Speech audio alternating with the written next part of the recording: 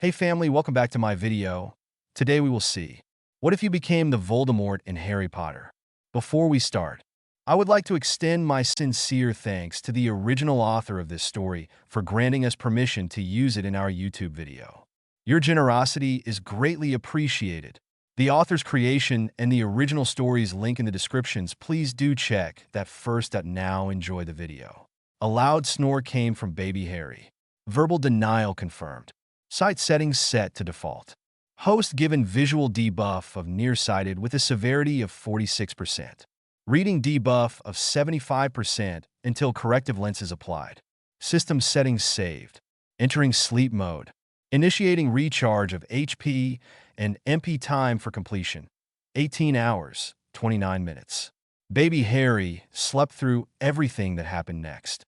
Hagrid taking him from Sirius Black, delivering him to Dumbledore for a magical examination. Hagrid being obliviated of the day, and delivering baby Harry to the Dursleys. Little did Dumbledore realize the mistake he was about to commit. Warning: magical siphon detected. Source: blood wards. MP depletion exceeds host's innate ability. Increasing MP recharge percentage from 0.03% to 0.05% of total. Insufficient MP to feed siphon demands. Accessing MP allocation system. Rerouting automatic XP gains from GamerBody to compensate. MP recharge rate increased to 2.5% of total. Siphon requirements met. If you wish to cancel the previous action, please state so within the next 10 seconds. Since little Harry was sound asleep, thanks to Dumbledore's sleep spell, no response was made. Warning: GamerBody debuff applied. Levels will require twice as much XP to level. Consumption of extra nutritious food can counter this debuff for up to 6 hours per meal. Dumbledore ignored the concerns of his deputy headmistress about the Dursleys and placed baby Harry on the doorstep as he applied a warming charm that should last until the morning and dropped a letter on the baby's blanket. The three of them abandoned the boy there and left. 5-year-old Harry Potter climbed onto the stool at 7 in the morning and started cooking breakfast for his aunt, uncle, and cousin. He was much too young to be doing such things, especially chores that teenagers would balk at, and he did them without question. He didn't know why he was so good at everything he practiced either. Ever since he could remember, he could see blurry blue boxes as they floated in front of his face whenever he did something for the first time. After that, the tasks just seemed to get easier and easier, and he would only see the boxes occasionally. He had no idea why that was, or why he could never see what the little boxes said. Not that he knew how to read them anyway. Harry had once made the mistake of asking what the little floating boxes said, and his uncle had beaten him so badly that his arm had broken. He spent the night crying in his cupboard under the stairs and never made that mistake again. Even when the boxes appeared over his uncle, aunt, and cousin, he kept quiet about it. "You're up already and making breakfast."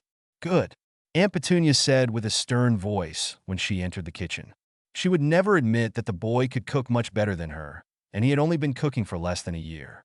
He also picked up anything new she taught him like he had been doing it for years, despite only being 5 years old. "The tea is almost ready," Harry said and flipped the bacon before he stirred the scrambled eggs. "I'll get the tea. Hurry up and make the toast." Petunia snapped. Harry didn't move to follow her command, and she raised her hand to smack him. He let the egg spatula go and held a hand out to the side just as the toaster popped and dropped 2 pieces into his hand. He had long ago gotten used to the boiling hot bread and buttered it with his other hand and put the pieces on the plate beside the stove. Petunia stared at him and wondered how he had done that, and immediately thought about him using magic. "What did you just do, you freak?" Harry put 2 more pieces of bread into the toaster and pulled the lever down. "I put the door wedge from the back door under the side of the toaster. When it pops, the toast jumps out quicker than when I had to reach for the toaster to pull them out." Petunia's hand dropped to her side, and she went to the cupboard to get tea. Cups for her and her husband. She would never tell him how smart that was, because both she and Vernon had spent so much time telling him how stupid he was in comparison to their wonderful son, Dudley. Harry finished cooking the bacon and eggs to perfection and served them on 3 plates in the right proportions and nodded to Petunia. She glared at him as she took the 3 plates and put them on the table. When the toast popped again, Harry caught and buttered them and added them to the toast plate. He did this twice more and kept 2 of them for himself. Harry went to the table and sat down without eating. Petunia glared at him, as if he would ever try to defy her, and they both waited for Vernon and Dudley. They showed up a couple of minutes later, and they both dug into their huge plates of food. Petunia nodded to Harry, and he used a plastic knife to take a single dab of jelly from the dish on the table and spread it over one piece of toast and put the other piece of toast on top. He sat there quietly and ate his toast and jelly sandwich as the others at the table consumed more food than was healthy for a single person to eat. Harry didn't know that, though. He had always made that much and would make that much and probably more as he and Dudley grew up. He also knew that complaining about it would only earn him less food and a good beating. "Have you told him yet?" Vernon asked Petunia. "No, I was waiting for you to be here to give him a proper warning." Petunia responded, and Vernon nodded. "Boy, you're going to school today." Harry froze and appeared to stare at her. He wasn't, because a big blue box had appeared in front of his face. "Yes, I see you." He thought at it, just like he thought at every other one that had appeared so close and demanded he look at it. The thing disappeared, and he relaxed. "I'm warning you now, boy," Vernon said with a stern and threatening voice.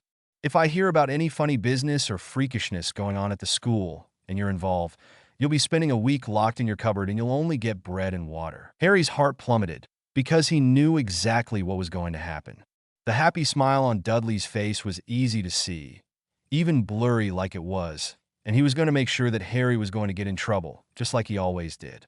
"I try to not let you go at all, except the neighborhood already knows you live here and we can't keep you at home. You are to behave yourself, never speak out, and you are to walk 2 paces behind my dudders at all times," Petunia added. Harry nodded, because objecting was never an option. He soon dressed in his best cast-offs, which were 3 sizes too big for him. Petunia huffed angrily at him for not having any shoes to wear, even though that was completely her fault. "You're going to have to make do with just socks for now." Harry opened his mouth to tell her that he didn't have any clean socks, and her glare silenced him. He took out a rolled-up pair that he used when doing the gardening. They used to be white and were now mostly brown and caked with dried mud. He put them on and went to the front door to wait, because he was never allowed to leave the house before Dudley did. The walk to school was quite a bit tougher on his feet than walking around the yard was, and a blue box appeared in front of his face again. He mentally said yes and pushed it away with his mind, just like always, and kept walking. The gravel was particularly difficult to walk on through different driveways and occasionally on the side of the road. It seemed to get better by the time they reached the school. Harry dismissed the 3rd box he had seen during the walk and entered the schoolyard behind Dudley. A huge blue box appeared, and it was just as blurry as the others. So he mentally said yes again and pushed it away with his mind. It disappeared, and he looked around at all the kid shapes he could see. He counted 12 of them and was surprised there was still more than that, because he could only count to 12. Petunia had taught him that was how many eggs were in a carton, and he had to keep track or get in trouble again. Harry didn't bother trying to talk to anyone, mainly because he knew that most of the kids were from the neighborhood, and Dudley had already scared most of them away from being his friend. Being beat up was never fun, and no one tried to be his friend after the first few were chased away. He stood there by the stairs and waited to go into the building. The woman that stood there at the top of the steps gave him a similar glare to Petunia's when he came into the house with his dirty socks. He knew he couldn't do anything about that, considering they were his best pair and didn't have any holes in them, and he tried to not look at the woman at all. The bell rang, and Harry moved out of the way and let everyone else enter the school first, because he didn't want Dudley or the other bullies behind him. He followed the big bulk of Dudley's fat body into a classroom and went right to the back and sat down. The teacher was the same woman as outside, and Harry did his best to make himself look as small as possible and tried to hide. The woman called a bunch of names, and the other kids said here or raised their hands. Harry sat there and waited for either boy or freak to be called. When it wasn't, he just sat there and waited. The teacher repeated a name several times, and no one responded. She made a mark on the sheet and finished calling everyone's name until only Harry was left. The woman walked over to him and gave him that same glare. "I only have one name not answered, and you are the only student that hasn't responded yet," she said, and Harry shrunk down in his seat. "Why didn't you answer to your name?" she asked, and he didn't say anything. Answer me. Harry jerked in fright, because that was the same tone of voice Vernon used when he punished him. You didn't call my name? Then what's your name? The woman asked, clearly angry. BB boy.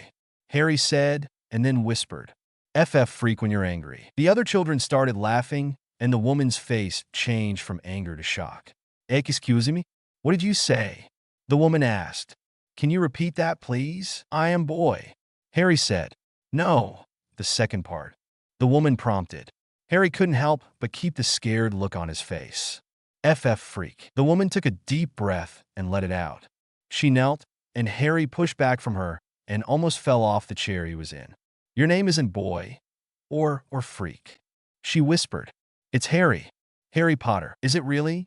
Harry asked, and she nodded. My aunt and uncle only call me boy or freak. The woman opened her mouth to say something, then closed it and closed her eyes. She took several breaths and opened her eyes again as she stood. I want you to come with me, Harry. Where? Are you taking me back home? Harry asked, still afraid. Uncle Vernon said no foolishness, or I'll be starved and locked up for a week in my cupboard. The woman gasped, and her face changed to show anger, and her hands became fists. Harry instinctively ducked his head and covered his face to wait for the beating to come. He didn't cry out or anything, though.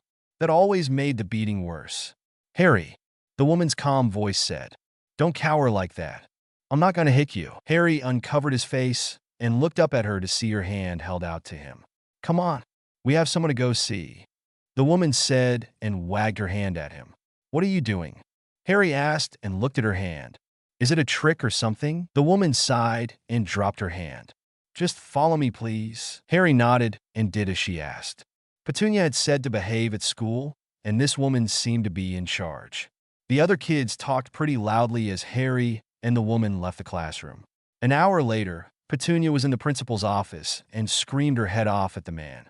She told him in no uncertain terms that Harry was an orphan, a financial burden, and a delinquent so bad that they had to keep him locked up for their safety and his. Either they kept him in line while at school, or she would sue them for dereliction of duty. The woman slapped Petunia's face hard and screamed right back at her about Harry's mental state, his clothing, and his thin body. When she said that Harry didn't even know his own name, Petunia just laughed and responded that she would never utter the disgraceful name that her dead sister had picked. The principal stepped in then and admonished the woman for slapping a parent and warned her that if she did anything like that again, she would be suspended. I think I would rather have her fired, Petunia said smugly. Let's see what the school board has to say about a teacher laying hands on a respected member of the community. Yes, let's do that while we see what Child Services thinks of that respected member of the community that's abusing a helpless child. The woman spat. You have no right to tell me how to raise my delinquent nephew. Petunia spat back. Ladies, please. The principal said and managed to not sigh. I'm sure we can work through this. And they did. By the end of the day, the teacher was put on probation for fighting. Petunia was warned to do better with her nephew, and Harry was terrified that Vernon was going to keep his word. Vernon did. Harry was beaten badly and locked up for a week with nothing but bread and water, while Petunia called in sick for him. By the time Harry returned to school, his bruises had healed, and the teacher completely ignored him. 02 time to learn. It took over a month before the teacher finally noticed Harry's vision problem when she wondered why he wasn't learning his letters and numbers properly. She had to take him to the school nurse for an official reason to have his eyes checked, and they easily discovered the problem. Severe nearsightedness. Harry was given a note to take home, and he shook his head and refused. Both the nurse and the teacher sighed because it meant doing it themselves or sending someone else with the note. When they tried to give it to Dudley, he tore it up and threw it in the trash. Vernon was not happy when he came home that day to see a school official waiting for him with a notice to get his nephew's eyes checked. I'll get them checked all right, he grumbled and sent the man away. Harry was home for 2 weeks while his 2 black eyes healed. On the last day, Petunia bought a second-hand pair of glasses from the discount bin at the mall and shoved them onto Harry's face. There, you have glasses, you freak. Now you can tell the school to stop bugging us about it. Petunia spat angrily. Harry wasn't sure why she thought he could tell the teachers what to do, even as another blurry blue box appeared in front of him. He mentally thought yes, and suddenly everything became clear. He could see. He could also see the box in front of him, even if he couldn't actually read it yet. Corrective lenses have been successfully applied. Adjust visual parameters to fit current sight restrictions. Mental acceptance confirmed. Sight settings changed to fix corrective lenses incompatibility. Visual debuff of nearsighted with a severity of 46% has been canceled. Will return when corrective lenses are removed. Reading debuff of 75% has been reduced to 50%. Must learn to read to cancel debuff completely. New settings saved. Harry stared at the thing and mentally dismissed it. Then he stared around at everything. It was like a whole new world for him. He had been stumbling around, almost completely blind for so long that being able to see was a complete shock. Stop acting freakishly, Petunia hissed and grabbed his arm. She hauled him out of the store and ignored the people whispering about her. She took him home and shoved him into the kitchen. Get to work cleaning. Yes, Aunt Petunia. Harry said, and did just that for 2 hours. Cleaning skill has gained a level. Child bonus X2 XP. Cleaning skill has gained a level. Child bonus X2 XP. Cleaning skill has gained a level. Child bonus X2 XP. You have gained +1 strength. Warning, malnutrition debuff in effect. -3 strength, -3 vitality, -3 dexterity. Warning, child debuff in effect. -2 strength, -2 vitality, -2 dexterity. Harry mentally said yes to them and dismissed them like he always did. He liked that he could tell there were words in the boxes now, even if he couldn't read them yet, and kept working until Petunia kicked him out of the kitchen and started cooking supper for everyone. A week later in school, Harry stared at the blue box in front of him. Congratulations! You have learned the alphabet song. 100% bonus to reading skill. Congratulations! You have learned the reading skill. Current level. 2. Your intelligence has increased by 2. Harry's little mind started to make sense of what he was looking at. He read it several times before he realized what it meant. He sang the alphabet song in his head again and looked at the color pictures above the chalkboard.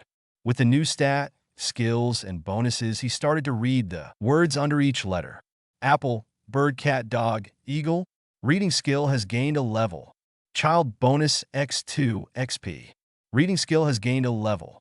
Child bonus X2 XP. Reading skill has gained a level. Child bonus X2 XP. Reading skill has gained a level. Child bonus X2 XP. Yak zebra. Harry finished the whole thing and his eyes widened because the latest pop-up appeared. Reading skill has reached level 10. XP reward. 500 times 2 is equal to 1,000. You have gained a level. You are now level 6 and 5 free stat points have been awarded. Harry wasn't sure what some of those words meant and didn't want to ask anyone else what they were. He didn't want to appear stupid, even though his aunt and uncle had forced him to score badly on any tests he took, just so Dudley could look better by comparison. The teacher didn't try to help him anymore, either. After the second time Child Services lost the case file and never came back, there was nothing she could do to help. Whatever the Dursleys had done, Harry Potter was not going to get any help from anyone. The lunch bell rang, and Harry dismissed the blue boxes in front of him and stood up. He only had a couple of minutes to get across the parking lot and into the school library before Dudley and his gang hunted him down. They weren't allowed in the school's library because they were too loud and made a mess wherever they went.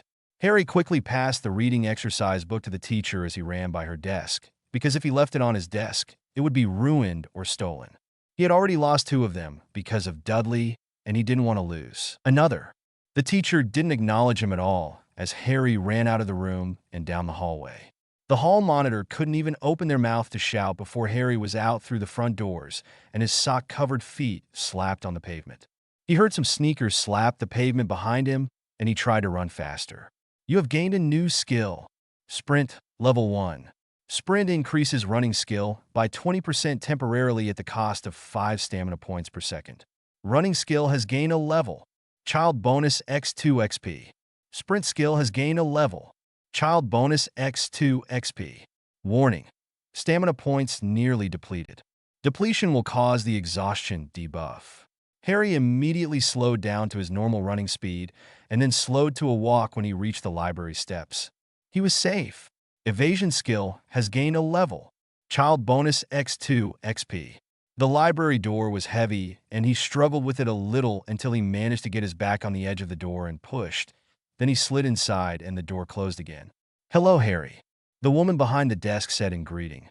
"Are you here to look at the picture books again?" Harry knew she knew that he always came here at lunch, so he could hide. He also never had a lunch, and she never mentioned it or even offered him anything to eat. "Yes," he said, not sure why he didn't want to reveal that he could actually read now. He could also see her name above her head, and it was Emma Johnson. "You know where they are," Emma said with a smile, and went back to reading her own book. Harry looked at it, and another blue box popped up. On Bent Knee by Constance Nelt. A paperback book that is dog-eared and well-read. Harry walked by her desk and went down the first aisle. As he walked along, he had to dismiss a deluge of pop-up boxes that appeared for each book name with a short description. He had seen it several times before and hadn't thought about it at all. He could actually read the names now and even understood a lot of the words. Reading skill has gained a level. Child bonus X2 XP.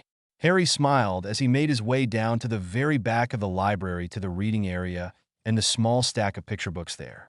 He had seen them a dozen times already and still came back to look at them again. The things they showed were things he had never seen before, and he couldn't get enough of them. He sat down and picked up the big book of trains, now realizing that was what it was actually called, and he started flipping through the pages and stared at the first picture. "You have already seen this picture. You like it. Would you like to save the picture permanently?" Harry blinked his eyes at the pop-up and thought yes as he dismissed it. Picture saving failed. Gamer mind level insufficient to save memory. Please increase the level before trying to save another picture. Harry stared at the message. Even though he was only 5, he somehow knew that he had seen and done this action a bunch of times. He flipped the page and received the prompt again. It was then he realized that he always said yes and dismissed the blue boxes without even knowing what they meant. Of course, he had no clue how to increase the gamer mind, whatever that was, and kept looking at the pictures. He started thinking no for the first time in his life as the boxes kept appearing. He finished looking at the book and put it back on the small stack. It was then that another book caught his eye. Numbers and Math Made Easy by Herbert Humperdinck. This learning primer teaches a child how to add, subtract, multiply, and divide. Harry felt a little excitement because the teacher had complained before that he didn't know his numbers right, and that had led to his new glasses. He picked up the book and stared at a box he had never seen before. At least, he was sure he hadn't, because his penchant for always answering yes would have let him discover it a long time ago. Skill book found. Do you wish to learn this skill? Yes, Harry thought, and the book flickered like a bad television signal and then seemed to lose color. You have learned a new skill. Basic Mathematics, Level 1. Child bonus X2 XP. Your intelligence has increased by 2. Your wisdom has increased by 1. Harry's mind was suddenly filled with numbers and math problems, and he knew things he had never known before. He sat there for several minutes before he started to look through the stack of books for something else. He didn't know what he was looking for, just that he wanted to see if there was anything else he could learn. Reading Can Be Fun by Samuel Shawshank. This learning primer teaches a child how to read properly and lets them sound out larger words for the best effect. Harry smiled at finding another book and picked it up. Skill book found. Do you wish to learn this skill? Yes. Harry thought enthusiastically, and the book flickered and then dulled in color. You have already learned the reading skill. Level increased by 1 instead. Child bonus X2 XP.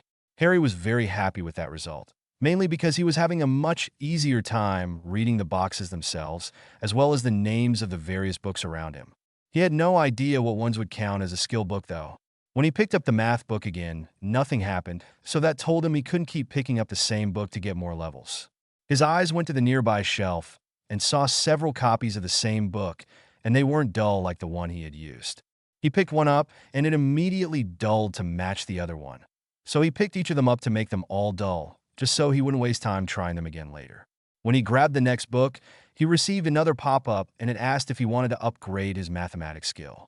Harry immediately accepted and gained 2 levels that doubled with his child bonus and added 2 more points to his intelligence and 1 to wisdom. He didn't know what they stood for, only that things seemed a lot easier to think about now. He also had the wild idea to walk around the entire library to level his reading skill and to pick up each and every book to look for skills. As he stood to do that, the bell rang and ended lunch. Harry let out a sigh and walked back over to the front of the library, and the woman behind the desk gave him a huge smile. "Don't be sad, Harry. The books aren't going anywhere," Emma said, "but I want to try and read them all," Harry said, and she let out a laugh. "You have plenty of time to do that. You just started school, after all." Harry had to agree with that and nodded before he left. He had plenty of time to go through the library, and it would also keep him away from Dudley and his gang. He hated that he was always so tired and weak all the time, though. 6 months later, pretending to be stupid was hard for Harry after his intelligence stat reached double digits. He started to worry about not being able to hide it for long, until he found a new skill book in among the fiction section of the library. He had been reading the books there for fun, thanks to his reading skill being maxed out and had upgraded to speed reading. "You have learned a new skill. Acting, level 1. Harry almost laughed and managed to cover his mouth in time before it escaped. With that skill, he knew things were going to be better. His stealing, stealth, lying, and spying skills had been godsend since he had learned them, and he used them as much as possible to level them up. With acting added to those, he was sure that no one would ever discover how much he was actually learning at school. He was also halfway through the contents of the library, because he had quickly learned that just reading the titles of the books didn't give him any real information. He had actually read them to gain any knowledge, and it also increased his stats when he learned things directly and not through a skill book. Harry still absorbed skills that he didn't have the time to learn the long way, like crafting. It started with paper and making and gluing things together. Then it was basic woodworking and using tools. Who knew that do-it-yourself books counted as skill books? His crafting skill was over 20 already, and he hadn't folded a single piece of paper or picked up a single tool, because he had used up every craft book in the library section instead. Emma the librarian actually let him inside the library in the mornings and let him stay after school for an hour because he was always respectful and he never damaged the books. She thought he shared her love of books and would never know that Harry only saw them as sources of information and opportunity. School was both a blessing and boring for someone so intelligent, especially because Harry had to hide his abilities. The class books for different subjects had been absorbed as soon as they had made an appearance. In fact, Harry had even volunteered to help pass the books out and gathered them up, just so he could gain access to the book cabinet without restrictions. Basic math had been maxed out, as had basic English and basic science. They wouldn't upgrade until he could get access to the next year's materials, which were in another classroom, and he wasn't allowed in there to get them. He also couldn't reach some of the higher shelves in the library and didn't want to bother the librarian more than he already did. Harry also didn't want her to see how quickly he was going through things. It wasn't until he was at home on the weekend and his aunt had forced him to use a step stool to clean the high shelves in the curio cabinet she owned that he realized he could use the same thing at the library. He would have to be sneaky about it, though. He could not get caught carrying a folding step stool all the way to school to use in the library, and he wondered how he was going to hide the thing. He had to go to school and put a hand on it with the intention of tucking it behind the garage until later. Then a blue box appeared in front of his face. Gamer mind is at a sufficient level. Do you wish to store item step stool into your inventory? Harry stared at the box and then immediately thought vehemently. Yes. The step stool disappeared and Harry felt it was nearby. Only it was not really anywhere. He knew it was at hand, though. When he thought he wanted it back, it reappeared in his hand. Harry let a huge smile appear on his face as his young and impressionable mind was filled with everything he could do with the ability to make things disappear and reappear when he wanted them. 03 The library. Harry Potter graded from his first year at school with a perfectly average score that was just barely above a passing grade. His report card was filled with disparaging comments about him not participating properly, about him ignoring the other students, and about him being too quiet and only answering questions when he absolutely had to. His aunt and uncle loved it. They even used a magnet on the refrigerator to display the proof that they had been right, and he was a horrible child. Harry thought that was perfect as well, because they never knew that he had been stealing and storing food for himself, right under their noses. He had also leveled Gamer Body twice since he had been eating well and countered the leveling debuff he didn't know he had. He had also grown an inch, and Dudley's cast-offs didn't seem so big and roomy anymore. The best part was that he had also finished going through the school's library. He had picked up a few new skills, even if he was never going to use them. At least, that's what he assumed. Public speaking, debating, skeet shooting, farming and agriculture, marine biology, astronomy, cartography, calligraphy. They were all skills he was sure that he was never going to use. Of course, he was only 5, almost 6, and didn't know what he would need for the future. He took whatever he could get just in case. Over the summer, Harry leveled up gardening, running, cooking, and cleaning, and they upgraded to horticulture, distance running, junior chef, and sanitation. That was the good news. The bad news was he was not allowed to visit the local library on his own. He was too young to be left unsupervised, according to the librarian, and Petunia was never going to take him there. That would make Harry happy, and she hated anything that would make him happy.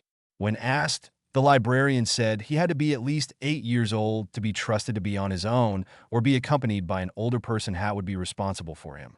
She did not have time to babysit him while she looked after the library. Harry had given her a squinted look. "You are going to regret giving such stupid reasons for not letting me learn. So, you really are a delinquent like everyone says." The woman responded with her own squinted look. "I wasn't before," Harry said, and let a smug smile show on his face. "I think I will be now. Get out and don't come back." The woman ordered and pointed to the door. "Bad kids like you are not welcome here." Harry looked over at a couple of people not far away and saw their embarrassed faces. He knew they wouldn't help him, even though they were adults and he needed adult supervision. He walked out of the library and went back home to get ahead on his yard chores, since he wasn't going to be studying like he wanted. He came back when the library was going to close and hid around the corner of the building to wait. He watched as the woman left the building and locked it up. Then he saw what car was hers. He would think of something to do to it later. Maybe he could empty a garbage dumpster on it. No, he would put the garbage dumpster on top of it. Yes, that's what he would do. No one would ever figure out how a full garbage dumpster had made the journey from 6 streets away and had crushed the roof of the librarian's car the next day. Harry's school life was filled with repetitive actions. Store this, store that, read this, read that, steal this, steal that, hide here, hide there, run, run, run. The school's library didn't get any new books, so his time there was spent writing with his calligraphy skill and drawing with his cartography skill as he drew maps of the street, the school, the library, and anything else he could think of. He had learned how to pick locks on an old lock Vernon discarded in the garage and eventually maxed the skill out, which then combined with pickpocketing to become basic thievery. He had taken a lot of Vernon's spare change, and the fat oaf kept thinking that he had lost it somewhere. That summer, the community librarian quit her job because of all of the things that kept showing up inside her car. Bees' nests, roadkill, fertilizer, spoiled milk, and bags of garbage would appear, as if by magic, because the doors were always locked and the alarm never went off. She had always accused the local delinquent of doing it, despite there being no proof that Harry had been anywhere near there, not even on the security camera footage. The replacement librarian was a very nice older woman, and on her very first day of work, Harry had shown up at the library with a carefully picked bouquet of wildflowers that just so happened to be the woman's favorites. She accepted the bouquet gratefully and cooed at him for such a nice, welcoming gift and waved him into the library and told him to help himself. Unlike everyone else in his life, he sincerely thanked the woman and gave her an awkward hug. It was his first one, after all. When she heard that, she pulled him back in close and showed him what a real hug was like. "Make sure you tell me if you ever need anything, young man. Anything at all?" The older woman said, and Harry smiled happily at her, which was also his first real smile in years. "Can I live here?" Harry asked her with a happy smile on his face, and the older woman laughed. "I wish I could live here too," the older woman said, and let him go. "I love books. There's so much to learn from them, and I could get lost in all the stories and knowledge they contain." Harry nodded, because he had been waiting a long time to gain access to all of the books he hadn't been allowed near until now. "Come and get me if you have any trouble finding anything, all right?" Harry nodded again and moved off to go to the very back of the library. He didn't want to be too obvious about what he was about to do, considering he had made it a particular point to hide everything he could do and not just hide his much higher intelligence. He had gained a lot of wisdom as well as he worked through problems and things that he needed to get around. He made sure no one was around the aisle he was in, and he waved his hand at the bottom shelf of books. They disappeared into his inventory, and he smiled as two skill books appeared. It had taken him a lot of experimenting to figure that trick out. Putting things into his inventory counted as picking them up, so it activated the skill book blue box. He picked up skills in both bird watching and bird biology, even though he was sure that he wasn't going to use them. He never passed on a free skill, though. He put the shelf of books back and stored the next shelf of books. Both of his new skills leveled up several times from different books about the same subject, and he moved up the shelves to keep storing them and putting them back. Harry no longer needed to use a stepladder, because his inventory had gained a 5-foot radius from him when his gamer mind reached level 20. It also let his basic thievery skill constantly level, because he took pretty much everything from people's pockets as he passed by them or near them. He gained a lot of money from everyone, as well as keys, receipts, packs of gum, cigarettes, and wallets. The keys and wallets he dropped off at random locations after keeping the money, just because he could. He couldn't use the IDs and licenses, and the keys were useless to him anyway. The automatic loot option was one of the best things he had ever encountered, especially when he bothered by Dudley and his gang. Taking their things when they thought they were taking his always made him feel happy. The little idiots never knew he had been robbing them blind each and every time they hunted him down and caught him, even though it was Harry's plan to be caught each time. Plus, the beatings seemed to become less and less painful, and he felt a little bit better each time. A month before Harry's 11th birthday, he had successfully cleared out the local library of all of its knowledge. The librarian had been the same for the last 4 years, and the older woman named Maisie absolutely adored him. He always helped out when the local hoodlum showed up, and he protected the building and especially the books, which made the librarian hug and coddle him whenever he was there. Harry admitted to her that she was his first true love, and she blushed and rewarded him by giving him his very first kiss. It was right on the lips, too. Even with Gamer's mind leveled to 88 and Gamer's body up to just over level 55, Harry had blushed as well and sputtered that he didn't deserve it. That had earned him another quick kiss and a fresh loaf of homemade bread. He spent that night wondering when the next shipment of books would be coming in, so he could help the librarian by sorting them and adding them to the computer system. Maisie was the only adult he knew that actually liked him and didn't judge him for his clothing or his reputation, both of which he chose to not change because of his relatives. The next morning found him cooking breakfast to perfection, thanks to his upgraded top chef skill. He was also a master horticulturist, an Olympic runner, a maintenance chief, a ballistic specialist, a high-caliber artist that combined his calligraphy, cartography, and drawing skills. He was also an escape artist, a master thief, and a supreme actor that combined his maxed lying, subterfuge, disguise, speech, and debate skills. There were a few others that didn't warrant a mention, like botanist, basic chemist, basic physicist, and a few other things, because they were extremely difficult to level and would have to wait until he went to college or managed to sneak away to London to spend a few months or even years inside the central library there. Petunia tried to glare at Harry when she entered the kitchen, except her mind had already classified him as a cook beyond reproach. His eggs Benedict were absolutely divine in the mornings, and his bacon surprise toasted sandwiches were her husband and son's favorites to eat immediately and to have later. That alone had earned the boy a lot of leeway with her husband the last few years. Harry's masterful tea creations also gave her more pleasure than she would ever admit, mainly because they were the talk of the entire neighborhood because of her monthly tea parties. Everyone absolutely loved the little dessert cookies he made, and a few of the busybodies even started to ask for the parties to be changed to bi-weekly instead of monthly. That was definitely high praise from them. Vernon and Dudley waddled into the kitchen and started drooling right away. Harry was making waffles this time and had already made nice stacks for them to pile, with expensive syrup and tasty berries. They settled down at the kitchen table and started consuming the delicious food without even acknowledging either Harry or Petunia until they were done eating. "Pet, wonderful nosh as always." Vernon gushed at his wife, and she blushed. "Hand me the paper, boy." Harry did so, and then heard the mail slot open and close.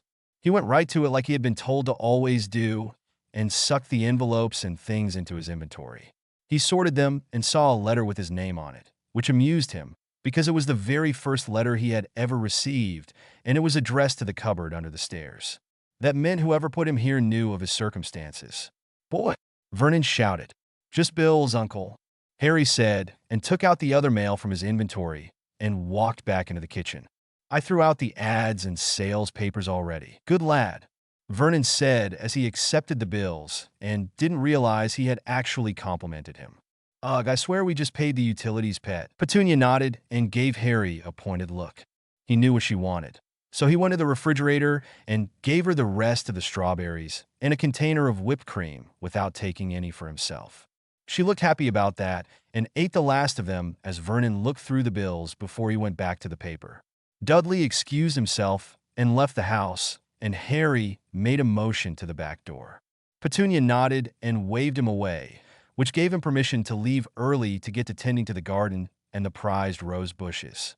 The hedges were like solid walls and blocks sound like they were real walls, which pleased Petunia and Vernon immensely. Harry did his chores easily and spent the rest of the time just relaxing outside. Despite the heat, he wasn't uncomfortable. He suspected it had to do with gamer body, and he had tried to level it as much as possible.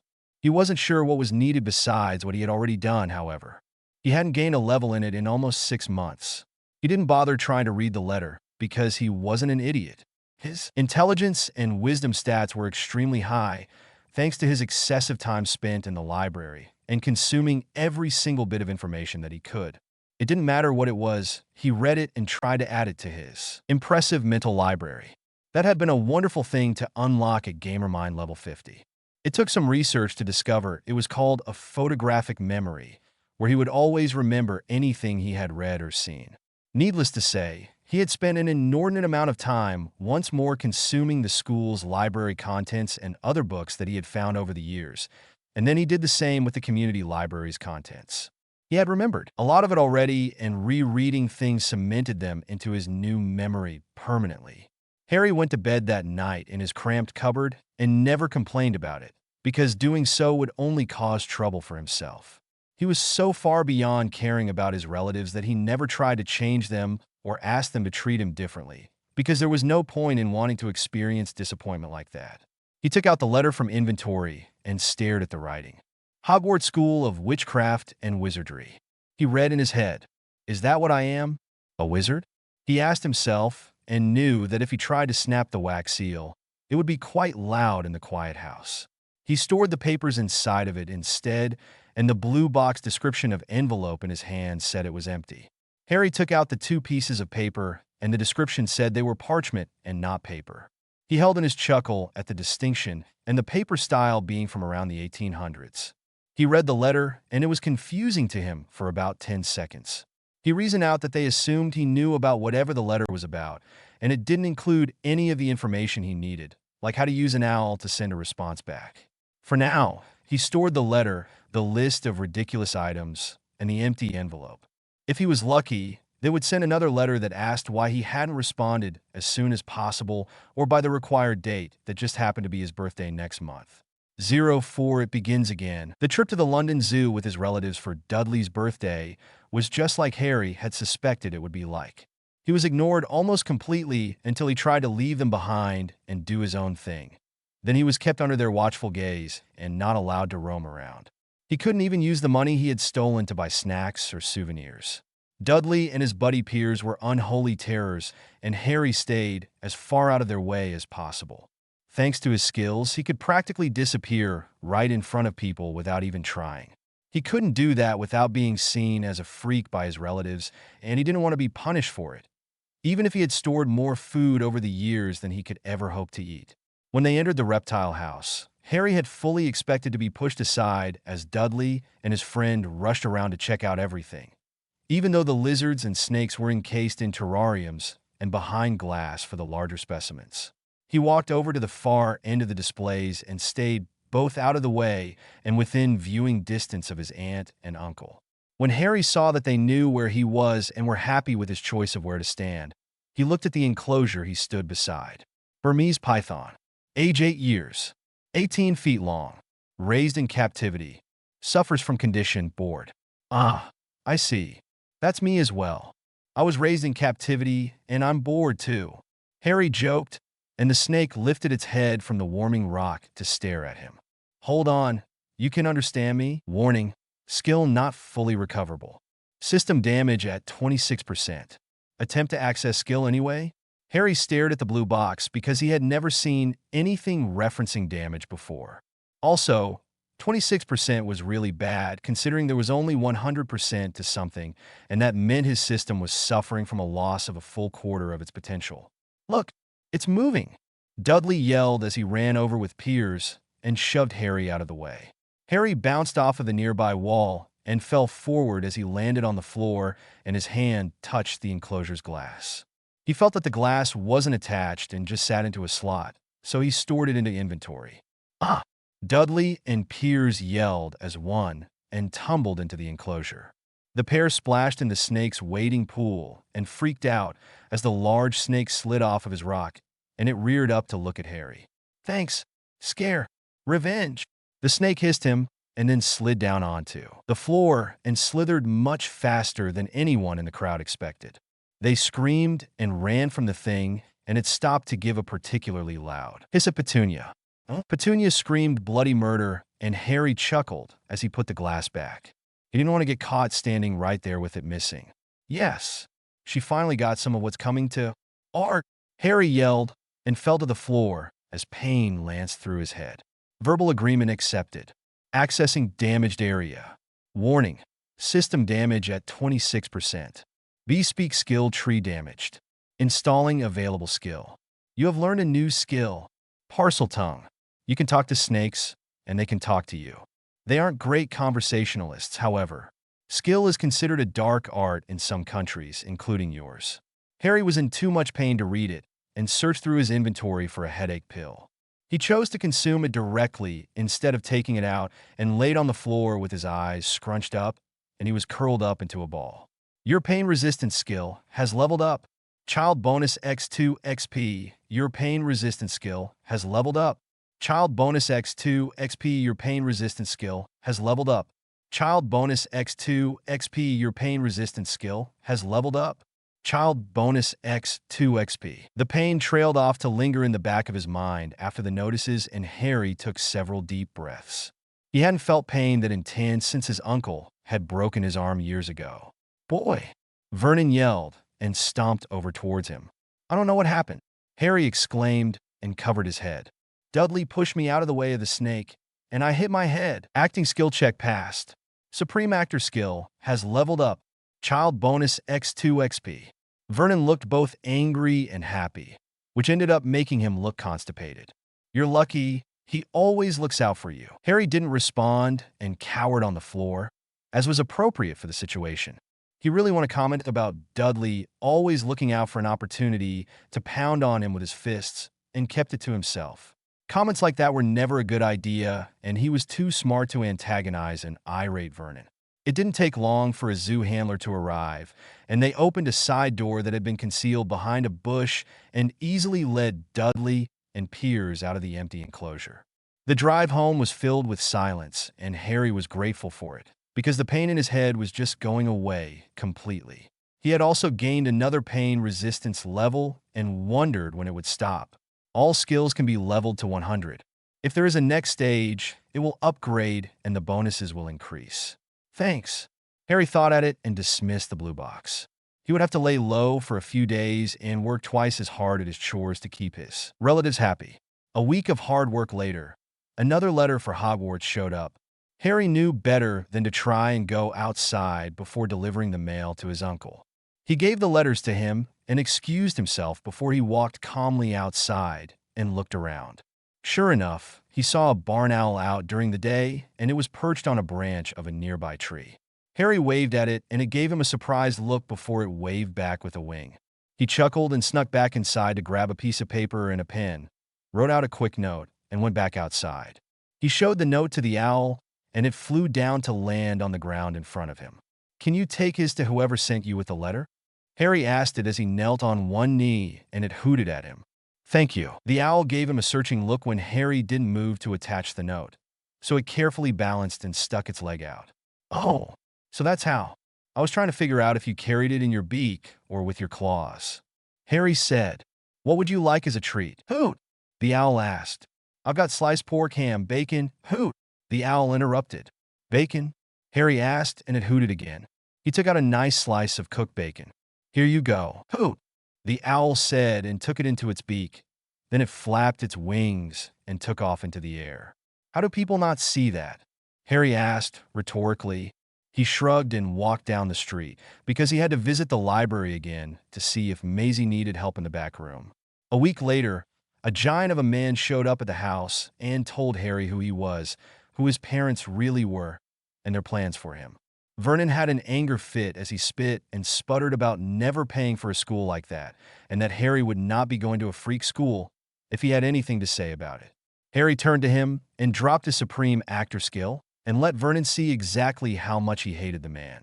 It's a good thing that you don't have a say, isn't it? He asked with as evil of a tone of voice as he could manage, which was quite effective. You have learned a new skill. Intimidation, level 2. Child bonus X2 XP. Vernon's face paled, and he took a step back from the clearly angry boy that he had never seen before. Let's go, Hagrid, Harry said, and started using Supreme Actor again as he walked over to the front door. I'll be back later. Vernon didn't say anything or demanded that Harry be home at a reasonable time, which was a first for the both of them. The night bus was an enlightening ride, and Harry wasn't sure if he liked it or not. He had never experienced anything like it before, and it was scary and fun at the same time. When they entered the leaky cauldron, Hagrid immediately spilled the beans about who he was to the barman, and everyone in the pub reacted as if he was a famous celebrity. If it hadn't been for his acting ability and his gamer mind, he would have punched the first man that had grabbed his hand to enthusiastically shake it without his permission. In retrospect, Harry could have disguised himself to hide, and he was about to kick himself mentally for leaving home so hastily when Hagrid opened his big mouth and bellowed his name and started pointing out all of the different things he could buy as they walked down the street of wizarding businesses called Diagon Alley. Harry knew then that any disguise would have been ruined by having Hagrid nearby. Subtle he was not. They went all the way down the street to the wizarding bank named Gringotts, and Harry read the poem warning about thieves meeting their ends. He chuckled because his inventory range had expanded to encompass nearly 30 feet out from him, so he could pick up or drop anything that was non-living within that 30 feet, including from straight up or down below. The odd pair approached the nearest teller, and Hagrid told him that Harry was there to make a withdrawal. The goblin gave Harry and his scar an intense look. Does Mr. Potter have his key? Oh, I think I've got that here somewhere, Hagrid said, and started to dig through his pockets. Both the goblin and Harry were a little disgusted by some of the thing Hagrid carried on him. Then a brass key was placed on the goblin's desk. It was followed by an envelope and an explanation about an item in a secret vault. The goblin left his station and led them into the back room, and the three of them climbed into a mining cart. What followed was a wild ride down into the underground caverns and past hundreds of vaults. By the time the cart came to a stop, Harry was about 150,000 gold coins richer. Only about 10 feet of Harry's storage ability had been close enough to skim gold coins from every vault they passed while in the cart. Now that it was stopped and they walked along the row of vaults that Harry would later learn were from old and wealthy families, nearly his entire ability was focused on gathering gold from the other vaults. His stolen total topped out at just over 500,000 gold coins. The goblin opened Harry's vault with the key, and Harry stared at the 4-foot-tall pile of gold inside. You didn't think your parents wouldn't have left anything for you, did you, Harry? Hagrid asked. Harry didn't answer as he pretended to stuff his pockets full of gold coins. How much is in here? That's not my department, the goblin said. Who do I talk to about who had access to my vault? Harry asked. What do you mean? The goblin asked back. I didn't know I had a vault until today, or that I needed a key for it. Harry responded. I would have visited here years ago if I had known. The goblin shrugged. Whoever has your key can access your vault. It is not the bank's responsibility to keep track of your key for you. Harry knew what that meant. It was the same mentality that the teachers at school had. His problems were not their problem, and they wouldn't or couldn't do anything about it. He stepped out of the vault, and the goblin closed and locked it before the creature handed him the key. He pretended to put the key into a pocket and instead stored it into inventory. He also stored all the money inside the vault and discovered that there had been 122,348 gold coins, 26,783 silver sickles, and 12,432 bronze nuts. Thankfully, the system let him convert it all to gold coins if he wanted to, and he dropped 10 gold coins back into the vault, just in case it needed to have something in the vault to keep it open. They walked along the long hallway and past dozens of more vaults. Harry pilfered all of the gold he could and gained another 750,000 coins until they reached the secret vault. No key was needed, and the goblin just waved a hand at it. Several locks clicked open, and it was the first time Harry had seen magic being performed. "It's really real," Harry thought, surprised. "You have seen magic performed for the very first time, and it has intrigued you. Learn all that you can about the new world you have entered. Rewards: knowledge of the wizarding world, basic magic history, 1000 XP. Failure: remaining ignorant of your status, XP while learning magic reduced by 50%. Harry stared at the thing, because it didn't ask him if he wanted to do it. First automatic quest found.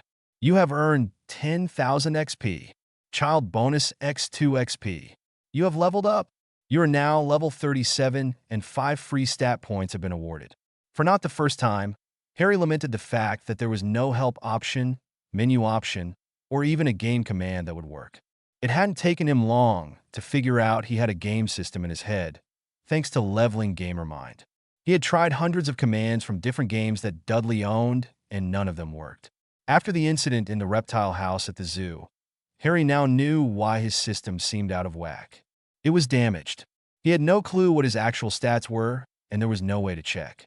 The only notices he ever received were adding to his stats when he did things, and they never gave a total.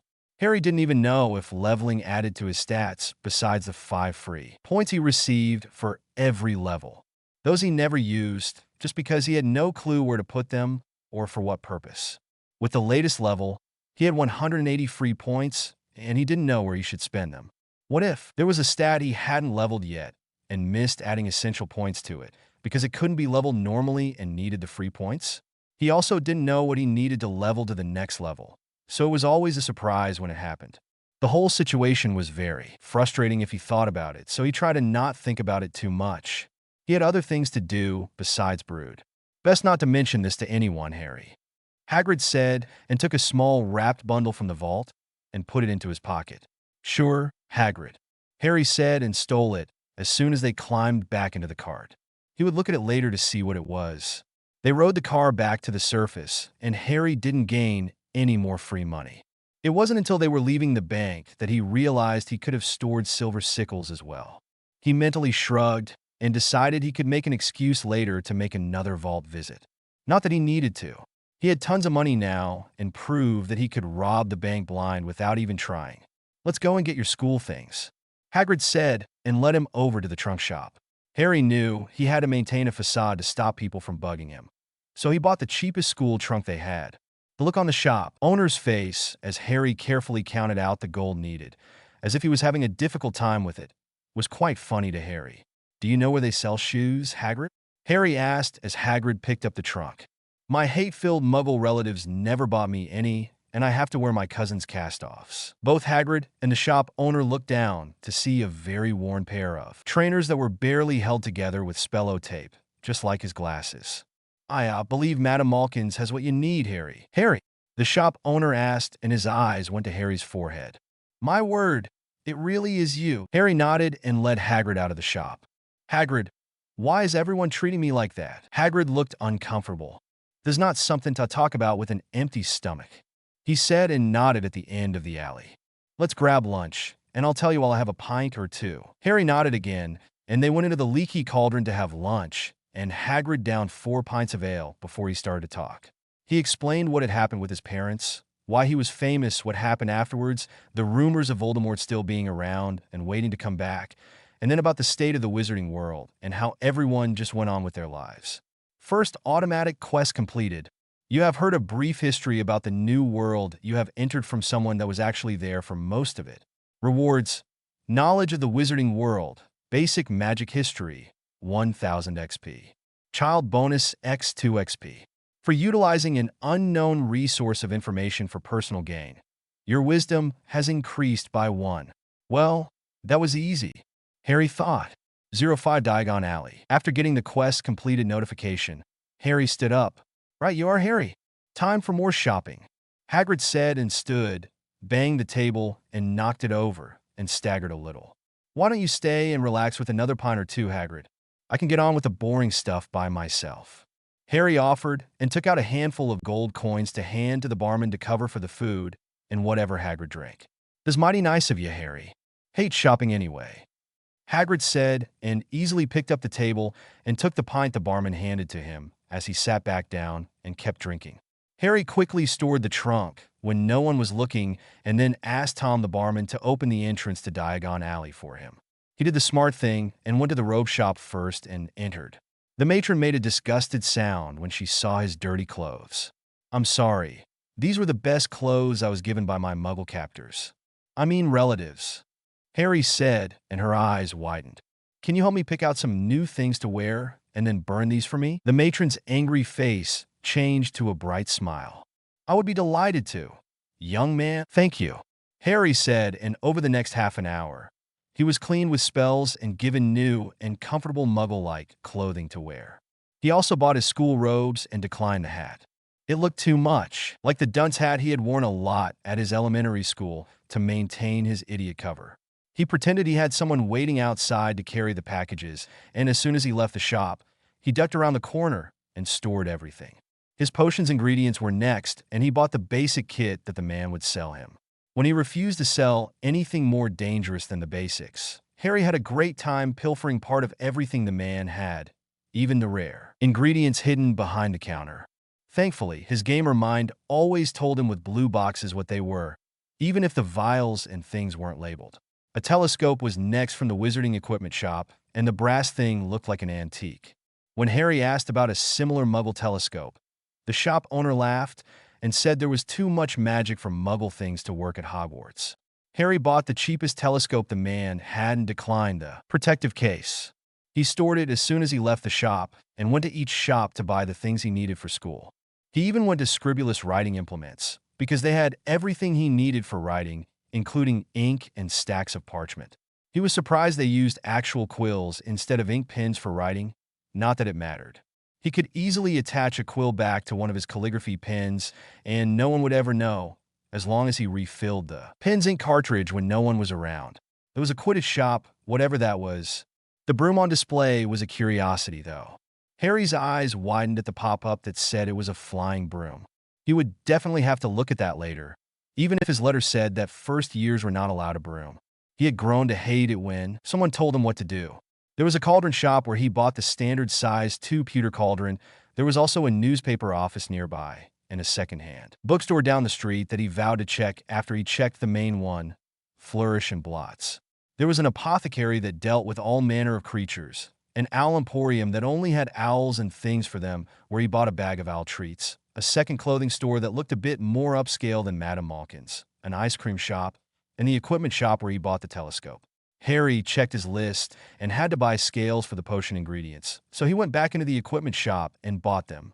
He was tempted by the binoculars and the compass as well, but declined because he wanted to compare them to the Muggle equivalents first before wasting the money.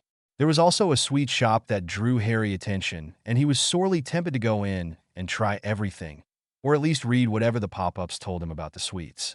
If there was anything in them that he didn't want to put into his mouth, finding out before he ate them was definitely a good idea. He ignored the beauty shop, mainly because Petunia would be all over him if she ever found out there was such a thing as magical beauty products. She bought enough of that stuff in the Muggle world, and they didn't really do anything to fix her horse face. With all of his other things purchased, Harry only had 2 things left to get: his wand and his books.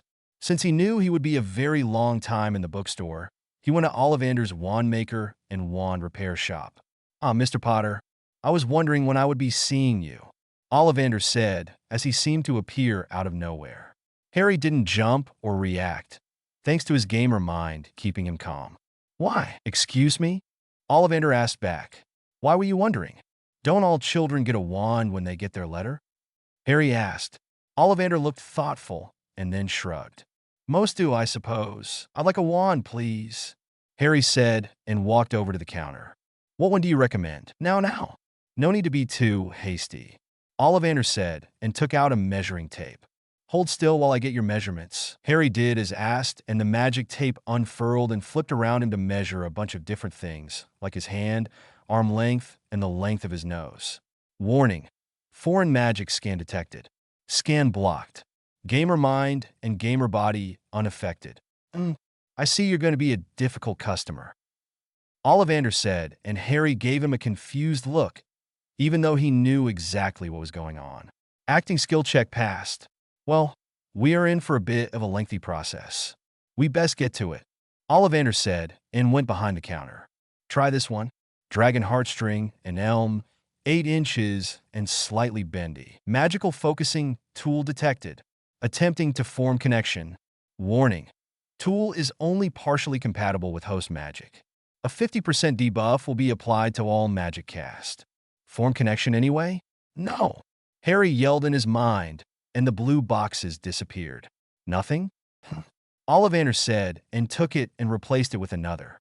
Unicorn hair and oak, 12.5 inches and very rigid. Harry immediately thought no, because it had a 75% debuff when casting magic.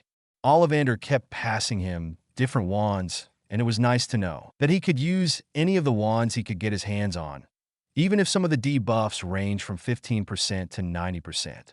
Half an hour later, Ollivander nodded for some reason and went to the back of the store. He came back out with a dusty box and opened it. I believe this will be the best match for you, Mr. Potter. Harry picked it up, and his eyes widened. Magical focusing tool detected. Attempting to form connection. Warning: tool is 90% compatible with host magic and 75% compatible with system error.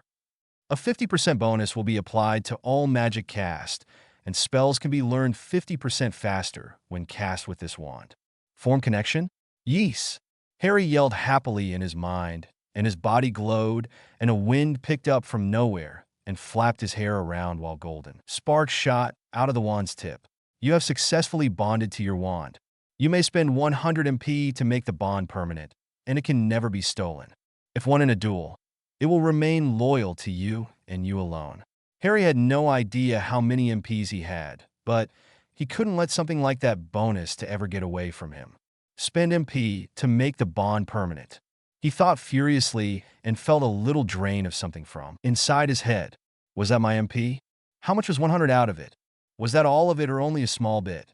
The glow faded, and the look on Ollivander's face was a mix of both joy and sadness. What's wrong, Mr. Ollivander? Harry asked and put the wand into the box, covered it, and handed over 7 galleons for it. The old man gave the speech about remembering every wand he had ever sold, and then explained about the phoenix that had donated 2 feathers, one of which was in Harry's new wand, and the other had given him the scar on his forehead. It immediately clicked in Harry's mind what that meant. That explains the extra 75% compatibility. Whatever damage my system was done with, magic from the same phoenix. It had to be. Harry left the shop in a contemplative mood and went to the bookstore. He checked the books on his list with what they had and marked the edition numbers on his list before he walked around the store. There was so much magic to be learned and also so much crap. There were more biographies and fiction books than actual books to learn from. Then he saw the books covered with his own face. Harry didn't freak out about it and wrote out on a piece of parchment the names of each one for sale and the author. He wasn't surprised they were all written by the same person, and the name was pretty generic and didn't denote a man or a woman. With his main research done, Harry left there and went to the second-hand bookstore. The little old lady behind the counter was very helpful, and Harry bought every single book for his lists, since they were only a single edition out of date. Then he walked around and started to pick up every single book to look for any skill books or level books. He knew it was a faint hope, mainly because he had no magic knowledge yet, and he doubted he could find level books without unlocking any skills beforehand. How many books do you have in here? Harry asked. Only a few hundred on display. The others are in storage in the back. I rotate them through at different times, and it looks like I get new things in all the time, the old lady said with a cackling laugh. Harry was almost 11, and he somehow knew this was a good tactic and would guarantee repeat customers. How much for the lot? The old lady's laugh stopped mid-cackle, and she stared at him. Excuse me? I just learned about magic, and I need to study a lot before going to Hogwarts in September. I don't want to be ignorant about everything. So how much for a single copy of everything you have? Why, young man, if you buy everything I have on display, including the older and rare books, I'll let you have every book for only a galleon each. Harry smiled at her. I want the ones in storage, too. The old lady asked, clearly shocked. One of each, please. Harry said and walked over to the front counter and started pulling gold coins out of his pockets. When he had just over 600 gold coins stacked up on the counter, the old lady let out a happy sound, rushed around the counter to hug him, then ran into the back room. Soon, there were stacks and stacks of wooden crates that were opened, and single copies of the books stored inside were taken out and put in empty crates. The old lady's wand movements as she levitated everything was a sight to see, because she didn't say a word as she cast spells as she worked and also counted each and every book that she packed for Harry. When she finally finished, more than half of the crates were now packed with books for Harry to take home, and she had counted 1,256 books. It wouldn't have been that many if Harry hadn't insisted on buying the older editions of the same book, as long as there were differences. He guessed that he could use them to level his skill after he gained the casting magic or spell casting skill. Harry paid the very happy old woman, and she moved his crates out of her shop and stacked them beside her front door. She asked him if he was sure that someone was coming to take them, and Harry reassured her that they would be going with him when he went home. The old woman went back into her shop and started cackling wildly and started to restock all of her displays. Even though Harry had taken almost half of her stock, she still had lots of books left to sell. Harry gave the stacks of crates a pointed look and glanced around. Every time he could tell that no one was looking, he stored one of the crates. After about 10 minutes, he made the last one disappear, and he went to flourish and blots. The old lady had created a list of his purchases, and he wanted to check with an actual bookstore if there were any glaring holes in his education, if he only used the secondhand books. The clerk at the store was more than happy to check the long list of Harry's library against their own stock to compare the knowledge base. He complimented Harry on getting a great cross-section of many subjects, and he was only missing a few of the newer books and publications, including the new editions of his school books. Harry quickly agreed to buy the new books and helped the clerk as he gathered them up. He soon had 2 more crates of books, and Harry paid a lot more than a single galleon for each book, which told him that the old woman's deal had been too good to pass up, and he had been smart to accept it as quickly as he had. The clerk helped him carry the crates out of the store and thanked Harry for his business. Harry stored them, and his main goals for shopping had been completed. He had been shopping for a long time, and he was a little worried that Hagrid would be upset with him. Then he remembered Hagrid happily drinking in the pub, and his worry evaporated. Harry walked down the alley and entered the Quidditch shop. It was a colorful and bright store with various team jerseys, magical sporting equipment, souvenirs, and different types of brooms. They ranged from the most affordable ones on the market called Clean Sweep and Comet that were anywhere from 50 to 100 galleons to the most expensive ones called Nimbus, which had just released the 2000 model that cost double that at 200 galleons. "Are you interested in playing Quidditch?" a man's voice asked. "No idea." Harry said, "I didn't even know I was a wizard until I got my letter." "Are you a Muggleborn?" the man asked in an odd tone of voice. "What's that mean?" Harry asked, even though he had guessed what it meant and asked because he wanted to keep up his ignorant persona. "That you have non-magical or Muggle parents." The man said, "Oh, then no, my parents were magical." The man smiled and nodded.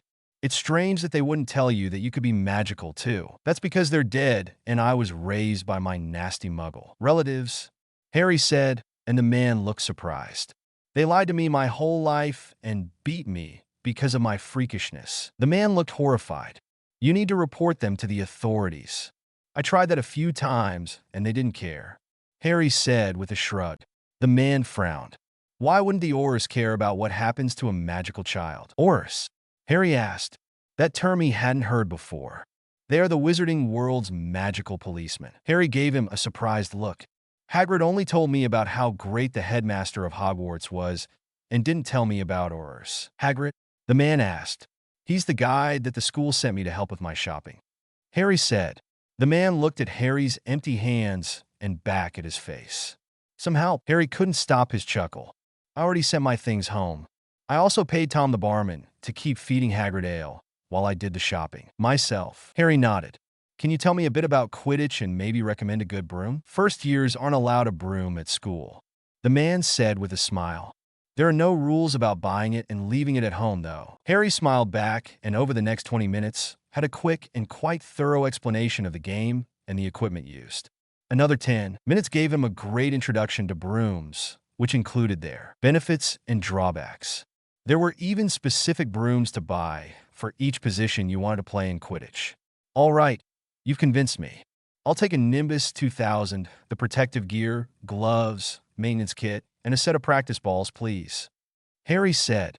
The man stood there with a blank look on his face. Young man, do you realize how much? Harry gave the man a huge smile and did something he had never done before. He lifted the edge of his hair and showed off the scar. The man's blank face immediately changed to shock and then changed again to a matching huge smile. Mr. Potter, I think we can work out something that will benefit the both of us. 06 different secrets. An hour later, Harry left Quidditch Quality Supplies after only spending 100 galleons for everything, because he had let the shop owner take his picture while he wore the safety equipment and held the new Nimbus broom with a thumbs-up hand gesture. Harry also had a letter of thanks from the Nimbus Broom Company and a free subscription to their broom catalog and a permanent 50% discount to his purchases for his endorsement. He had also gained the negotiation skill, and it had leveled 3 times, and that had doubled to 6 because of his child bonus of 2x XP. All in all, he had received a lot out of the deal. He went back to the leaky cauldron, and Hagrid was laughing and joking with the other people in the pub. He gave Tom another handful of gold coins and asked him to tell Hagrid later that he went home. Tom looked grateful for the extra money and bid him a good day. Harry went out through the front door and used his wand to summon the night bus. He didn't go home, however. He went into London proper to one of the main bank branches and went inside. He set his inventory to gather money and walked by the 3 automated teller machines, or banking machines, and he gained 93,240 pounds, 168,820 pounds, and 116,780 pounds, all in 20-pound notes. Harry waited in line, and when it was his turn, asked the woman behind the counter what he needed to do to open an account. The teller gave him a condescending smile, as if she was humoring him, and said he would need an adult that had an account with them if he wanted to open a child's account. Harry had heard that tone of voice and seen that look a lot over his life so far, so he decided he was going to show off. I guess you don't want to hold on to my money for me, he said a little loudly and pretended to dig into the front pocket of his dress pants. You would need a bit more than pocket change to make a deposit at this bank, young man, the woman said in a fake sweet voice. Harry took out a stack of 20-pound notes from his inventory, 500 of them in fact, and pulled them from his pocket. He waved the 10,000 pounds around, and the ends of the bills fluttered in the air. The shocked look on the woman's face was worth getting all of the attention he now had. Look, everyone, here's my pocket change, Harry said, and walked along the counter and past several tellers, who also had shocked looks on their faces. He went right over to the large bank vault, and he suddenly had 54,766,000 pounds in his inventory. Oops, I need to leave right now, before they catch me. Harry tucked the money into his pocket and walked back across the room. No one said anything as he left, not even to ask him to become a customer. He walked around the building and out of sight before he summoned the night bus again and rode it home. He had a few things to read first, and then he was going to the backyard to practice casting spells. Harry was not allowed to practice spells. It wasn't because of his relatives either. He had cast the very first spell in the basic book of spells, the Lumos Charm, or Wand Lighting Charm, and gained the spell casting skill, and the Lumos spell had started as level 1 and jumped to 2 because of his child bonus. Just as he cast the spell a second time to try and level it up, he received an owl with a warning letter. He opened his mouth to start complaining that it wasn't fair, when a second owl landed and gave him another letter, his second warning, and it said that the third warning would result in a hearing at the Ministry of Magic and possible expulsion from school and his wand being snapped. Please wait right here. I have a couple of letters to write and could use your help, Harry said to both owls and handed each of them several owl treats. They hooted in agreement, and Harry took out his calligraphy set and wrote a scathing letter to the Ministry of Magic and told them that it was unfair to make him wait for a month until he was in school to cast spells. The second letter went to the newspaper office, and he detailed his situation with his hate-filled Muggle relatives and not being able to cast magic at home, despite them knowing about it. "Thank you," Harry said to both owls as he gave them each a letter tied to their legs and a few more treats. They hooted and took off to go back to wherever the Ministry of Magic was. It was an uproar. The latest edition of the Daily Prophet had come out, and nearly the entire wizarding world was in shock about their savior, the famous Harry Potter, being abused and beaten by filthy muggles. Even former Death Eaters were appalled to read about what he suffered, or rather was currently suffering through. A near-tidal wave of protests, petitions for custody, and letters to the newspaper flowed across Wizarding Britain.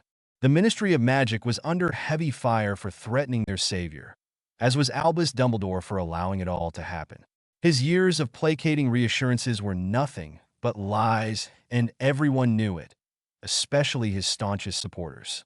They were not happy, and they also knew that Harry Potter had not been told who he was for 10 years. That ruffled a lot of feathers, and both the Ministry and Dumbledore had a lot of work to do to reassure the public that it was all for the greater good. That did not go over well at all. It only took Harry a week of seemingly endless reading before he figured out what he needed to do. Thankfully, he also turned 11 on his birthday, and his relatives purposely left him home to go do something fun. He gathered up his things and went outside, over to the sidewalk, and summoned the night bus. A short trip to the Leaky Cauldron later, and the bus people giving him sympathetic looks, he was inside Diagon Alley and sat down at one of the ice cream parlor's outdoor tables.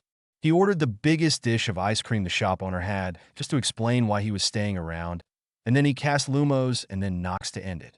After 10 minutes, no owl showed up with a warning letter, so Harry grinned and cast both spells like he was firing a machine gun. He slowly ate the ice cream for half an hour and leveled the Lumos spell and Nox counterspell to the maximum. He gained 1,000 XP for each, and that doubled, thanks to his child bonus.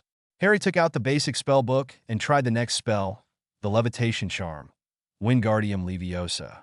After several tries, he made a bronze Canute lift up an inch from the table, and it dropped. He gained the spell and XP, which doubled because of his child bonus, and he did the same thing he had with his first two spells. He leveled the crap out of it. Every so often, one of the other customers would say hello and tell him how brave he was or congratulate him on escaping his Muggle captors. It made Harry smile widely at them, and he thanked them for their kind words. He also kept buying ice cream for himself and anyone else around at the time. Not surprisingly, Harry finished his tasks and leveled up the dozen spells from the first year spell book. Once that was done, he stored it and took out the next edition of the book he had bought that had slight variations inside. He picked it up and activated the skill book option, which unlocked other spells and gave him excellent XP bonuses for already having leveled most of the spells. Harry had 6 versions of that book, so by the time he activated and used them all to get to the current version that he would be using in school, he had gained 10 points in intelligence, 15 points in wisdom, 5 in dexterity, and gained a level himself. And he was just getting started. "You've been here nearly all day, Mr. Potter," Florian Fortescue said as he approached, only this time without a bowl of ice cream. "It's not healthy to only eat ice cream for meals, even if I am hurting my sales by telling you so." Harry smiled at him. "Can you tell me where I can get something to eat and then maybe stay for the night? I don't want to go home just yet." Florian had a sad look on his face. "I read about that, young man. I'm sorry my petition for custody was denied." "Wait, what?" Harry asked. "Why would you do that?" Florian looked surprised. "You didn't know?" he asked, and Harry shook his head. The ministry representative said, "You had already picked someone from all of the petitions that were submitted, and you were no longer staying with those muggles." Harry frowned at the man. "I haven't received anything." "When did this happen?" "All week. Ever since the article was in the newspaper." "What newspaper?" "I asked them to send me a copy when my letter was published," Harry said. Florian went behind the counter and came back with a folded newspaper. Right there on the front page was Harry's story, and it had been a week ago, just like the shop owner said. The ministry lied, Harry said as he read about the outrage over his letter published the day before and about Albus Dumbledore being the one responsible for him being with the Muggles in the first place. Why would they? The headmaster is the head of the government. No, he's the head of the legislative branch and can preside over criminal trials when necessary. The Minister of Magic is the head of the government. Harry frowned. Why do they get to choose who I live with? You're underage. Florian said. Someone has to choose what happens to you. Without even asking me? Harry asked and felt a bubbling anger. It didn't rise up and overwhelm him, though. I have to admit that I thought they did. I need to write another letter. No, too. Harry asked and pointed to a paragraph in the story about everyone writing to him. Why am I not getting any mail? I don't know. Florian responded. Perhaps you can ask the Aurors? Harry nodded. Where can I get a meal? The Leaky Cauldron. It also has rooms for rent. Harry nodded again and stood up as he handed the man a handful of gold coins. Thank you for not kicking me out sooner, sir. Florian smiled. You can come back whenever you want, Mr. Potter. Thank you. Harry said and picked up the book he had left on the table and walked towards the entrance to the alley. He needed to write one of those letters immediately. As head of the DMLE, Amelia Bones was a very frustrated witch. She had just read a shocking letter from Harry Potter, who was currently staying at the Leaky Cauldron. He had asked some very pointed questions about the so-called custody petitions that he was never shown or even asked about, as well as never receiving one piece of mail, except for his school letter and the 2 underage sorcery warnings. She asked her secretary to check the filed documents for her, and she silently waited for the young woman to return. When she did, it was with a very large stack of rejected petitions, and not one of them had been approved. Each had Cornelius Fudge's and Albus Dumbledore's names on them. Out of all of them, only one had been pending, Lucius Malfoy's. Dumbledore solely rejected it while Fudge endorsed it, which put it into limbo for a week, and then it was automatically rejected because Harry hadn't made a decision about it. Not that he could, since he was never consulted, which was completely against policy. Unfortunately, it was not against the law to not consult the boy in question. Isolating the boy must have been Dumbledore's intention, because he didn't even bother writing excuses for the rejections. He just added unsuitable to the parchment and stamped it with the Chief Warlock seal. Normally, that wouldn't have bothered Amelia, considering the corruption that was rampant in the ministry. What bothered her was that both Fudge and Dumbledore were completely ignoring the fact that Harry was still living with abused muggles and didn't care at all that the boy was coming to harm. We'll see about that, Amelia thought and nodded to her secretary. Get me a petition and a curse breaker, please. The secretary nodded and left for a moment, then returned with the parchment and went to the fireplace. She used the Floo to call Gringotts Bank, and they sent over one of their best that wasn't already out on assignment. Amelia filled out the petition and stood as the Floo lit up with bright green flames, and a scraggly man stepped out. I'll be right back. The man stepped aside, and Amelia called the headmaster of Hogwarts through the Floo. She was granted an audience, and she stepped through to meet with Albus Dumbledore. What can I do for you, Amelia?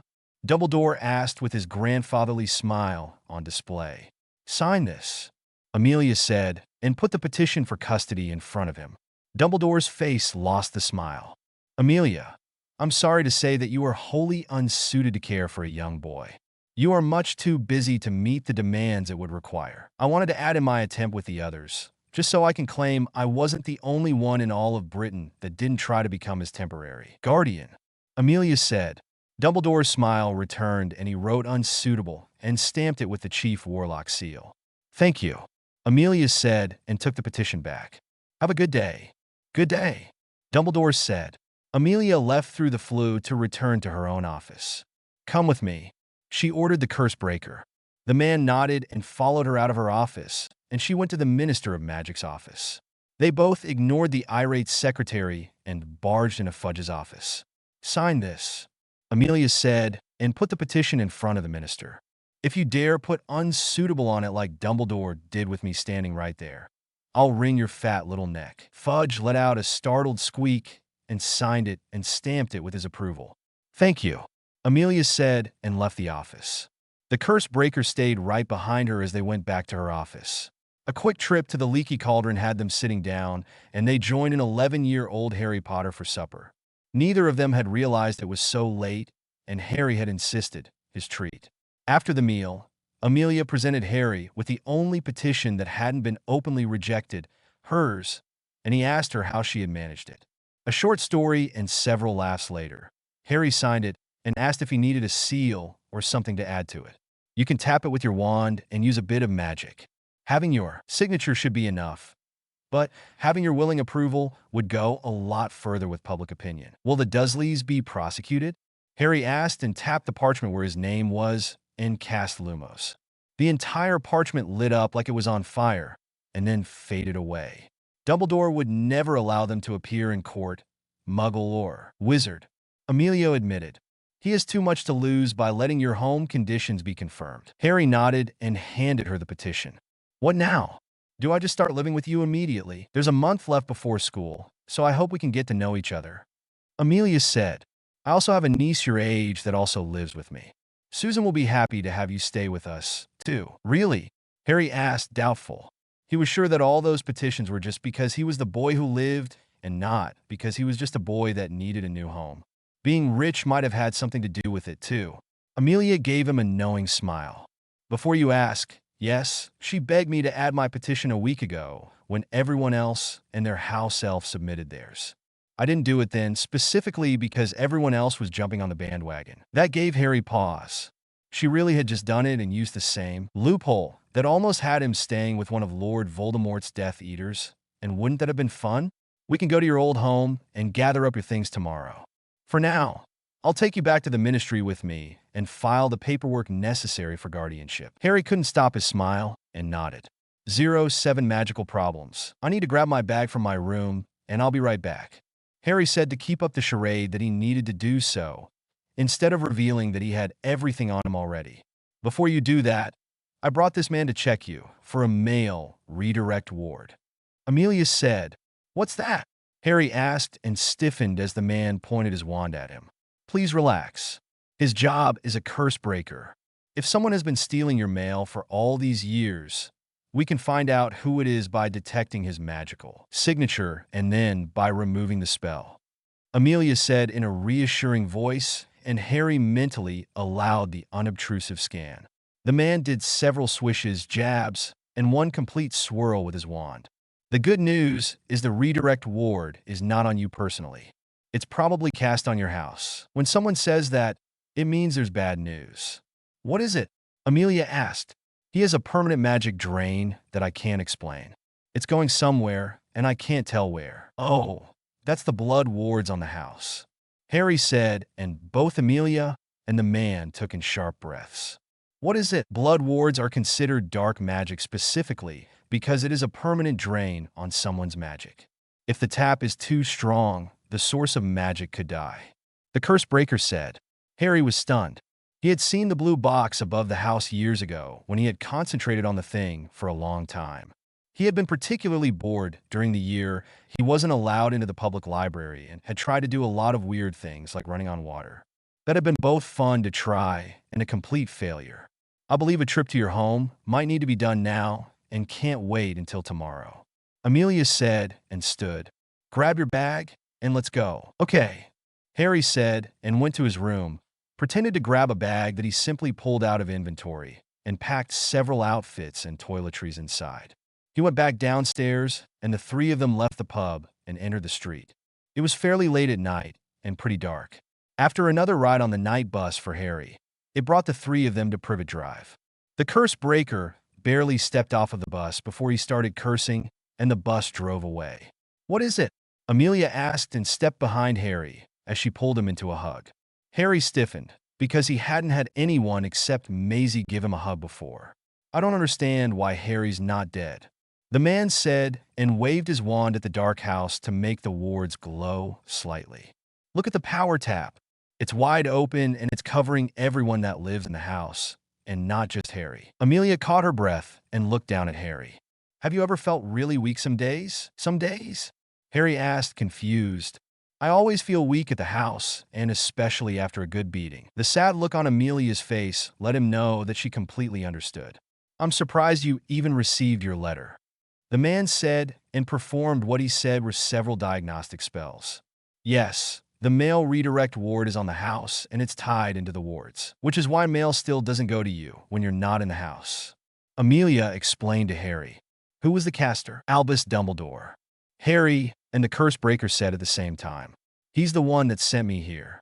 Harry added, because that was what the newspaper said. I'm glad I have more to add to my second letter to the newspaper. Amelia ignored that for now. Can you dispel the wards? The curse breaker shook his head. They're too powerful for me to handle by myself. In fact, if we hadn't been with Harry, we might not have been able to approach the house at all because of the hatred we have for the people that live inside. I don't want to leave dark magic attached to Harry. Amelia said with a stern voice. Can you get a team out here? You can charge the fee to the Aura department at the ministry. I can call a few guys and sure, it might take a while to undo, since Harry has been powering the wards for about 10 years, and each year the magic needed has expanded. That's a lot of ingrained magic to unweave and dispel. Just forget about it, Harry said with a sigh. It hasn't bothered me for all this time, so leaving it alone won't cause me any trouble. No trouble? You're willing to keep yourself weak to protect a home you're not going to be living in with family you hate? Amelia asked him. Home? I've never felt like it was home. I hate it here, Harry said with a huff. And they're not my family. They're just people I'm related to and forced to live with. The blood ward started to glow, and then there was a loud cracking sound like a clap of thunder. The sound of breaking glass was next as the blood ward shattered. Harry staggered and was glad that Amelia had a firm hold of him because his body was suddenly flushed with magical energy. Warning: magical siphon destroyed. Source: blood wards cancellation. MP no longer needed to feed siphon demands. MP recharge rate remains at 25% of total per hour. Do you want to reroute gamer body XP gains from MP recharge rate and restore the default settings? No, Harry gasped, and Amelia knelt to hug him tightly. Warning: gamer body debuff remains. Levels will require twice as much XP to level. Consumption of extra nutritious food can counter this debuff for up to 6 hours per meal. It's all right, Harry, Amelia reassured the shocked boy. No, it isn't. That was a huge magical flare, and we need to leave right now. God only knows who saw or felt that. The curse breaker exclaimed, and then laughed. There's no charge for my services, he shouted, and there was a cracked sound as the man disappeared. I'll handle the notice if it comes, Amelia said, and turned Harry around to face her before she stood up with him in her arms. Harry stared into her eyes as she hugged him close. He had never been held like this before, and he didn't know how to react. Hold on tightly. This is going to feel really weird, Amelia said, and then it was their turn to make a cracked sound as they spun on the spot and disappeared. They reappeared in the courtyard of a large manor house, and Amelia put Harry down. Congratulations. You just operat and discovered a new way to travel in the wizarding world. You have earned 2,000 XP. Child bonus X 2 XP. Bonus automatic quest. Learn to apparate on your own. No time limit. Reward: instantaneous movement from one place to another. 10,000 XP. 1 free skill upgrade. Harry stood there and stared at the woman that had just teleported them from one place to another. I told you it would feel weird, Amelia said with a smile. It's like being squeezed through a straw. Harry didn't say anything because he hadn't felt anything like that. He had disappeared and reappeared instantly with no other stimuli at all. He had to assume it was because of his gamer body. Come on inside, Amelia said and took his free hand. I should warn you that Susan is going to be a little excited to see you. Harry knew when someone was severely underestimating the consequences of an action and prepared for the worst. He was still a little unprepared for what happened next. A girl's delighted squeal cut through the mansion, and then Harry suddenly had a strawberry blonde girl wrapped around him like a tight sweater. Susan, let the boy breathe, Amelia chastised her niece. He's fine, Susan said, and didn't let go. Harry knew that whatever else Gamerbody did for him, making him immune to enthusiastic hugs made him feel quite grateful to have it. Harry, Amelia asked, unsure. I'm fine, Harry confirmed. Why aren't you hugging me back? Susan asked as she looked at his face. I like your eyes. Thanks, Harry said and smiled, because he could tell when someone was genuine with a compliment. I can't hug you back because my arms are trapped. Huh? Susan asked and looked down to see that she had hugged him without regard to where her own arms were, and they had pinned Harry's arm to his sides. Oh, she said and blushed as she let him go. I'm sorry about that. That's okay. Harry said, Hi, I'm Harry Potter for now. I'll be Harry Bones tomorrow. Both Amelia and Susan took in sharp breaths. What's wrong? Harry asked, and then made his face go blank to hide his emotions. I'm an orphan, and I thought you were adopting me. Amelia took a step closer and knelt to look into his eyes. Harry, I would like nothing more than to adopt you. However, the petition was only for guardianship. I read it and understood what it said. Harry admitted, because it wasn't something that any 11-year-old could do.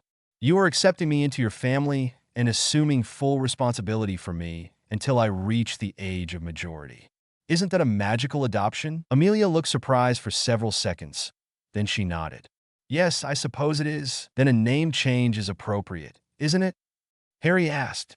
Amelia put her arms around him and hugged him. It's more than appropriate, Harry. Thank you. He needs a makeover, Susan said with enthusiasm. Susan, Amelia started to say, if he's going to become a Bones, he needs to look like one. Susan said, matter-of-factly, longer hair tied into a ponytail, a bit of dark blush to make his cheekbones pop a little, and Harry and Amelia stared at Susan as she verbally made Harry into a proper-looking Bones male. Amelia didn't miss the fact that Susan described the man in the picture above the fireplace mantel, her father and Amelia's deceased brother.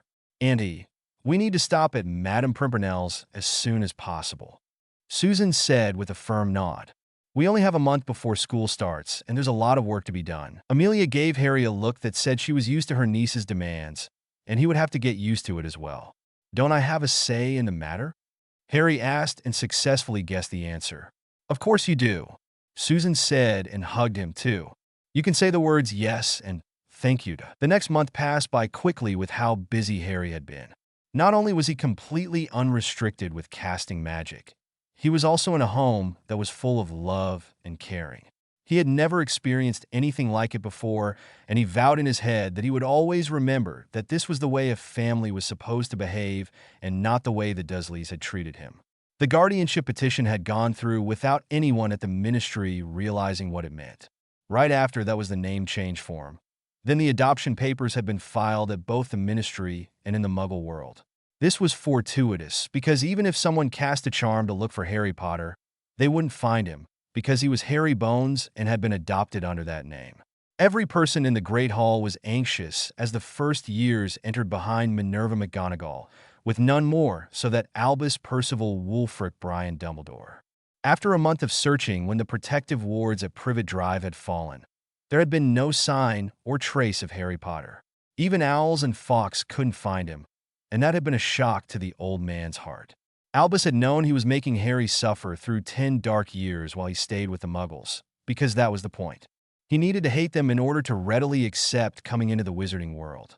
He needed to love this world more than the Muggle one, so he would eventually sacrifice himself to save it. He just hoped that the boy would show up today. When I call your name, please sit on the stool, put on the hat, and you will be sorted into your house, Minerva said, and unrolled the piece of parchment that had the list of student names on it. Abbot Hannah, a slightly chubby girl with blonde pigtails, ran to the stool, shoved the hat on her head, and sat there nervously. Hufflepuff! The hat yelled into the Great Hall. The Badgers at the Hufflepuff table clapped happily for her, and she replaced the hat on the stool and went to sit at the table with them. Bones Harry, Minerva said next. Everyone watched as a slightly tall and quite handsome boy, with long, blonde hair tied into a ponytail, walked with poise and grace to the stool. He donned the hat and sat down with flair and a smile on his face. It took several minutes before the hat made a decision. Ravenclaw, thank you, Harry said and pat the hat as he put it on the stool and walked over to the table that clapped politely to welcome him. Bonus, Susan, Minerva said. It was Susan's turn to be sorted, and she joined Hannah at the Hufflepuff table. She looked over at her cousin, and he looked happy for her and clapped as enthusiastically as Hannah did. They had both known where they were going, because Harry was a studying master and Susan loved her friends. The names soon reached the PS, and after Pansy Parkinson went to Slytherin and the Patil twins had been sorted into different houses, Padma into Ravenclaw and Parvati into Gryffindor, everyone held in their breath for the next name to come. And it never came. Rivers Oliver. Minerva said, and everyone started talking, because there was no Harry Potter. Albus was stumped, and he was also in quite the pickle. If Harry Potter wasn't at Hogwarts or learning to become a wizard, the world was going to be doomed. He turned and exchanged a look with his potions professor and confidant, Severus Snape. They nodded slightly at each other in understanding. A bit of ruthless legitimacy would need to be used to find out if any of the students knew about Harry Potter's whereabouts. Albus locked eyes with the red-headed Weasley boy as the young man waited to be sorted, and he dove through his recent memories. He had told Molly that Harry Potter would need a friend, and that Ron would be a perfect one for the lonely boy to have. Molly had enthusiastically agreed, because anything that could garner her children some attention, it was being friends with the boy who lived. Unfortunately, Albus only saw a plethora of different faces, and none of them in any compartment on the train were close to what Harry looked like. No messy hair, no glasses, and no ratty old clothing like Arabella Figg had told him about. This is not good. Not good at all, Albus thought, and shifted his gaze to the bushy-haired young lady at the Gryffindor table, and her bright smile towards him warmed his heart. He dove into her recent memories, and he almost rejoiced because she had been tasked by a prefect to help the incompetent Longbottom boy find his lost toad. 10 minutes later, Albus felt dejected and couldn't enjoy his meal, because even though Hermione had searched through every single compartment and talked to nearly everyone on the train, she had not encountered Harry Potter either. 08 Hogwarts. Harry Bones followed the other students along the hallways towards the Ravenclaw common room, and he had to constantly memorize and dismiss all of the blue boxes that popped up. He hadn't realized that entering an environment with so many magical people and things would pretty much send his inspection skill into a frenzy. He had his eyes closed for most of the feast for just that reason. It had previously been his observe skill that he never had notices from before, or that he remembered seeing since he started wearing glasses. It had unexpectedly upgraded when he had looked through everything magical at Bones Manor, thanks to their house elf, Mipsy. Harry had convinced her to show him everything, even her own personal space and her meager items. He had rewarded her with a hug and 100 galleons to buy whatever she wanted, even a companion. Mipsy had blushed hard at his boldness, and Harry told her that if he had known he could buy friends when he was younger, he would have been a lot happier with his life. Needless to say, Amelia and Susan had been surprised when the manor suddenly had a second house elf to take care of the gardens and grounds. Mipsy was inordinately happy as well, because the new elf was male. According to her, he was very, very male. This is the Ravenclaw house entrance. A pretty young woman named Penelope Clearwater said, as everyone came to a stop in front of a door without a doorknob or keyhole. What it did have was a bronze knocker in the shape of an eagle. The entrance to the common room was located on the west side of Hogwarts at the top of a spiral staircase that was located on the 5th floor. This isn't just any kind of knocker either. In order to get inside, you need to knock, and the eagle will speak a riddle for you to answer. If you can't guess it or guess wrong, then you need to wait for someone else to answer before you can get in. Harry immediately put up a hand. Yes. Penelope asked, "Can anyone knock and enter?" Harry asked, "This doesn't seem very secure if anyone smart or lucky enough can answer the riddle." Several of the other first years nodded. What if you're late getting back and miss the riddle? Do you have to stay outside in the hallway all night and no one will come out to check? What if there's an emergency and you're too nervous to answer? What do we do then? Harry asked, and everyone in the first-year class looked interest in the answers. They were knowledge seekers, after all. The female prefect just stared at him without saying anything.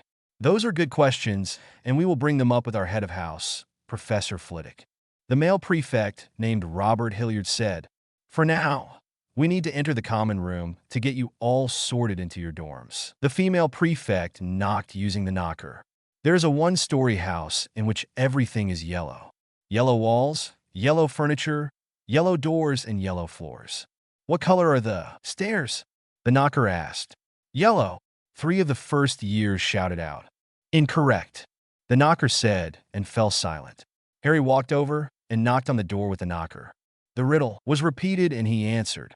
It's a trick question. It's a one-story house, so there are no stairs going up to another floor or down into a basement. Well reasoned, the knocker said, and the door clicked and opened.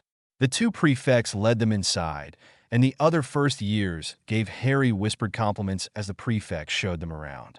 The Ravenclaw common room was one of the airiest rooms at Hogwarts, and it was a wide, circular room with graceful arched windows that punctuated the walls, which were hung with blue and bronze silks.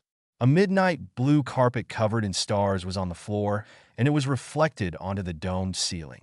The room was furnished with blue tables, chairs, and a divan, which was a long backless and armless sofa that was placed along one of the walls. Next to the door that led up to the dormitories stood a tall statue of Rowena Ravenclaw made of white marble. According to Prefect Robert Hilliard, the sound of wind whistling around the windows of the tower was relaxing while going to sleep, which told Harry that it was going to be drafty and he would need an appropriate number of blankets during the night. Portraits of famous Ravenclaws hung on the walls, and they all smiled and welcomed the new students. The Ravenclaw house also had their own library tucked into a niche off to the side of the common room. It's nowhere near as big as the main school's library, Robert said. It almost has just as many books. Penelope added, You'll discover tomorrow that during the day, we have a spectacular view of the school grounds from our huge windows. Robert explained, That includes the Great Lake, the Forbidden Forest, the Quidditch pitch, the herbology greenhouses, and the surrounding mountains. The girls looked very interested in that, and the boys shrugged. At this point, the students split up as the girls followed Penelope up the stairs to the dormitory they would use, and Robert led the boys up the next set of stairs to their dormitory. The dorm had 4 poster beds that were covered in thick sky blue silk quilts, which solved Harry's multiple blankets problem, and the beds themselves were mounted on platforms for height. An accent wall was decorated with the Ravenclaw crest, a giant raven, and the windows had blue curtains. There was also a desk for each student to use and a nice rug in the middle of the room. The boys checked out the large attached bathroom with multiple tubs, and they were happy that it would serve them well, because they wouldn't have to take turns getting cleaned up. As you saw, your trunks have been delivered next to your beds already. Go ahead and unpack and settle in. You got an early morning tomorrow, Robert warned them. Why? Terry Boot asked. Breakfast starts at 7:30 and ends at 8:30. First class starts at 9 o'clock, and it's charms. Professor Flitwick always takes the first class to welcome the first-year Ravenclaws. Rather than waste your time by making you get up earlier or staying up late for a meeting he can handle when it's convenient for everyone. The boys nodded and went to their beds, and Robert left to change and get ready for bed himself. Unlike the other boys, Harry only pretended to go to bed. As he grew older, he needed less and less sleep each night. He was sure that it was because of gamer mind, and he thanked it every day because he could choose if he wanted to sleep for the 4 hours he needed or for as long as he wanted. Harry chose the minimum amount, the same as he had been choosing ever since he had gained all of those books from Diagon Alley. He needed to read and study as much as he could and gain as many spells and abilities as possible. It had been difficult at first because he really had no idea about what books to read first. It had taken a lengthy talk with Amelia before he understood that he needed to learn the theory before trying to cast a spell. It wasn't just as simple as pointing his wand and then casting the spell, despite his earlier successes. Harry needed to know how spells worked, how to focus his intentions, and how to channel his magic through the wand to make the spell happen. It had been a revelation for his mind, even with his intelligence and wisdom as high as they were, because all of the books that he had previously decided to leave for later had become essential reading. Now he was going to apply that same philosophy to the Ravenclaw House library. Harry activated his abilities and practically disappeared before he left the shared dorm room. He moved without a sound and went down the stairs to the common room. There were older students at the various desks and a couple were on the divan. He easily avoided them by slipping around Rowena's statue and into the niche where the library was. Just like he did in the other libraries he had pilfered, Harry went right to the back of the room and started with the lowest shelves as he stored them. Thanks to all of the books he had bought and already gone through, the spells he had learned, and the skills he had unlocked, most of the books here could be used as leveling books for both his spells and his skills. That wasn't to say that there weren't more spells for him to learn. It was just that they were mostly variants on older spells. Some were more refined, some better for magic channeling, and in some cases were derivatives and were split into different parts that actually weakened the original spell. That was something Harry had accidentally discovered when he wasn't allowed to buy the older yearbooks from Flourish and Blots. Amelia had gone back to Diagon Alley to update his wardrobe to add the Bones family crest to his robes, and they had stopped in the bookstore on the way back home. Thankfully, because of his masterful disguise that Susan and Amelia helped with, no one recognized him. Since the old woman at the secondhand bookshop had no problem selling him everything she could, Harry had older copies of all the yearbooks. Some of the courses changed books practically every year while others had been using the same books for centuries. It was shocking to say the least. Harry had compared a 7th-year spell book to the older one he had from several years before, and the spells in the new one were more numerous and only did parts of the more versatile older spells. They had been split into component spell parts to make them easier to learn, and that had been why the newest books didn't give him as good leveling options as the older books. He chuckled as he cleared out the bottom 6 shelves and absorbed all of the information he could and mentally marked which ones had new or different spells for him to check out later. Harry moved on after putting those books back and continued for 5 hours. His spells were starting to max out, and he hadn't cast a spell in Hogwarts yet, which was awesome. Harry wasn't surprised that he hadn't gained any new skills, considering the plethora he had gained from his purchases. In fact, he had gone through nearly a third of the library already, and he had yet to level up any of his skills. He guessed that they would be on other shelves or something, since the sorting of the books was haphazard at best and unorganized at worst. Somebody needs to introduce a proper sorting system for this place, Harry thought, and then chuckled when a quest popped up for him to accept.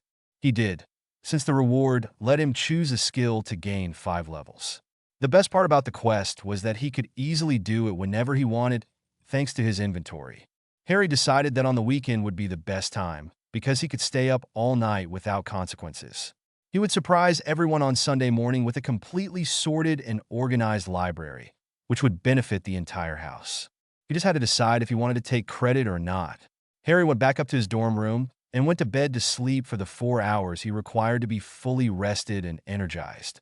As he dozed off, he was glad that he had turned off the auto-loot money option in his inventory after his huge mistake at the Muggle Bank. The last thing he wanted to do was steal from his friends.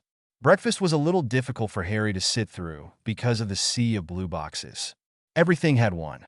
The students, their clothes, the plates, the utensils, the tables, the benches, every damn floating candle, the absolutely massive blue box for the enchanted ceiling, and then all of the teachers with their magic items, clothing, plates, drinks, and several spells on them, and their things.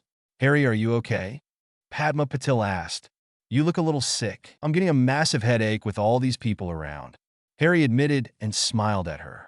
"Thank you for your concern, Padma. I appreciate it." Padma looked a little embarrassed. "You're welcome." Harry really did appreciate it, because the month he had spent with Amelia and Susan had really changed his opinions on some things. Not everything, because he had grown up with absolutely no help from anyone. When the rare person had tried, it never worked out, and they always ignored him afterwards. That had made him pretty jaded. "Is it okay in your culture to say that you look cute when you make a face like that?" Harry asked. Padma caught her breath and then blushed hard. Harry, I guess I shouldn't say it then," Harry said with a smile. Padma gave him a pointed look. "It's not nice to tease a girl like that. The only girl I know is my cousin Susan, and she said it was okay. I've never met someone who was from India, and I had to ask." Padma lost the look and smiled shyly. "Then, if you want, you can call me C-Cute. That doesn't really answer my question," Harry said, teasingly. "Would you like to walk together to class? And you can tell me a bit about your lifestyle and home life." Padma blushed again. Sure. I'd like that." "Great. I need to get out of here before my head splits open," Harry said and stood. "We already have our schedules, and I've got some wrapped food stashed in my robes. We can finish eating in the hallway in front of the Charms classroom as we talk." "Okay," Padma said and stood as well. As the pair left the Ravenclaw table, all of the other first years stared after them. Did anyone else just see Harry asking Padma out? Lisa Turpin asked. "I think so," Mandy Brocklehurst said. "If he did, he's not wasting any time trying to continue the Bones family line." Anthony Goldstein said with a laugh. I doubt it. Padma's the older twin by a day and would be responsible to continue her own family line. Sue Lee said, What? How can they still be twins with one of them a day older? Michael Corner asked, Padma was born 2 minutes to midnight, and Parvati was born 2 minutes after. Sue Lee said, quite happy to impart rare knowledge to the other students. Imagine that.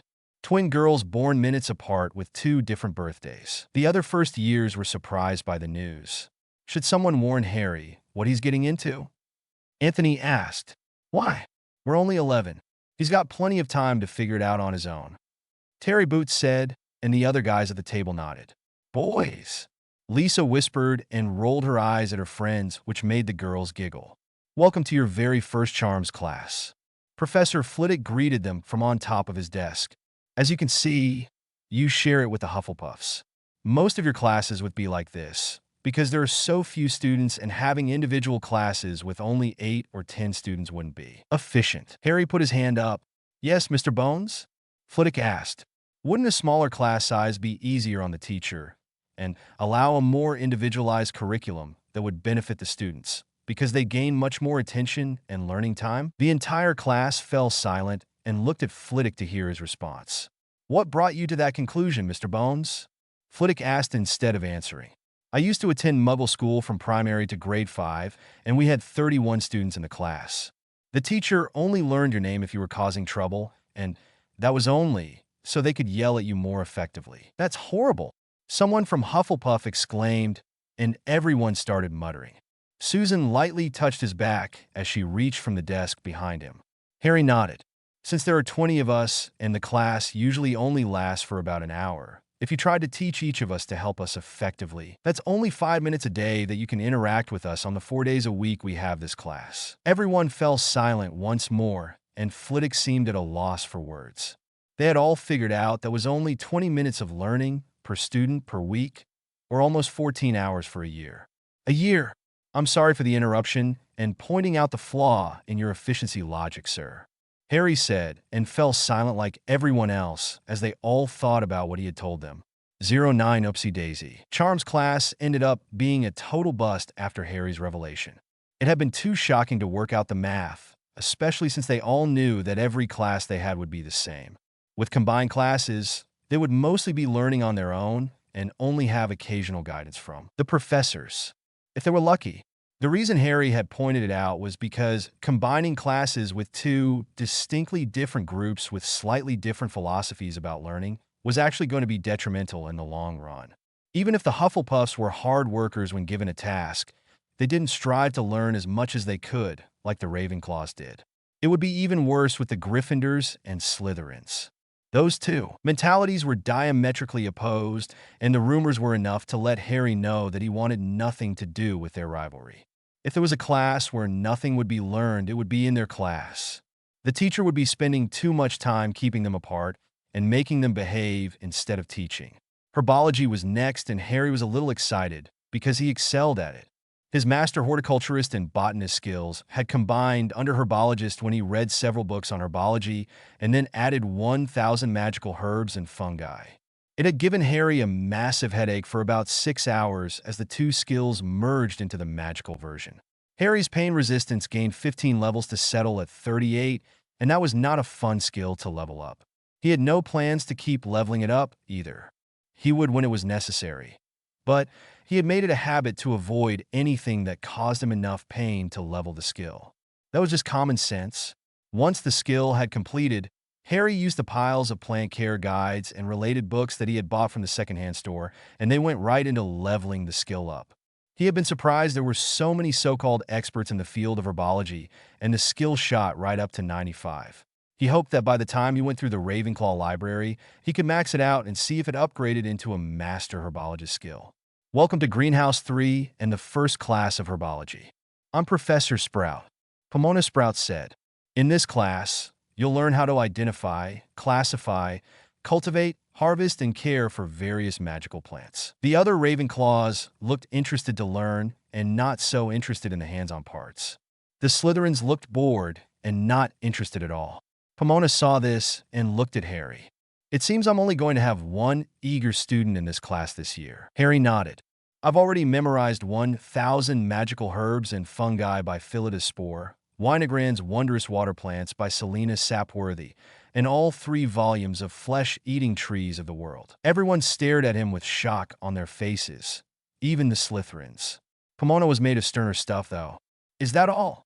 She challenged. Harry smiled at her prompt, so he decided to show off a little.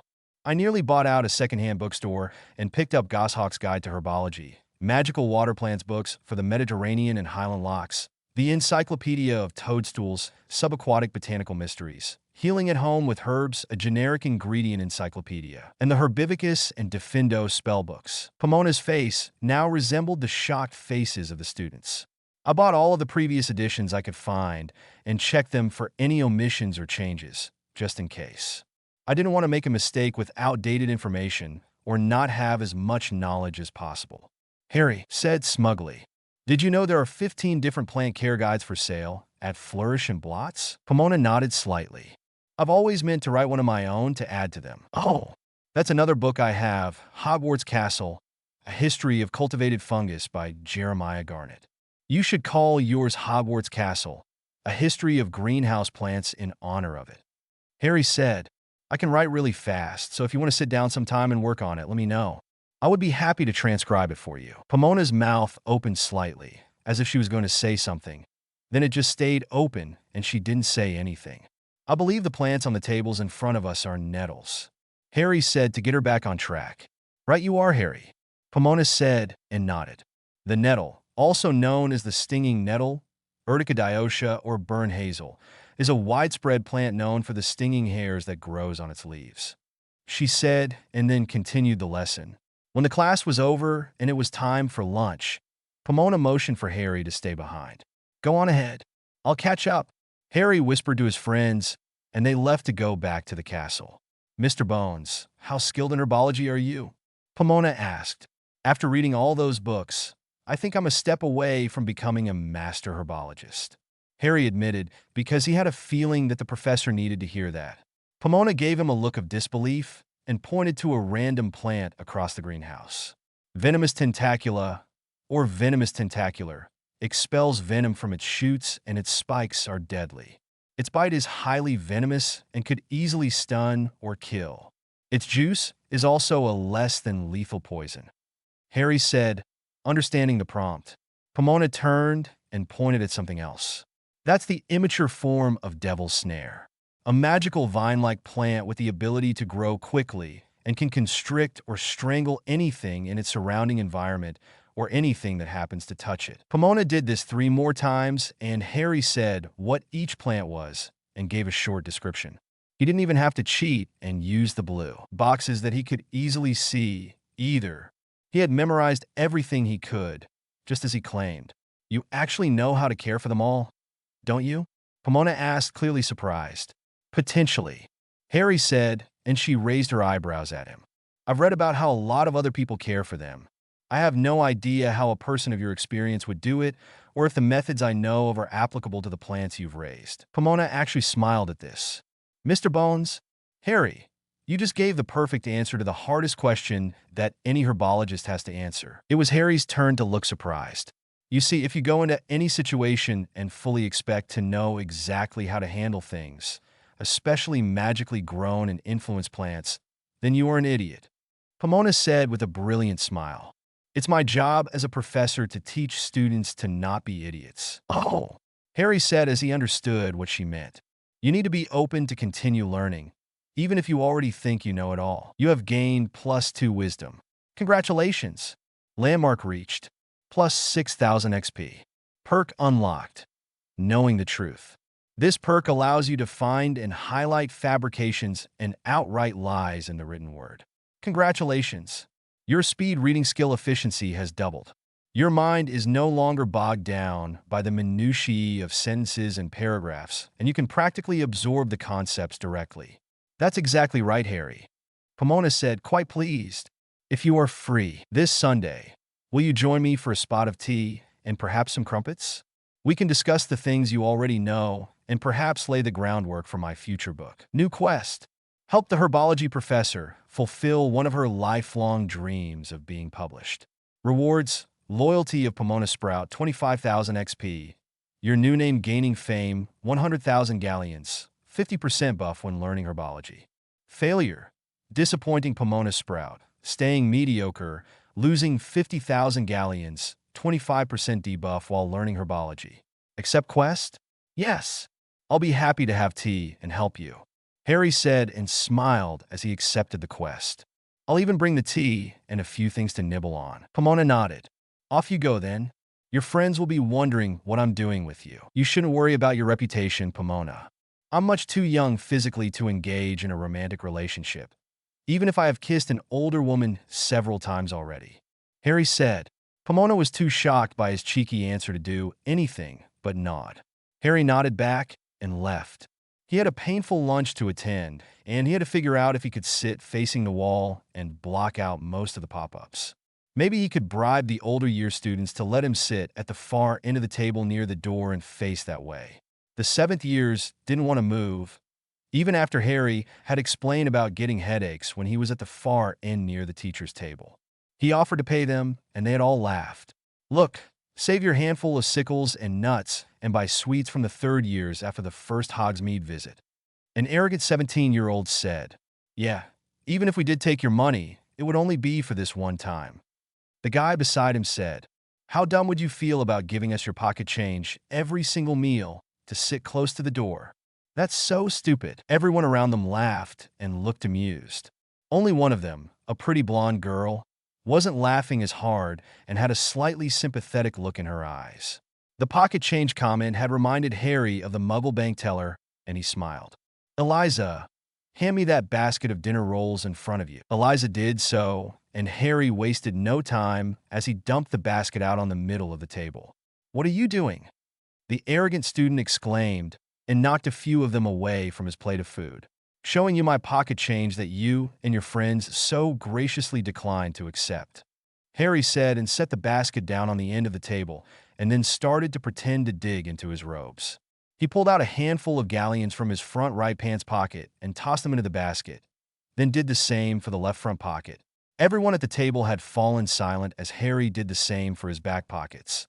Then he took out 3 handfuls out of his right robe pocket and 3 more from his left robe pocket. He then dug into the inside breast pocket and added 2 more handfuls to the nearly overflowing large bun basket. Look, everyone, there's my pocket change, Harry said as he lifted the basket up to show everyone. I commend the 7th-year Ravenclaws for not wanting to degrade themselves by accepting my pocket change to do me a favor. There must be over 60 galleons in that. Someone nearly shouted. Great guess, Mandy. It's exactly 70. 10 handfuls of 7 each, Harry said and looked at the arrogant 7th year that didn't look so arrogant now, and then at the guy beside him. Who's stupid now? They didn't say anything as Harry put his gold away in the same spots that he had taken them from. We can't accept the deal now, can we? One of the other 7th-year males asked. What deal? Harry asked and almost laughed at the expression on the guy's face. He took out his wand and swished and flicked it at the scattered rolls on the table. Everyone stared as all of the buns floated up and went back into the basket where Harry pointed his wand. I'm sorry for bothering you by asking you to move down one single spot for me to sit, Harry said as one last jab at the morons. Every single person within hearing distance winced at that, and the arrogant guy and his friend made groaning sounds. They were never going to live long enough for everyone to forget what just happened. It was nice meeting you, Eliza, Harry said, and tried to not wince too much as he walked down the aisle between tables to sit with Padma. We don't have to stay here, Harry, Padma said, and stood to stop him. You can't sit facing the wall, either. Harry looked at the spot and realized she was right.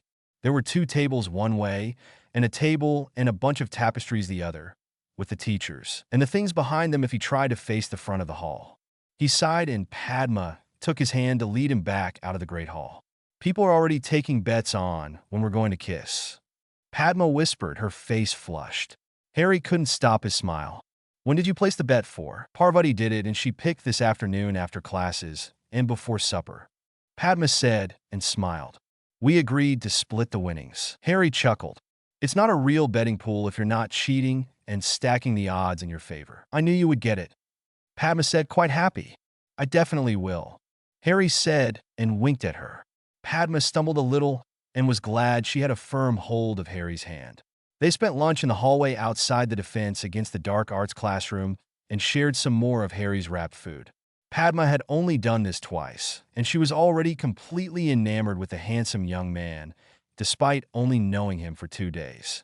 When Harry admitted that he had cooked the food, Padma mentally promised herself that she was going to try her best when they had their stage kiss later. Soon it was time for class to start, and the door opened. The hallway was suddenly flooded with the stink of garlic and mustiness, which was a bad thing to have in an old castle, and with so many young lungs breathing it in. That wasn't what stopped Harry in his tracks, though. It was that Quirinus Quirrell's blue box listed Lord Voldemort, spirit, as a willing possession. Harry wasn't an idiot, though. Padma, I forgot my class things back in the dorm. Do you want to come with me to get them? Padma nodded and took his hand. Harry quickly strode away, and he didn't go to the Ravenclaw dorms. He went right to Professor Flitwick's classroom and entered. Mr. Bones, the last time I checked, neither you nor Miss Patil are in my third-year charms class.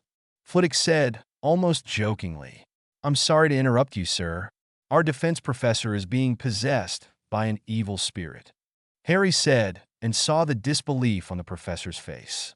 There's a reason I can tell, and it's a secret that shouldn't be shared openly. Flitwick looked at the several third-year students that had already arrived in the classroom. It would be best to step into my office, Mr. Bones, he said, and hopped off of the desk to land on the floor without breaking stride, and he walked out of the classroom. 2 doors down was his office, and the 3 of them stepped inside. Privacy as well, sir, Harry said, and pointed to the door and then the floor. Flitwick nodded and waved his wand at both things. We are secure, Mr. Bones. Harry took a deep breath and let it out. Then he reached up and pulled a piece of fake skin off of his forehead. Padma let out a squeak of fright, and then she gasped because she could now see the famous scar. My birth name was Harry Potter, Harry admitted. 10 Battle of the Beasts. Professor Flitwick was stunned.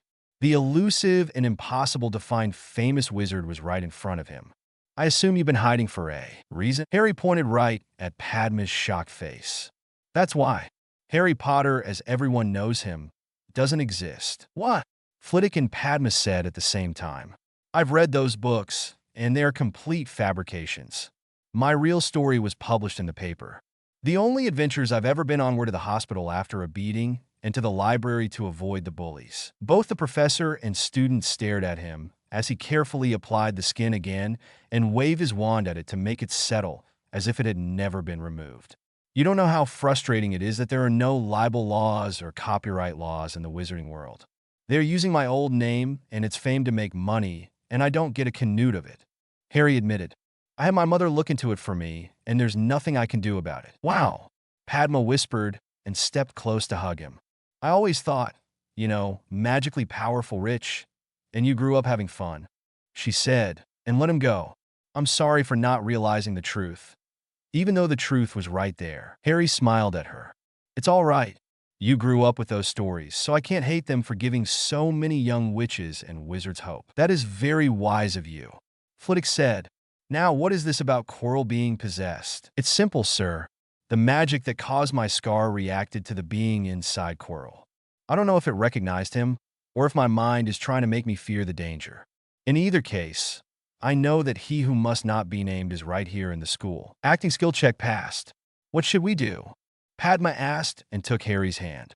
2 things, Flitwick said.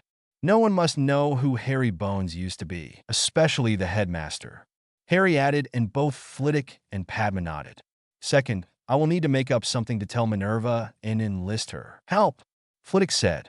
If Quirrell really is possessed, we will need to contain him and try to exorcise the spirit. What if it's a willing possession? Harry asked, and both Flitwick and Padma gasped. What is it? If it's willing, then Quirrell is doomed. Even if the spirit leaves, Quirrell's magic entered a contract, and his life will be forfeited. Flitwick responded. Is there a way to check? Harry asked. Yes. I ask him. Flitwick said. If he lies and says that he wasn't willing, it breaks the contract and he dies. If he says yes, he's dead anyway, and when he's disposed of, it ends the contract. How do you deal with a spirit? Padma asked. Since they are incorporeal, only a banishing spell will work, since it pushes everything away and not just physical things. You mean Depulso? Harry asked, and both Padma and Flitwick looked surprised. I read ahead. How far ahead? Flitwick asked before Padma could. I wasn't allowed to buy the current editions of the books for all 7 years at Flourish and Blots. Harry said, and saw Flitwick relax and Padma look a little sad. So, I bought all of the previous editions from the second-hand bookstore and read them instead. Flitwick made a choking sound, and Padma looked very excited and happy. I can help if you need it, Professor, Harry said and took out his wand. Flitwick shook his head. This is something the professors need to handle. Although, you should return to class. I need to tell my own that I will be delayed, and what spell are you teaching today? Harry interrupted. The cheering charm. Flitwick said, and then jerked when Harry performed it perfectly and cast it on Padma. She burst out laughing and held her sides for several seconds until Harry cast the general counterspell to end it. While you handle Quirrell, I'll start your class for you. Harry said, I would rather not be around when you confront him. Flitwick nodded and unsealed his office. The three of them went to his classroom, and he gave a brief introduction of Harry Bones and his assistant, Padma Patil. Then he left at a fast walk. How low have the standards of this school become that the professors are allowing a first year to teach third-year classes? A drawling voice asked. Harry activated his supreme actor skill and chose Professor as he pretended to look at Flitwick's desk at the roll call sheet before he turned to look at who had spoken. He managed to dismiss a bunch of blue boxes to read the Slytherin boy's name, Adrian Pusey. Fairly low, Mr. Pusey. They've allowed you to attend, haven't they? Harry said with an authoritative voice. The Gryffindors all laughed, and some of the Slytherins smiled briefly before they schooled their faces. Pusey looked murderous. You'll pay for that. Why? You were the one that gave me the opportunity to insult you after you insulted me first. Shouldn't you make yourself pay for being so arrogant that you think no one is going to insult you back when you give them such a great opening to exploit? Harry asked. A lot of the other students nodded, including some of the Slytherins. You should behave like a true Slytherin as your classmates are doing. They are calm, composed, and don't spout their opinions so openly.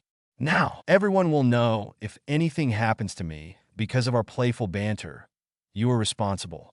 Harry said and looked at the pair of redheads with excessive pranksters in their descriptions.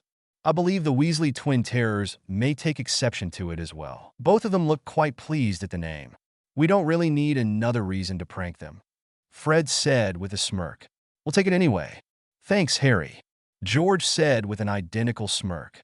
How often do you practice in a mirror to do that? Harry asked, and they exchanged knowing looks. Who needs a mirror? They said as one, and the Gryffindors laughed. Harry marked their names on the sheet without actually taking roll call, because he could tell everyone was here. Professor Flitwick said he was covering the cheering charm today. He said, and several students nodded. How many of you already know it? 6 of them put up their hands, including 2 Slytherins and the Weasley twins. I'm afraid this will be a review class for you, unless you don't know the general countercurse spell. We know it, Fred said. Anyone else? Harry asked, and the other students shook their heads. Excellent. Fred, George, you my unofficial helpers. I'll show the general counterspell first, and then show the cheering charm before I let everyone practice. You'll be in charge of stopping the charm after 5 seconds. Sweet, both twins said. Try to not abuse my trust, gentlemen. If you behave yourselves, a small monetary reward will be given. Harry said and stacked 5 galleons onto the desk and then put 5 more beside it. Us? Gentlemen? George asked in fake confusion. Money, George, Fred said. Right? We're gentlemen for today, George said, and a few people laughed. Thank you, Harry said, and stepped up onto the oak desk like Flitwick did. Can everyone see me? That had nearly everyone laughing, even the Slytherins. If you open your books to page 68, it details the general counterspell, Harry said, and then gave them the theory behind it and showed them what it looked like to cast, then taught them how to do it themselves. After that, he did the same with the cheering charm, gave them the page number in the book without having a book, and then had Padma be an example. He used the general counterspell on her and let Padma cast both spells on him. She had been a quick study and did both, which really urged the class to get it too. They couldn't let a first year outshine them. not realizing that Harry was also a first year. Minerva didn't need any convincing. Just the possibility to get that damned garlic smell out of the castle was enough for her to agree to attack and subdue Quirrell. The suspected possession was actually secondary in her thoughts. She hadn't tasted food properly for a week. She and Flitwick formed a quick strategy to pincer the man on both sides while trying to talk to him. Then they would deal with the consequences. To their surprise, the simple tactic worked. Quirrell had accepted their offer to talk in the hallway, and barely a sentence into Flitwick asking about one of his students. He asked if Quirrell was a willing possession. The man barely had yes out of his mouth when Flitwick and Minerva both cast stunning spells, and he collapsed to the floor, unconscious. They removed the man's turban, and the half-formed gray face on the back of the man's skull almost made them throw up. 2 more stunners to that face ensured he wasn't waking up. Hopefully. I'll call the Aurors, Minerva said, and walked with purpose back to her office. 10 minutes later, they had 6 Aurors, a healer, and a figure wearing solid black robes and a blank white mask in the hallway. They checked Quirrell over and then carried him out of the castle, bound in ropes and with a black bag over his head. What is going on here? Albus Dumbledore asked as he arrived at the entrance hall. We were doing your job for you, Minerva said, and his eyes widened. How could you not know that one of the professors was being possessed by an evil spirit? Albus opened his mouth to respond that he did know, because it was part of his plan. He stopped himself before he blurted that out, though. With no Harry Potter to entice into investigating things, the plan was pretty useless. He hadn't figured out what to do with Quirrell being there without Harry to focus on. In any case, the Aurors took him. He's their problem now, Minerva said. Your problem is what to do about his classes. Elbus sighed. Finding teachers was always difficult, and it was getting more difficult each year. Finding another one with a year just starting? He might be better off just making it a free study class for everyone except for the 5th and 7th years. They needed to study for their owls and newts. I need to get back to my class, Flitwick said. As do I, Minerva said, and put a hand on the small man's shoulder as they walked up the main staircase together. Thank you for bringing it to my attention, Phileas. Merlin knows what could have happened if that thing was allowed to stay around here for an entire year. Flitwick smiled and nodded. They split up at the top of the stairs and went to their respective classrooms. Flitwick was about to open his door when he froze at the sight of hairy bones on top of his desk. He felt a bit of outrage at this, then realized Harry had copied his own teaching style by getting the attention of all the students. In fact, the students were staring at him intensely as he described the cheering charm, and then he performed it very slowly and perfectly on Padma Patil. He then cast the general counterspell and let the young woman cast both spells on him, despite just teaching her both. Flitwick thought it was masterful, because the determined looks on the faces of the students had him convinced that they would all get both spells down by the end of class. He chuckled and conjured a tall chair for himself, and sat down to watch the rest of the class through the classroom doors. Window, your teaching skill has leveled up. Child bonus X2 XP, your teaching skill has leveled up. Child bonus X2 XP, your teaching skill has leveled up. Child bonus X2 XP, your teaching skill has leveled up. Child bonus X2 XP, your teaching skill has leveled up. Child bonus X2 XP, your teaching skill has leveled up. Child bonus X2 XP, your teaching skill has leveled up. Child bonus X2 XP, your teaching skill has leveled up. Child bonus X2 XP, your teaching skill has leveled up. Child bonus X2 XP, your teaching skill has leveled up. Child bonus X2 XP. Your teaching skill has reached level 50. You can teach large groups much easier and impart your knowledge as if talking to them personally. Reward, 5,000 XP. Child bonus X2 XP. You have gained another level. You are now level 39, and 5 free points have been awarded. Harry stared at all of the pop-ups without giving himself away when the class bell rang. He dismissed them all and hopped down off of the desk to stand in front of it as all of the students filed past. Most of them greeted him or nodded as they did, and Harry handed 5 galleons to Fred and 5 to George when they approached the desk. I think we have a new favorite teacher, George said, and his brother nodded. Are you sure you're a first year? A very pretty dark-skinned young woman named Angelina asked. Only in name. Hogwarts doesn't allow students to advance years, Harry said, and she blinked her eyes several times. I still have to do the assignments and reports, so no skipping classes for me, either. Angelina looked at Padma. Is he joking? No, Padma said and took his hand. And he's mine. Get your own prodigy. Both Harry and Angelina looked surprised, and the twins laughed. Good luck keeping that secret. A girl named Alicia said. Why would I keep it a secret? Padma said and turned to look at Harry. We're just going to know each other, and we're only young. That doesn't mean we don't know what we want. Padma. Harry whispered. You're handsome. You're interested in me and my culture. You're scary smart, and you have books. Padma said loudly. If it wasn't against the law because we're so young, I'd ask you to marry me. Harry knew she was being sincere because he didn't detect any lies. He was also touched by it because even though Amelia and Susan had accepted him as family, the girl in front of him wanted to dedicate her life to him.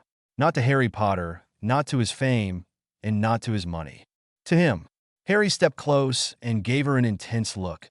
Then he put his arms around her and gave her a kiss. It wasn't his first one, since Maisie the librarian had taken that. It was the first one with someone his age, though.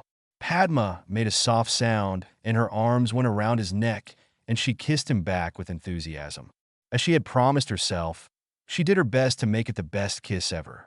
Well, damn, that ends the betting pool. Fred said. George? Who called it? George took out a piece of parchment and checked it. Huh? Her sister, Parvati. Her sister? Fred asked and looked at the still kissing 11-year-old first years. Heh, we can't argue that it wasn't genuine or that they planned it. Look at them go. Ah, young love, George said and put an arm over his brother's shoulders. You're 13, Angelina said. Yep, and they're 11, George said. Besides, I don't think he could handle someone like you. Oh, do you think you can? Angelina challenged.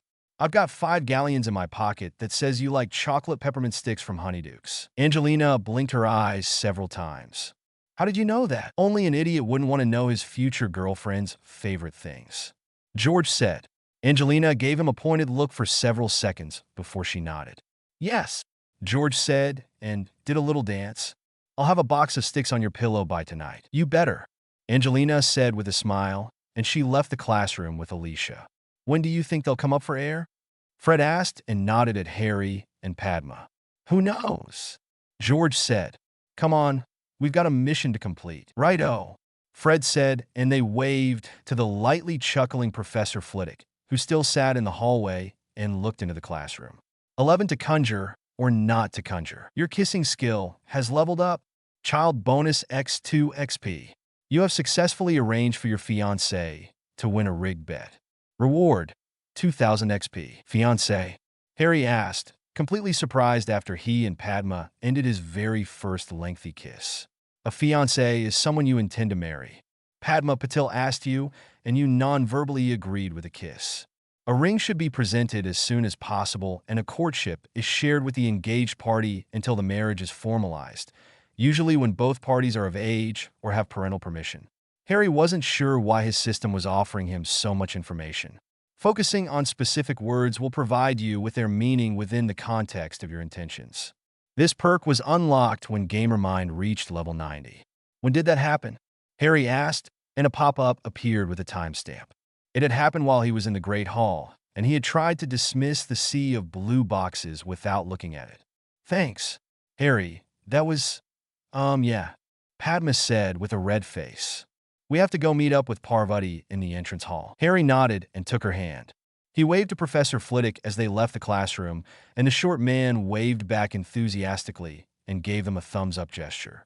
Neither Padma nor Harry asked Flitwick what had happened with Quirrell because they didn't want to associate Harry with Quirrell's disappearance. The thumbs-up was confirmation enough. Parvati was hopping up and down with a bright smile on her face and a brown cloth bag in her hands. We actually won. I can't believe it. Padma couldn't stop herself and hugged her sister, and the both of them jumped around. How much did you win? Harry asked and dismissed the pop-ups that kept appearing. 20 galleons, Parvati said happily. I don't know how so much could have been gathered in so short a time. You'd be surprised how quickly nuts and sickles collect and change into galleons. Harry said because he had already changed most of his small change into gold coins, and it gained him another 1,600 galleons. When he looked at his total, he wasn't shocked to see a whopping 1,375,948 galleons, 16 sickles, and 24 nuts. His muggle money was right up there as well at 55,148,480 British pounds. Harry's eyes caught the edge of a rolled-up newspaper in Parvati's pocket that was quite amusing when he read the pop-up. It was about a bank robbery at Gringotts. The public were just now discovering the thefts in both the Muggle and magical worlds. It seemed that both banks had tried to hide it for as long as possible while they investigated to see what could have happened. Then someone had leaked the information. The goblin had been killed for the breach of trust, and it was being blamed on him. So Harry was in the clear, even if no one knew he had been responsible. The best part was that the victims were all prominent figures in society and were also former Death Eaters. That just made Harry's insides all warm and fuzzy, because he had inadvertently made them all pay reparations for his horrible home life. "We need to celebrate," Harry said to the pair of dancing sisters. "Let's have a picnic out by the lake." "That's a great idea," Parvati exclaimed. "I'll go get lavender, and you guys grab a blanket for us." A suddenly alone Padma looked surprised as her sister ran up the main staircase. "Hey, I'll share the money when I get back," Parvati said and disappeared around a corner. "I guess we're having an extra mouth to feed," Harry said with a smile. Padma huffed. "She's always been so brash and rushed everywhere. I'm sorry that you couldn't get her to buckle down and be in the same house as you." "Me too," Padma said and took Harry's hand again. "Where can we get a blanket for a picnic? I just so happen to have a very nice blanket tucked into my trunk.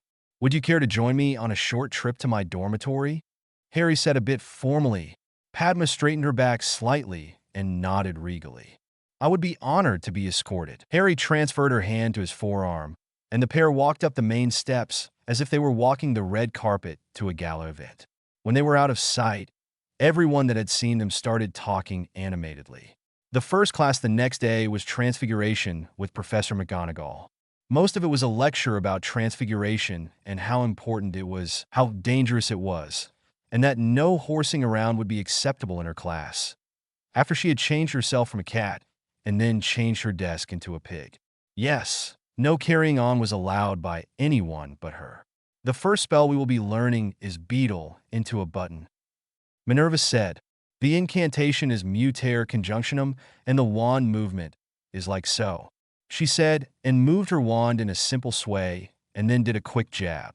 Harry knew this was different from the previous edition of the first-year book because it had a half-circle movement and a gentle poke with the same incantation. He waited until the professor told them all to start practicing before he raised a hand, and she walked over to his desk. "Yes, Mr. Bones? You have a question?" Minerva asked him. "I have an older version of the class book and wondered why your wand motion is slightly different." Minerva's eyes squinted slightly. "Are you telling me that you didn't buy this year's books?" "No, professor," Harry said, and showed her that the one he had was the right one. "I bought older editions of the books for comparison for exactly this reason." Minerva's eyes went back to normal. It sometimes takes subtle refinement of a spell's movements and pronunciation to improve a person's magic as it affects the target of said magic. Harry knew this wasn't true because in 6th and 7th year, you were taught to cast silently and with less movements, sometimes with no movements at all. The only real requirement is intent and your magic. Sometimes you weren't even required to use a wand, like with apparition. "I need to go to the library to look up that spell too," Harry thought. Minerva saw something on his face because she frowned slightly. "Do you doubt my explanation?" Harry really should say no. He really should. He couldn't though. "I have to. I read the 6th and 7th year's books, and they teach you to cast silently and with almost no wand movements." The rest of the class fell silent at his words, and everyone stopped trying to cast the spell. Minerva's eye twitched. "Mr. Bones, you are a first year. You need years of using magic to get to that point." And Harry made an almost lazy swish with his wand towards the petrified beetle, and it changed into a perfect button that matched the one on his robes. It even had an imprint of a raven on it. Padma, beside him, gasped, and soon everyone was whispering about it. Minerva was shocked. No one had ever done it on their first try in her class, and never silently, and with almost no wand movement. How many times have you cast that spell? Harry asked in his head and was surprised by the number. He didn't let his face show it. 333 times. Everyone in the class gasped this time. How? Minerva asked, shocked once more. Harry waved his wand at it and cast the general counterspell to make it a beetle again, and then did the lazy swish to make it a button with an R emblazoned on it. Then he did it again and again as his wand barely moved, and the beetle became a series of different buttons. Stop, Minerva said. Harry did, so as he made the button look like it was made of bone. Minerva picked it up, and it even felt like bone. Cast the Avifer's spell, please. Harry knew what she wanted, for him to make an animate object from an inanimate one. Why not the sixth-year spell, Avis? He said and pointed off to the side. With the sound of a gunshot, 6 yellow birds shot out of his wand and flew around the classroom. Everyone stared at the birds, even Minerva, and Harry waved his wand at them. They were suddenly pulled back to him, and he immobilized them before he placed each one in a neat row on the desk in front of him. This one is my favorite, Harry said, and slashed his wand at the first immobilized bird. Draconifers. A fiery orange light hit the bird, and it transformed into a tiny dragon, about the size of Harry's fist. Then it tried to roast the other immobilized birds with its tiny flame breath. Oops. Sorry about that, Professor, Harry said and froze the flame, the dragon, and then he swished his wand over them all and vanished them. I keep forgetting how aggressive dragons are when they have targets of opportunity nearby. Not a single person moved or spoke. Minerva stared at the empty space where all of those unbelievable things had just been. Mr. Bones, she said in a soft voice, create a chair for me. Plush bottom, rigid back, oak wood, and velvet cloth. Harry quickly went through his memory and saw an old chair almost exactly like she described. It had been in the back storage room of the local library, and Maisie had regretted that it was the last one of a set of 4.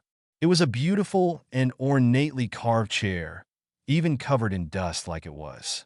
Harry brought the image into the forefront of his mind and made the changes Minerva requested, removed the dust, then swished his wand at the space beside his desk and poured his magic into the spell. He guessed that she was going to want to keep it for a while, so he chose to spend the extra MP to make it permanent. The entire class erupted in shouts and yells of surprise. Now that I know I can do it permanently, I should make 3 more for Maisie and bring them to her for Christmas. Harry thought. New quest. Give an old lady some well-deserved happiness during the holiday season. Create 3 chairs and an appropriate table for her dining room. Rug creation optional. Rewards. Increased reputation with Maisie, 5,000 XP. Failure. None. What she doesn't know won't hurt her. Accept quest? Yes. Harry thought and opened his eyes.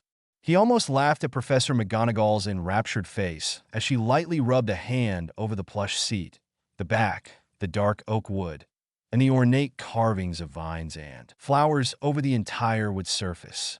After several minutes, Minerva sat down on the chair and let out a soft sigh. She would never admit that the chair was nearly identical to the one she had lost in the Second World War. She could compliment her student for making such an exquisite conjuration, however. Mr. Bones, this is the best chair I've ever seen anyone create. Well done. Minerva said, you have received praise from a mistress of transfiguration. Reward, 10,000 XP. Increased reputation with Minerva McGonagall. Child bonus X2 XP. Thank you, Professor, Harry said. Minerva smiled slightly and stood up. It's a shame it won't last much longer. What do you mean, Professor? Harry asked. Conjurations only last for as long as the amount of magic used to create it. Minerva said, as soon as it runs out, the item created returns to non-being. I know. I was wondering why you think it's going to disappear. Mr. Bones, I just explained. How can you tell how much magic I used? Harry asked instead. The transformation formula, which is that the intended transformation is directly influenced by body weight. A. Viciousness, V. Wand power, W. Concentration, C.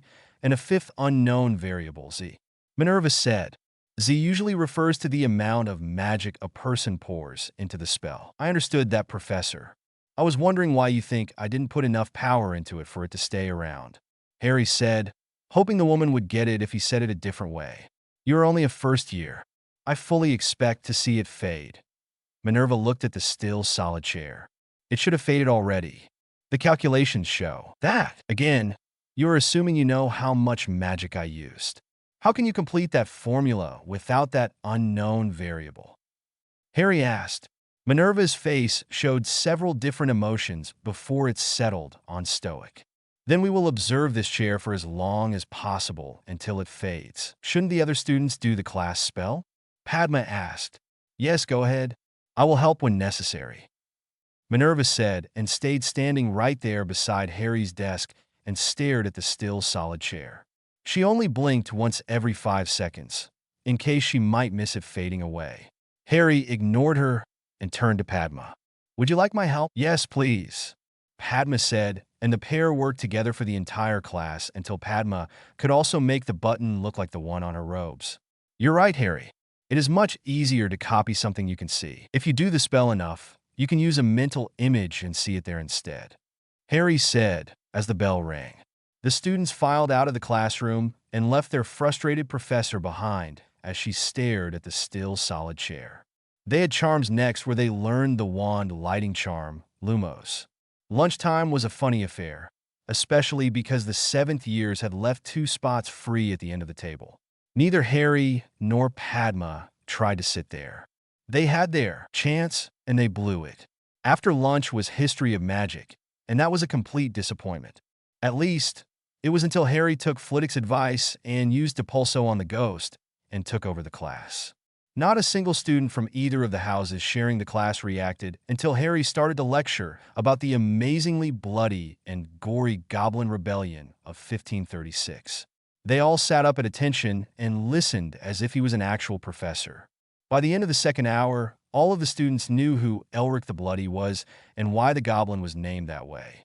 He definitely deserved the name, especially with the way Harry had described it. When the bell rang, a few of the Ravenclaws make sad sounds, and Harry dismissed all of the pop-ups about leveling up his teaching skill and gaining a bunch of XP for teaching so many students. "We have History of Magic again Thursday afternoon," Harry reminded them, and they looked happy. He also accepted the quest to repeat his performance. "We're off for an hour and a half until flying lessons at 3:30, Padma said, and she gave Harry a bright smile and took his hand. "Let's go tease Parvati about having to listen to bins." Harry chuckled and nodded.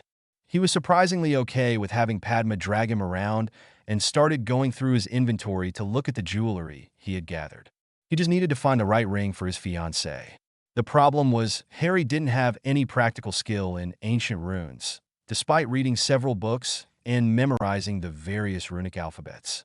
They didn't teach engraving until 5th year, and the books he had wouldn't allow him to level the skill until he could learn how to use the equipment that the store wouldn't sell him.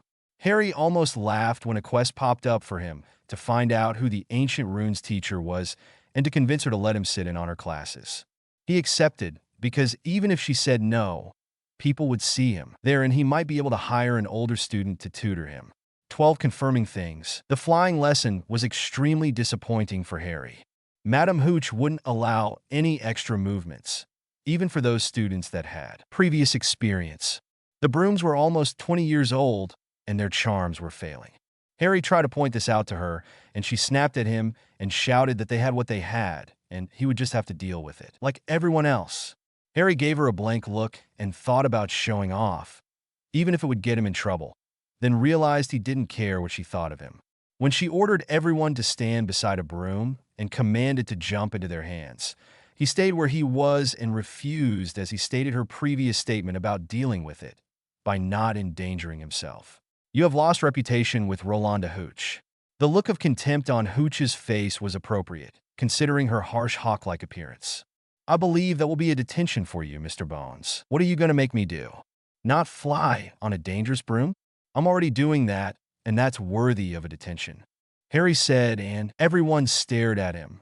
"I think spending the rest of the day and evening servicing and polishing all of the school's brooms will suffice as a proper punishment," Hooch said. Harry wasn't sure why he said what he said next. It just seemed appropriate. You can clean and polish crap all you want, but by the end of the day, it's still crap. "Harry," Padma gasped and blushed from embarrassment. You have lost reputation with Rolanda Hooch. Hooch glared at him. I believe you, and I need to visit your head of house for being so disrespectful to a professor. Madam Hooch, if I was being disrespectful, I would remind you that you are only a coach and not an actual professor, which means you do not have the authority to give me a detention. Harry said. He did not tell her that the blue box above her head stated so. You have lost reputation with Rolanda Hooch. Padma slapped a hand over her own face and didn't comment. Everyone else didn't have that problem and were muttering loudly. Madam Hooch looked murderous. Everyone stay on the ground while I take Mr. Bones to his head of house, she said in an icy tone. If I see you 1 foot off of the ground, I will see you expelled from Hogwarts. Harry barely managed to not say she didn't have that authority or wondered what would happen if she saw 2 feet off the ground. He also didn't comment that he had a foot off of the ground with every step he took because he was sure she would do something even worse than berate him for wanting to stay safe. The trip to Flitwick's office was a quick one, and the short man kept his face blank as Hooch yelled at him about his disrespectful student and what she had endured from him.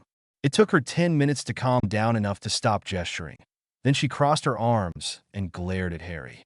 Mr. Bones, may I hear your side, please? Harry had nearly perfect recall, so he relayed exactly what had transpired, what was said, and the context in which it was taken. He stated clearly that he wanted to remain safe, and riding on a failing boom was not going to allow that, even after he had warned her of the danger. Flitwick looked conflicted, because Hooch's rendition was much different than Harry's was. Unlike Hooch, Harry was calm and spoke truthfully. That put the small man into a pickle, and he decided to accept responsibility for it. Mr. Bones, you were disrespectful in some of your comments, and that cannot stand. I will assume authority over your detention. Excuse me? Hooch gasped, and I will triple it, Flitwick said, and saw Hooch nod. My classroom and office have been getting extremely dusty and dirty. A lengthy 3-day cleaning should be sufficient to deal with the problem. Harry looked from Flitwick to Hooch and knew Flitwick was the better option. Cleaning those brooms wouldn't make them fly safely and was just a waste of time. Yes, Professor. I understand. Good, Flitwick said. Madam Hooch, I apologize on my student's behalf. If you wish to suspend him from his lessons with you for a couple of weeks, I will approve it. Hooch looked thoughtful. He will have to work that much harder when he returns. I'm sure he won't disappoint you. Flitwick said. 3 weeks. His next lesson will be in October. Hooch said with satisfaction. Very well. Flitwick nodded. Thank you for bringing this to my attention, Ronalda. You're welcome, Phileas. Hooch said and left the office without looking at Harry. Flitwick sighed and rubbed a hand over his face before he flicked his wand at the door to silence it. Would you care to explain why you acted like that? Harry startled and quickly checked the previous pop-ups to see that his Supreme Actor skill had automatically engaged with Petulant Aristocrat. He hadn't noticed, and he thought about trying to figure out how to toggle the pop-ups on and off, or better yet, only when he wanted to see them and not all the time. I don't know, sir. Just her dismissive attitude when I mentioned the brooms being dangerous, her saying it didn't matter and that I had to ride them anyway, just made me not care about what she thought about me, and I responded appropriately. Flitwick sighed again.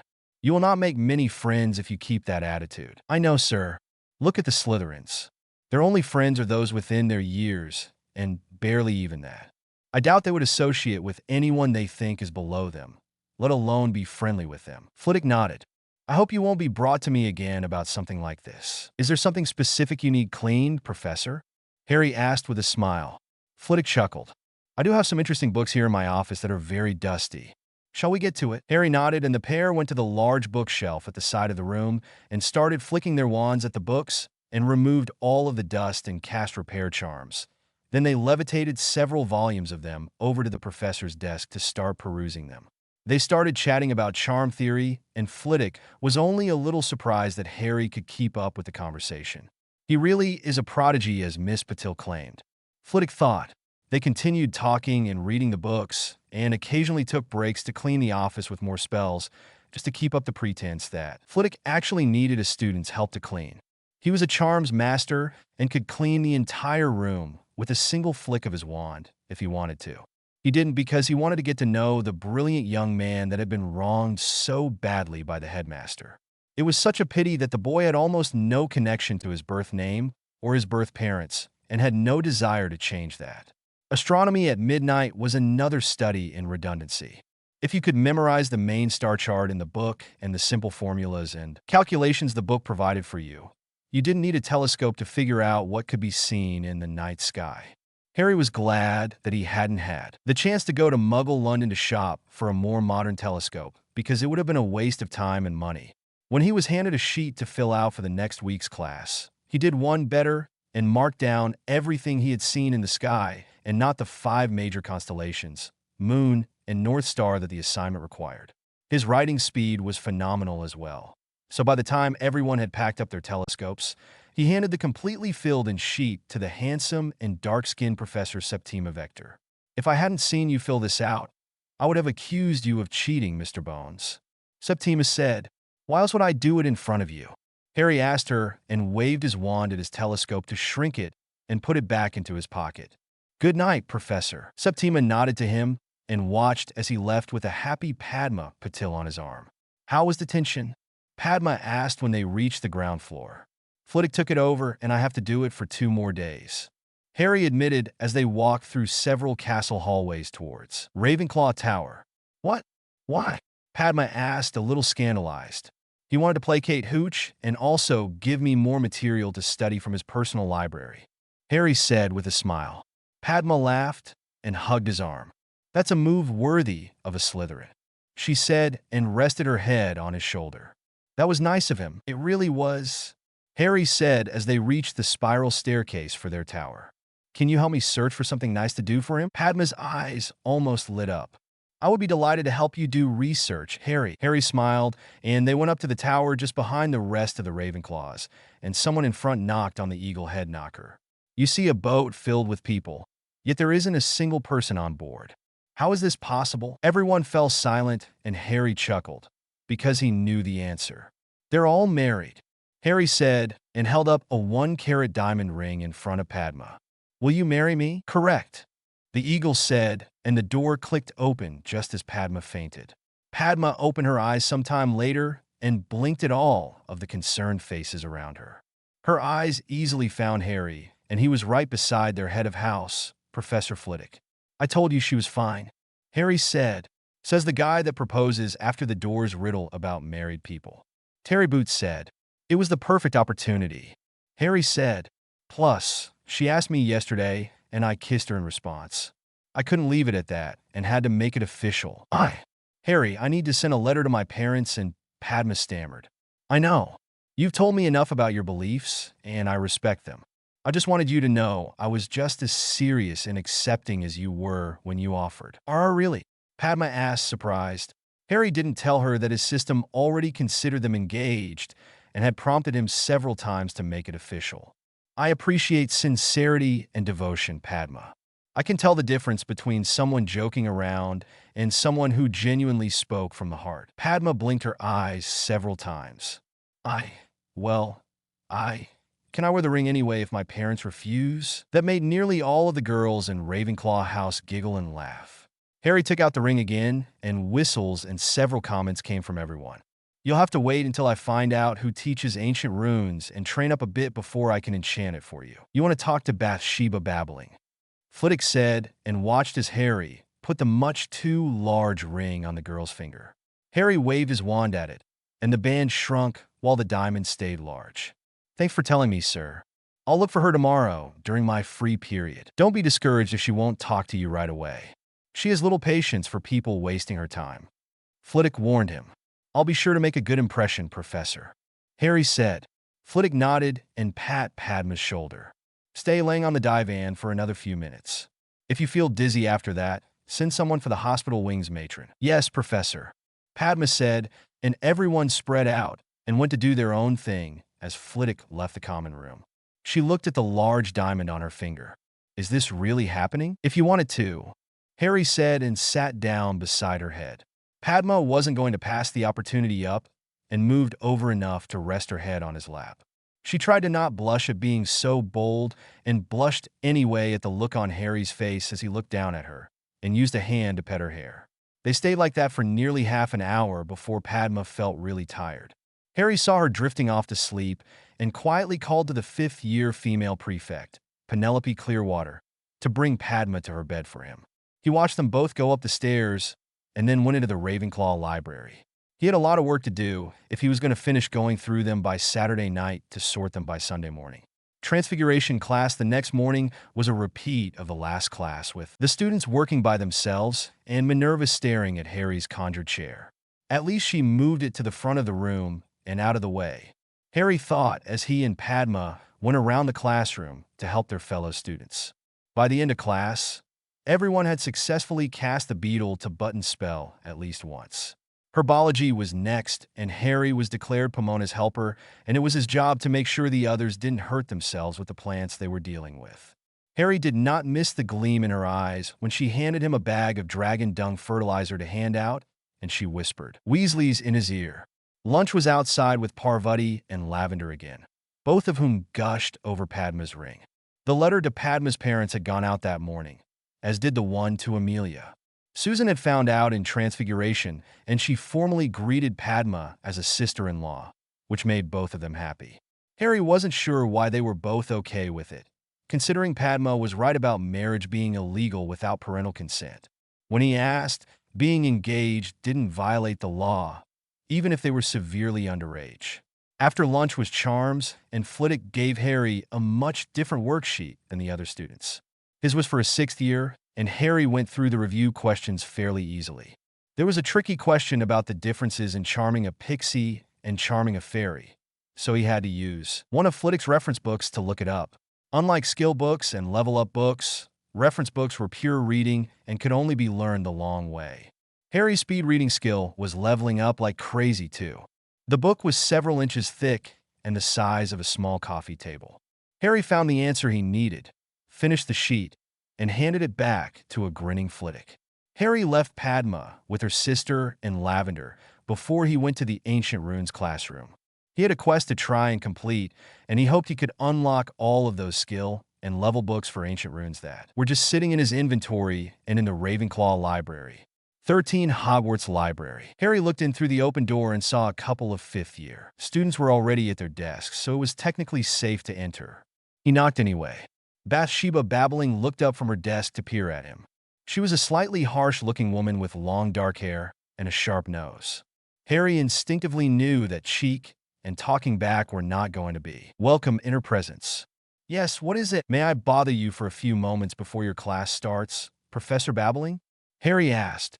The woman gave him an appraising look and waved him into the room. "You were polite to ask." Harry walked over to her desk. "I didn't want to just barge in, Professor.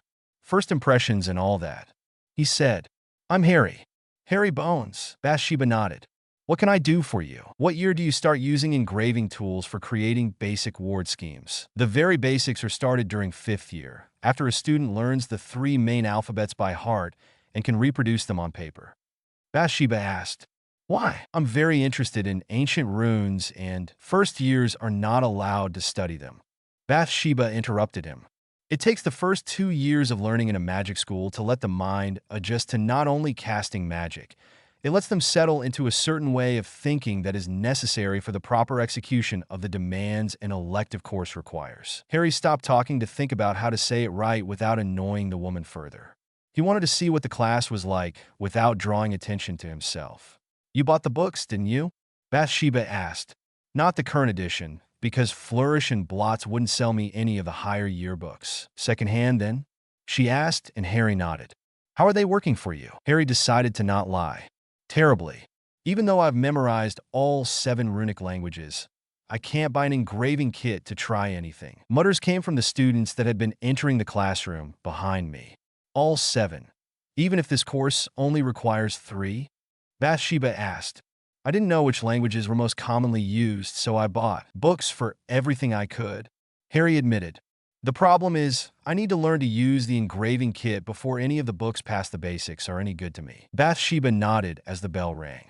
"They are written specifically that way to stop amateurs from blowing themselves up or their house." "But no buts, Mr. Bones," Bathsheba said and waved me towards the door.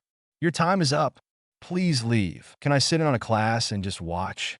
I promise to do nothing except sit in the corner. Having you learn by secondhand is even worse than teaching someone so young directly, Bathsheba said, and stood to take him by the arm.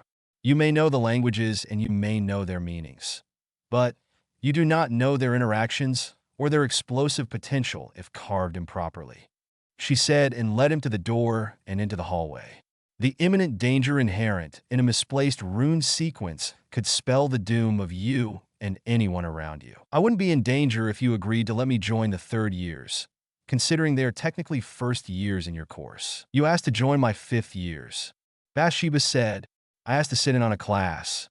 You assumed I meant this one, Harry said, and immediately knew it had been a mistake to point out that she was wrong.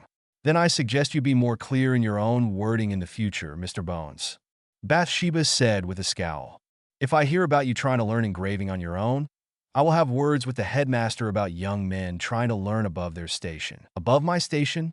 Harry asked, and the woman's face lost the scowl. My mother is the head of the DMLE. She would be very interested to know that a member of her family is below the station of a teacher. Bathsheba let out a sigh. I apologize for my comment. I misspoke. I don't believe you did, and none of your students in the class, especially the Slytherins, believe you did, either, Harry said, and she looked back into the classroom to see everyone staring at her. You should keep your word and take your concerns about me to the headmaster, considering you just heard about me wanting to learn engraving. Bathsheba turned back to face him. I meant after this. Really? Then I suggest you be more clear in your wording in the future, Professor. Harry parroted her words back at her, and she pursed her lips. Let me be clear. I'm going to learn ancient runes, and you are not going to stop me, despite my station. I came to you and asked politely. I was willing to do anything you wanted me to do to learn. I was even going to offer you money for extra lessons. The chattering from inside the classroom picked up at Harry's words. All you had to do was listen and keep an open mind. You didn't. You had already made your decision before I even opened my mouth, Harry said, and saw he was right by the look on her face. That's your fault, not mine. I came to this school to learn, and I am going to learn. You have no right to tell me I can't. I am the ancient runes teacher, Bathsheba said. Harry smiled. Yes, but you yourself said first years are not allowed to study them. Since you are not my teacher and have no authority over me, you cannot tell me I can't learn it. Bathsheba opened her mouth to refute the young man and realized she couldn't. If she agreed to take him on as a student in order to tell him he can't learn, she would be contradicting herself, because he would be her student and she wouldn't be teaching him. If he wasn't her student, then she really had no authority over him. I hope you have a good afternoon, Harry said and walked away. Say hello to the headmaster for me. Quest partially failed. Discover the teacher for ancient runes and somehow talk your way into the classes. Partial failure. No access to ancient runes classroom. Full access to students. Must buy study materials at price X2. Hidden quest. Earned Bathsheba Babbling's trust failed. Reduced reputation with Bathsheba Babbling. Debuff of 25% to learning ancient runes. Harry went to the school's library and approached the librarian. Excuse me, Madam Pants, he said in a whisper. My name is Harry Bones. I love libraries. I've helped care for 2 of them while growing up. They've been my refuge, my shelter, and opened my mind to all of the possibilities that are locked between a book's covers. Madam Irma Pants initially thought the handsome boy was making fun of her, until he said that last sentence. It's nice to meet you, Mr. Bones. Reputation with Irma Pants increased. Before I was adopted by my mother, she did a form of magical transportation that shocked me, Harry said with as much sincerity as he could. She told me it was called apparition. Irma nodded. Go on. Would you happen to know of a book that describes what I went through? I know I can't have lessons until the end of 6th year or get my license until I'm 17. Harry said, and she nodded again. That's all I know. I would appreciate if you could help me find out as much as possible about it. Irma gave him a calculating look for several moments. It is a very advanced concept to grasp, and you are to never attempt implementing it until you have a license. Being squeezed through a straw isn't something I ever want to feel again, Harry said in a harsh whisper. It was really weird. Acting skill check passed. Irma smiled and stood. Follow me, young man. I know just the book for you. Thank you, Madam Pants, Harry said and eagerly followed her. The sea of books almost made his eyes water as he desperately tried to dismiss all of the pop-ups that contained the book names and detailed descriptions. Irma came to a stop and reached up to a high shelf to grab a book. "This will be my first book from the school's library," Harry said with reverence to cover up him wiping the tears from his stinging eyes. Acting skill check passed. When Irma looked at Harry's slightly wet face, she felt her heart flutter a bit. "Let's find you a quiet table to read," she whispered and put a hand on his shoulder to lead him to one of the desks that were barely ever used, because it was near her own desk. "No one uses this space." "Thank you," Harry said and sat down. He made a show of drying his hands off and showed them to her, which made Irma like him a little bit more. She handed him the book and went to her own desk to subtly watch him read his first school library book. Harry flipped the pages very slowly and carefully, even with his speed reading nearing the max level. He could almost feel the librarian's eyes on him as he read the book. Thankfully, it wasn't a very long book at barely 100 pages. He flipped the last page and then carefully closed the book to rest it on the desk as he lightly rubbed the cover. Bonus automatic quest completed. Learn to apparate on your own. You have read an extensive book about the method of travel, the procedures to follow to perform it and gain a license, and what to expect if anything goes wrong when you don't concentrate. Reward: instantaneous movement from one place to another, 10,000 XP. 1 free skill upgrade. Child bonus X2 XP. You have learned a new skill, apparition. You can now teleport instantly to any location you remember or can visualize. Distance traveled is limited by the magic spent. Harry didn't hesitate when he chose what skill to upgrade. Basic Ancient Runes, level 25, has been upgraded to Ancient Runes, level 25. For bypassing an intentional flaw in the learning of this skill, you have gained a 50% bonus to learning Ancient Runes. Level restrictions still in effect. Skill book restrictions still in effect. Please learn to use an engraver's toolkit to unlock restrictions. What did you think? Irma Pants asked in a soft whisper.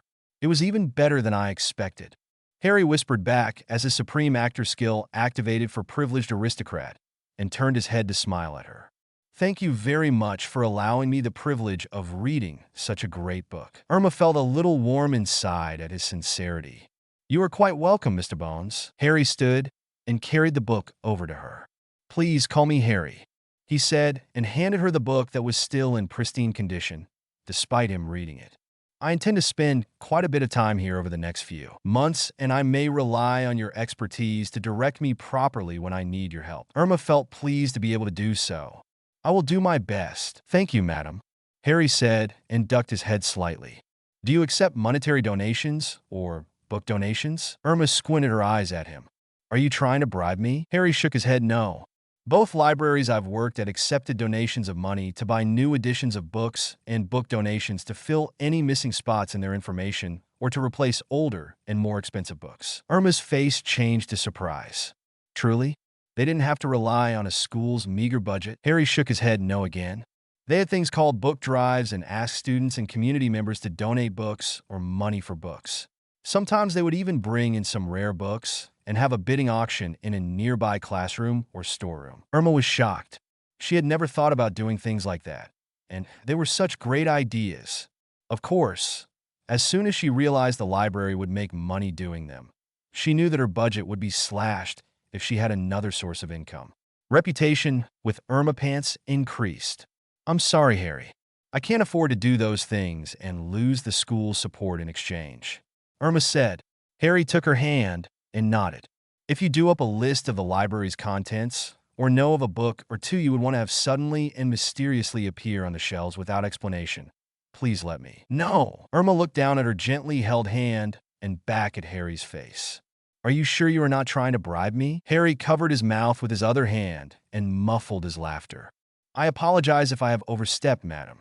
The last librarian I worked for, well, she and I had an odd relationship." Irma couldn't stop her smile.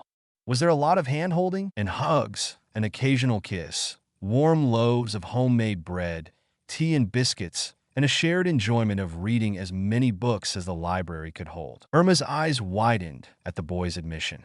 "Surely, you don't expect me to be like her?" "No, madam," Harry said and let her hand go. I only expect to build another beneficial relationship with another accomplished librarian over time, as I have twice before. Irma nodded. I look forward to it, Harry. As do I, Harry said and checked his watch. I'm going to be late for my meeting with my head of house. Will you excuse me? Irma nodded again. Harry gave her a little wave as he left the school's library. He felt his acting skill disengage, and he wondered why it kept changing automatically.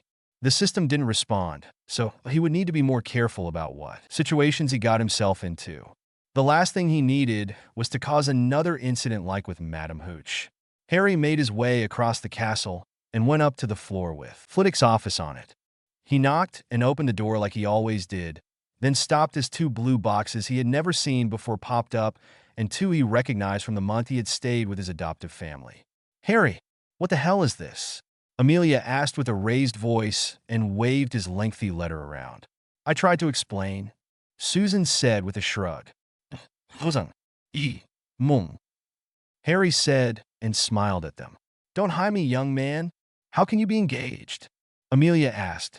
You just started school? We would like to know as well. A distinct accent from India said. Mr. Patil, Mrs. Patil.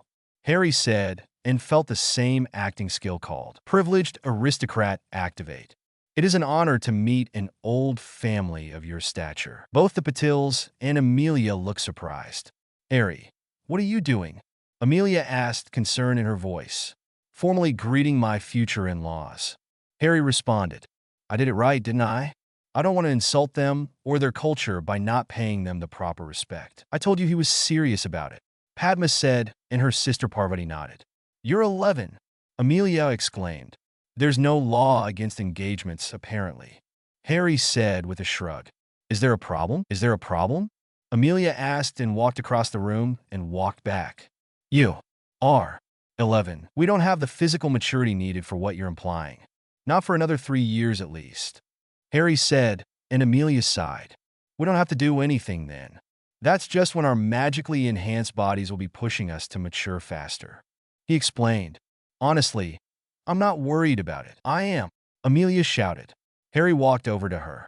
Mom! Amelia put her arms around him to hug him tightly, like she had every day he had been at the manor. Don't worry about me being in a loveless marriage or something. We already care a lot about each other, and I already gave her an engagement ring, Harry said, and Padma showed it off.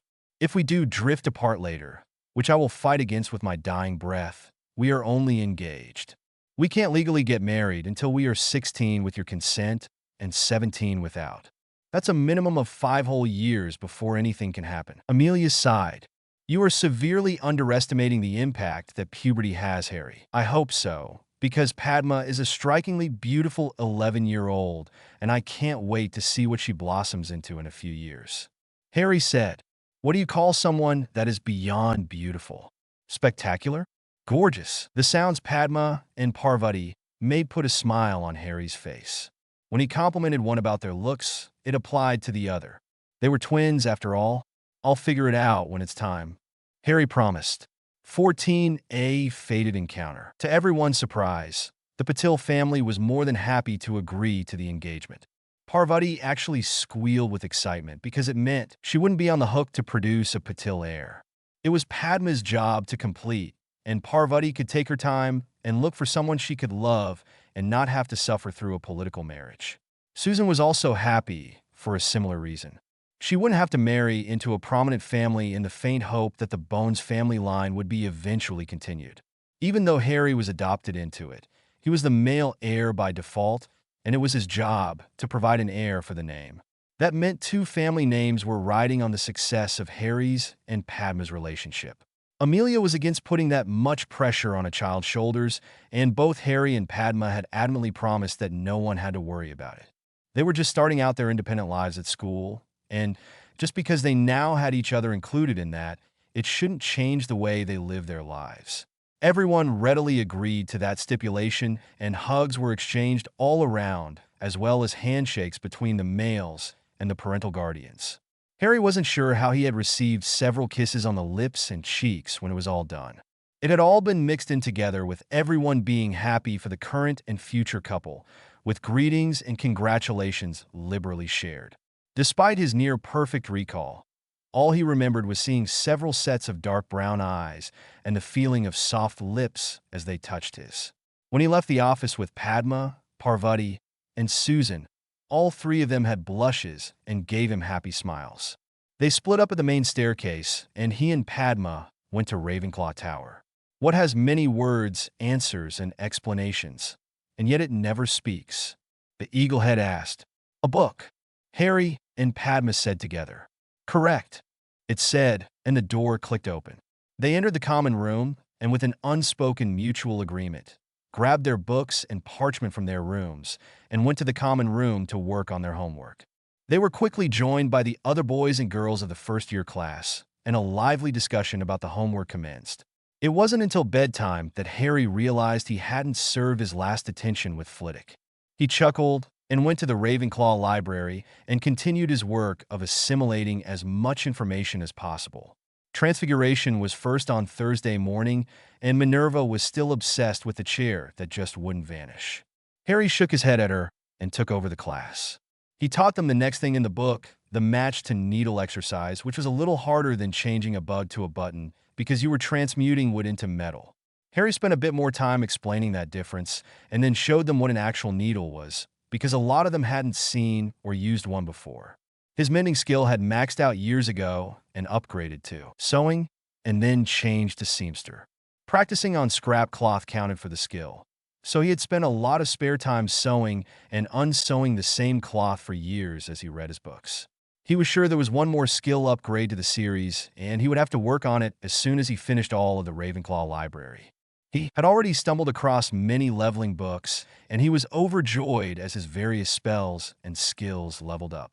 He had nearly everything leveled up to the top of their normal stages, which meant the master levels for his skills would be next. Arithmancy combined with his mathematician skill, potions combined with his top chef skill, defense against the dark arts, history of magic combined with his history professor skill, transfiguration, astronomy, care of magical creatures that combined his previous zoologist skill and various animal biology skills. The hilarious Muggle studies skill, it was maxed after a single book, thanks to his Muggle life and flying. Surprisingly, he had found books on several subjects that were not taught at Hogwarts in their own classes, namely art, music, magical theory, Muggle art, Muggle music, alchemy, and ancient studies.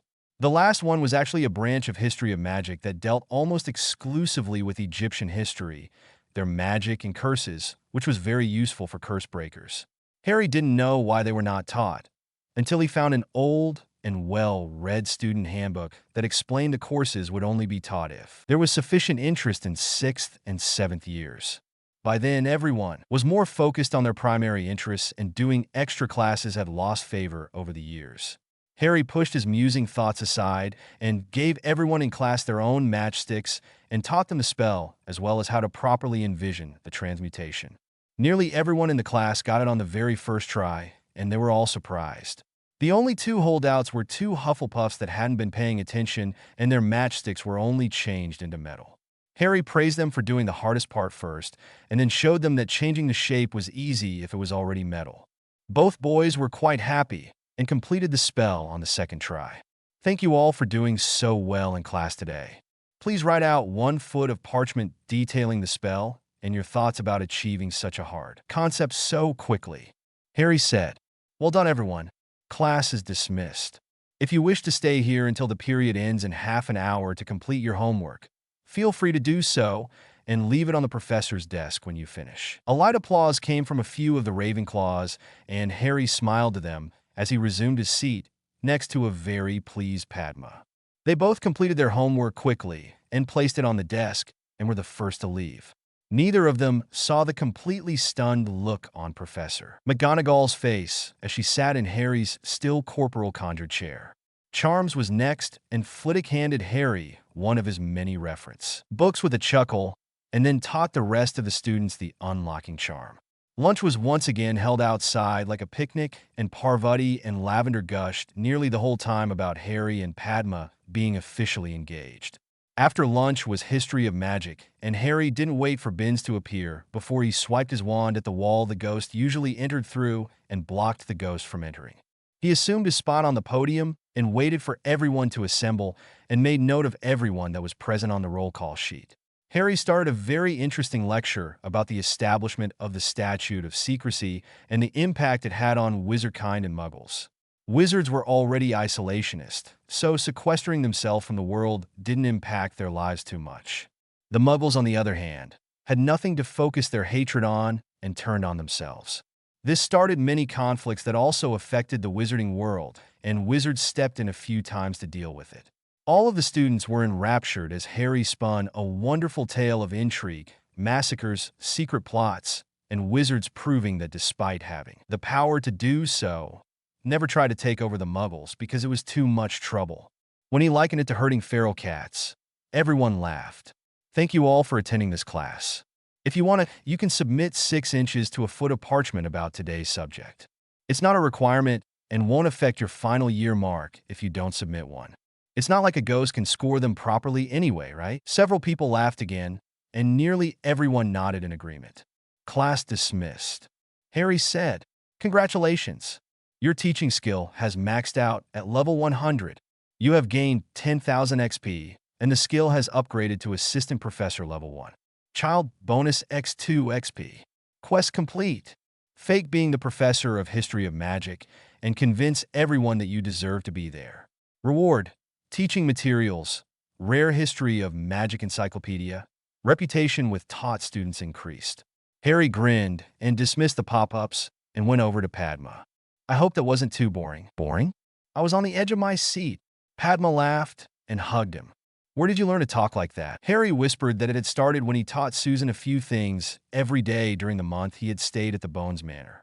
They had both wanted to get ahead before going to school, and he hadn't realized how much he had inadvertently picked up after reading so much.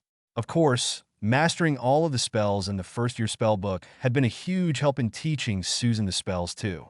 "You're going to have to show me your library someday," Padma whispered as they left the classroom. "Show you? It's going to be your library too," Harry said, and she let out a surprise sound before she kissed his cheek. They were free until supper time and spent the time with their classmates and talked about what the next day of classes was going to be like. It would be their first potions class in the afternoon, and Harry couldn't wait to see if the teacher was as sour as he looked, and the rumors said he was. He just hoped that his superior cooking skills that had folded in under his potion skill would be enough to impress the man. Charms and herbology classes Friday morning passed by like smoke, as did lunch. Harry, Padma, and the other Ravenclaws went to the dungeons and met up with the Hufflepuffs for potions class that afternoon. They waited in the hallway until the door opened by itself. Everyone exchanged looks and filed inside. They all found their seats, intermixing their two houses liberally, as Harry and Padma sat at the front table and Susan and Hannah sat at the table behind them. The potions professor, named Severus Snape, strode into the room, and his robes billowed out behind him as the door closed on its own. He went to the front of the class and whipped around as he gave everyone a good glare. "You are here to learn the subtle science and exacting art of potion making. As there is little foolish wand waving in this class, many of you will hardly believe this is actually magic. I don't expect you to fully understand the beauty of the softly simmering cauldron with its shimmering fumes or the delicate power of liquids that can creep through your veins. It can bewitch the mind and ensnare the senses. I can teach you how to bottle fame, brew glory, and even put a stopper in death, if you're not a bunch of dunderheads like I usually have to teach." Everyone was deathly quiet after that long speech and the insult at the end. Harry immediately thought that insulting students as soon as you meet them was not going to make them like you. He glanced around and saw a lot of unhappy faces and looked back at the professor, only to see that he was actually smiling. "He wants us to hate him," Harry thought. Why would he? Oh, he had immediately worked out that the professor didn't want anyone approaching him for extra help. If everyone knows he is unfriendly, then they leave him alone and don't bother him. Snape did the roll call and then spoke. "Before we start, have any of you idiots actually read the assigned book, Magical Drafts and Potions?" 12 hands went up, one of which was Harry's. Susan's and Padma's were up as well. "If you only read the first few pages, put your hand down," Snape said, and 4 students did. "If you only read half of it, put your hand down," he said, and 2 people did. "If you did not read the whole thing, put your hand down." 3 more students put their hands down, and that left Harry, Susan, and Padma. "I despise suck-ups. Snape said with a sneer. Susan let out a soft squeak sound and put her hand down. Padma's hand slowly lowered as well, and only Harry left his hand up. Did you mishear me? Snape asked. No, sir. Harry said, and felt the petulant aristocrat acting mode kick in and didn't fight against it. Each question made people put their hands down if they met the requirement. Part of the book. Half of the book. All of the book. Suck up. I meet none of those requirements. Both Padma and Susan sucked in sharp breaths at that, because they hadn't realized what dropping their hand meant. They couldn't put their hands back up now, though. So, at least one of you was listening. Snape said, have you read anything else? Advanced Potion Making, 1,000 Magical Herbs and Fungi, a generic potion ingredient encyclopedia, and a collection of over 300 recipes in cookery, physique, and surgery. Harry said, and Snape's eyes widened slightly. I also read 12 different guides on potion making, 60 periodicals on potion updates, and on average about 4 previous editions of each of the books and guides I've mentioned. Complete silence greeted Harry's statement, and he kept his hand up. Snape had a completely blank look on his face as his eyes shifted slightly and locked onto Harry's. Warning. Foreign presence detected. Light mental probing attack has been blocked. Gamer mind unaffected. Harry barely managed to keep a straight face when he read the notice. He attacked me with his mind? Can I attack back in the same way? You do not have a sufficient skill to accomplish that action. Harry stopped his growl of frustration before it escaped. He would need to do more research and would scour both Ravenclaw and school libraries if he had to. New quest. Find out what Severus Snape has tried to do without revealing that you know what he has done. Time limit. 1 week, the next potion class. Reward, mental prowess skill, knowledge of rare magic, 2000 XP. Failure. Remain ignorant, suffer daily mental attacks from multiple sources, 25% chance to have secrets exposed. Accept quest? Yes. I can't let that failure happen automatically. Harry thought, angrily. No one can know about me. He couldn't let Snape know he knew what was going on. So Harry changed his petulant aristocrat to confused student, the same one he used in elementary school. Is there something wrong, Professor? Harry asked and put his hand down with a confused look on his face. Was I not supposed to read so much? Snape snapped out of his trance-like state. It's all right, Mr. Bones. I was just surprised someone bothered to do so much research. I'm a Ravenclaw and research is what I do. As soon as I found out I was a wizard, I bought as many books as I could. Harry admitted. He really did. Susan whispered to Hannah. The first potion we will brew is to cure boils. Snape said and managed to not glare at the boy that had rebuffed his legitimacy probe. He gave a small explanation, said the ingredients were in the store cupboard, and waved his wand at the chalkboard to show a copy of the recipe that was in the book. Harry refused to do any of the variations he knew of the recipe, just because he didn't want the professor to single him out. He had to find out what had happened, and he didn't have a whole lot of time to do it. 15. A massive headache. Harry left Padma with her sister and went back to the Ravenclaw common room. He had some things to work out and needed some time to think. He entered the Ravenclaw library and went to the spot he had stopped at the night before. There were several other students browsing the books, and he couldn't store them like he wanted. So he started doing it the way he used to, by hand. It took a lot longer to do it that way, and Harry didn't mind because it gave him the time he needed to think. He spent the remaining time before supper there and barely leveled anything. He met up with Padma once more and made it through supper with only a small headache. After supper, Harry and Padma gathered with the other Ravenclaws in the common room, and they did their remaining homework for the week. A few of them joked about doing his assigned homework, and he laughed with them. It really had been a bit pretentious for him to ask them for homework, except he was emulating the other professors he had watched during the week. They finished up and it was getting late, so he bid everyone a good night and went to bed. Unlike before, he chose to take his 4 hours right away. When he woke, no one else was up, so he went down into the common room and into the Ravenclaw library. He had about a third of it left, and he knew that unless he took a drastic step, he wasn't going to complete his sorting quest in time. So, despite how big of a chance he was taking, Harry walked along the remaining length of the library and stored every book that he hadn't touched yet. He made it to the very front of the library beside the niche entrance and felt the weight in his mind. He dropped to his knees and accepted every pop-up that appeared. His vision started to blur as every single one of his magical world skills maxed out and upgraded. The mass of confirmation pop-ups, XP gains, bonuses for each skill topping out, and each changing to the master version, made his barely coping mind blank out, and he collapsed onto the floor, unconscious. Harry, Padma's soft voice came to his ear. Hey, Harry, why are you asleep on the floor among a pile of books? Huh? Harry asked and opened his eyes. Ah! He groaned as a headache pounded inside his head. He tried to sit up and he couldn't do it. Padma helped him, and Harry blinked his eyes several times at the stacks and stacks of books around him. The pop-ups burned his eyes, and he closed them and took several deep breaths. When he opened his eyes again, he was able to dismiss the pop-ups and realize that half of the books he could see were actually his. Oops, Harry thought, and slowly stood. He gave Padma a sad smile.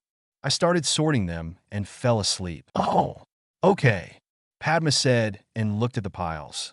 Do you want help putting them back on the shelves? No, thank you. I made the mess. I'll clean it up. Harry said, you go on and get something for breakfast. I'll be down later, and we can spend the day doing whatever you want. Padma gave him an odd look. What if I want to help you sort out the books? Harry chuckled, even though he didn't feel like laughing.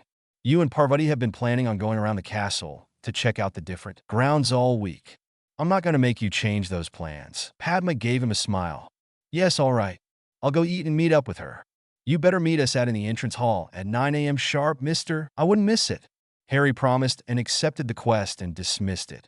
Padma left, and he waited for her to go through the door before he quickly took out a headache potion and downed it. When the pain in his head disappeared, he stored all of his own books and then filtered out the Ravenclaw library books and put them back onto their shelves using his inventory. Just in case anyone had been watching, he took out his wand and pretended to flick it at each stack, and then at the shelves he was putting them on to explain them disappearing and reappearing. He didn't sort them, though. He really would have to wait until tonight to do that. Harry was done 20 minutes later, and he left the common room to go to the entrance hall. He ate some food on the way, and he wasn't surprised to see Padma, Parvati, Lavender, Morag, and Lisa waiting for him. I feel so honored to be surrounded by such pretty girls, Harry said as he approached them. Several of the girls blushed, and Padma laughed. I told you he was a charmer, Padma said and took Harry's hand. We're heading over to the greenhouses first to check all 5 of them out. After that is the Black Lake, and then the Quidditch pitch. We won't be allowed to enter the Forbidden Forest, and the mountains are too far away to reach in a single day. But we can still look at them. Harry nodded in agreement, and their day of adventure started when they left through the large oak front doors of the castle. He looked at each pop-up as the group went to each new area. Apparently, he was exploring the grounds with each new spot, and there were 9 things in total. The greenhouses, the Black Lake, the Forbidden Forest, the Quidditch pitch, Hagrid's hut, the pumpkin patch, the Whomping Willow, the boathouse they arrived in, and the animal paddock. Congratulations! You have completely explored the grounds of Hogwarts Castle. 10,000 XP, generic map of the area, reputation with Hagrid increased. I'm beat, Lavender said and leaned heavily on Parvati.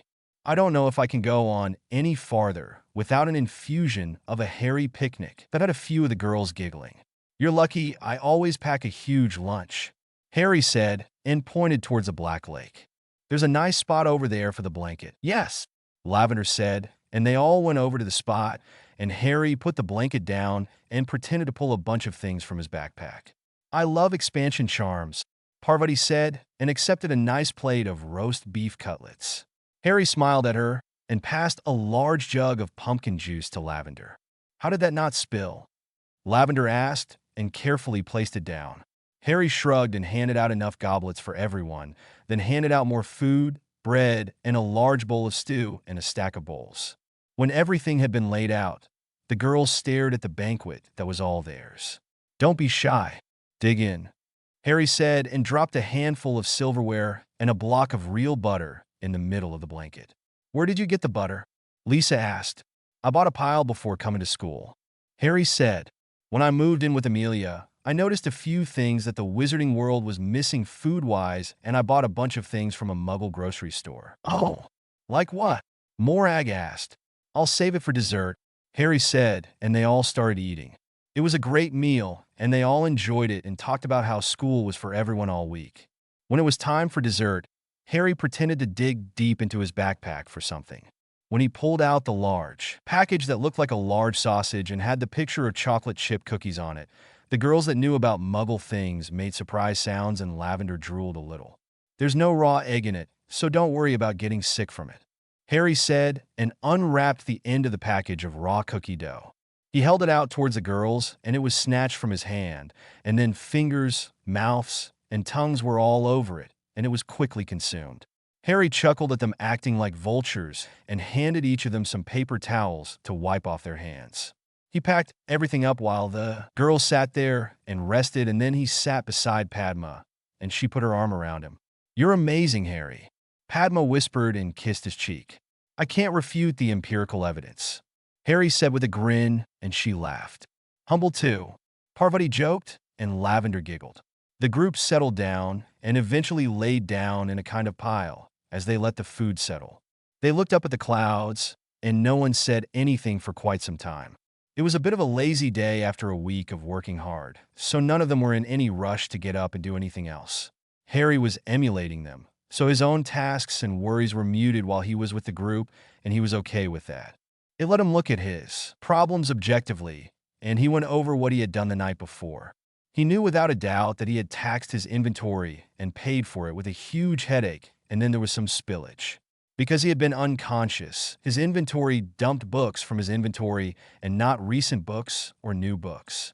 That meant his inventory had been nearly full, and his do a few shelves at a time technique had been the proper one to use to save himself from a headache, and he hadn't realized it.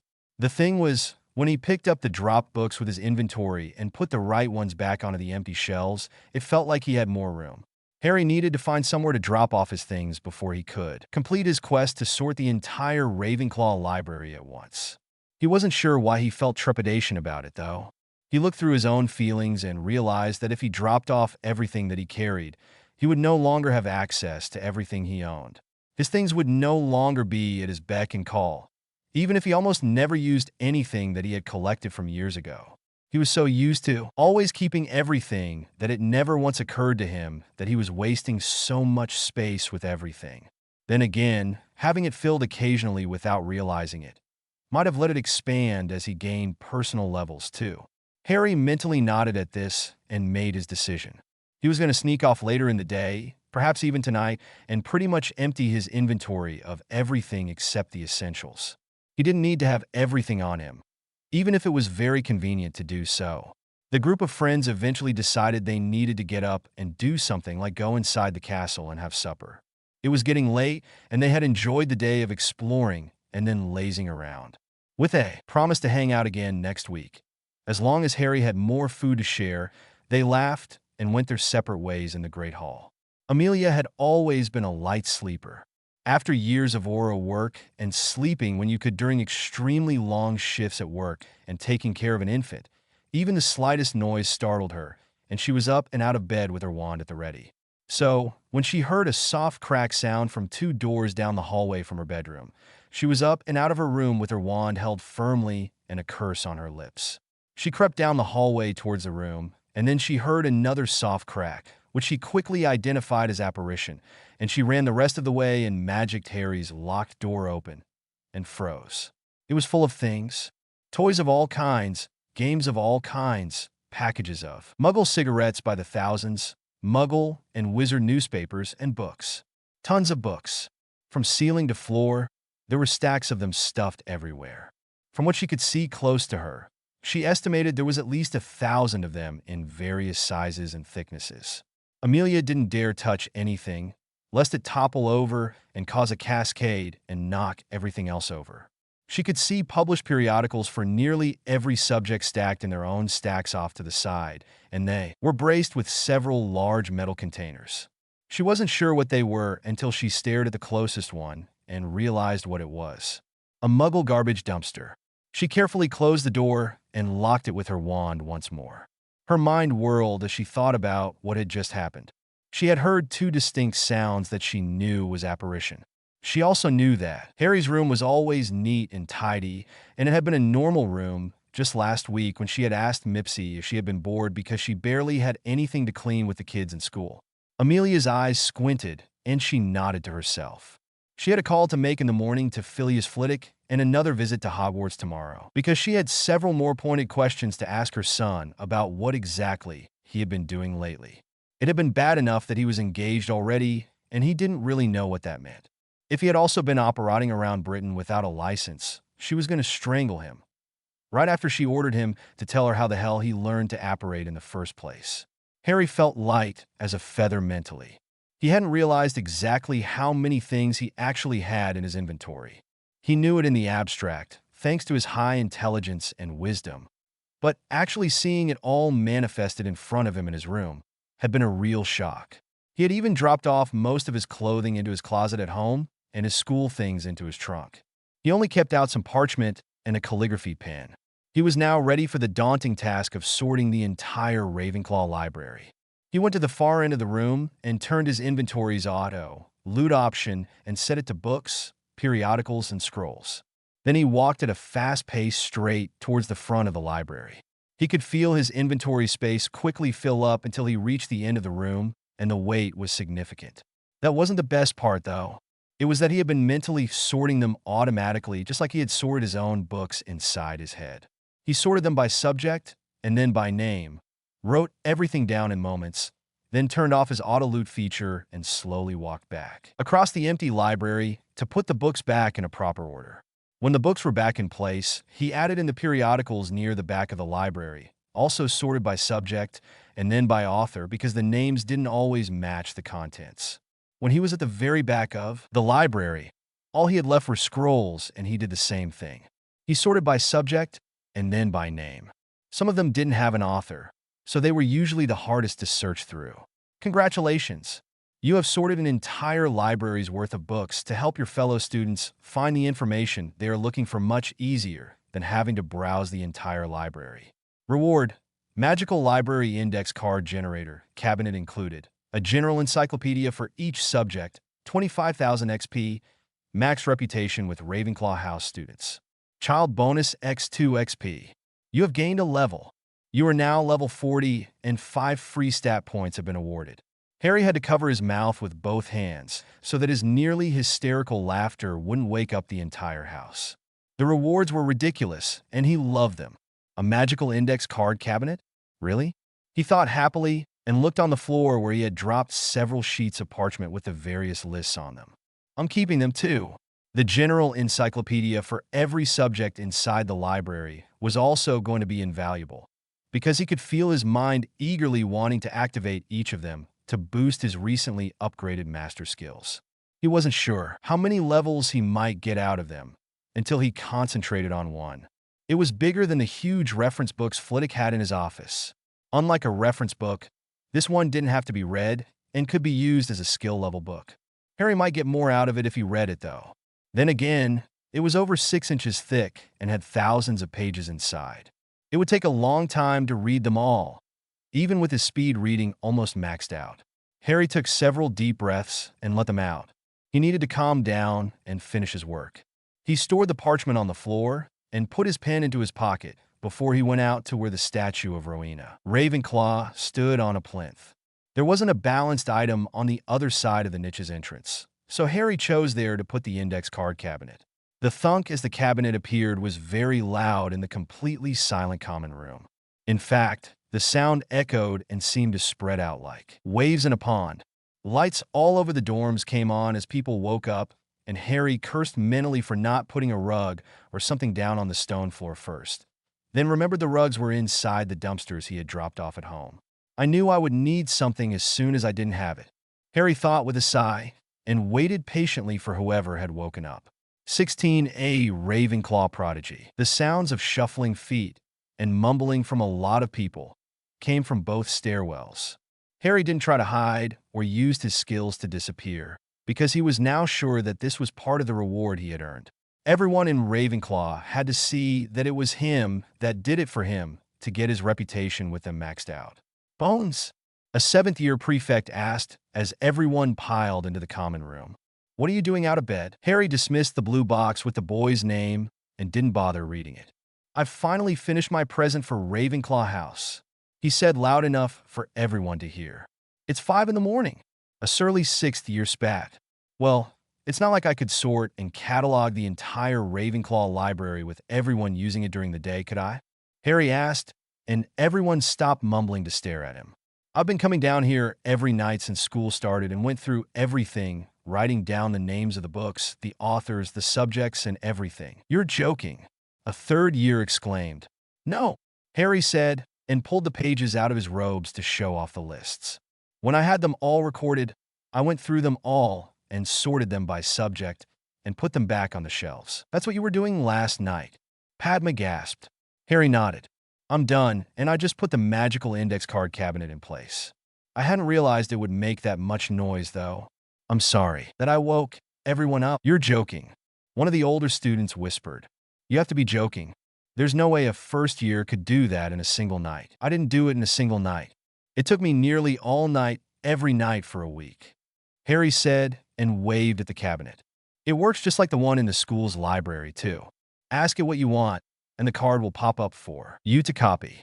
Follow the directions to get the book, periodical, or scroll that you need. Complete silence met his words, and he wasn't sure if they understood. Then the seventh-year girl he knew the name of Elisa stepped forward and stopped in front of the cabinet. Bubblehead charm. One of the drawers opened and a card slid out. Charm section, third row, top shelf, fifth book. Underwater charms used for exploration. Elisa read. No one said a word as she walked around the cabinet, and they all followed her into the library to the third row. She reached for the top shelf and counted to the fifth book. She pulled it out and showed everyone that it was the right book. I really love you, Padma yelled and pulled Harry into a hug and kissed him senseless. While Harry's mouth was being assaulted by Padma's tongue, the other students started to ask the magical cabinet for different things. It wasn't long before the entire house had books that they had searched for and couldn't find previously. Then everyone piled into the common room to read. Padma looked inordinately pleased as she snuggled up on a stunned Harry's lap and read the book that an older student had told her had great stories about ancient wizards from other countries that had visited Britain, one of which was from India. When 7:30 rolled around and breakfast was being served in the Great Hall, each and every student of the house walked by Harry and thanked him for giving them the best gift a bibliophile could ever ask for. Organized information that was easily searched through.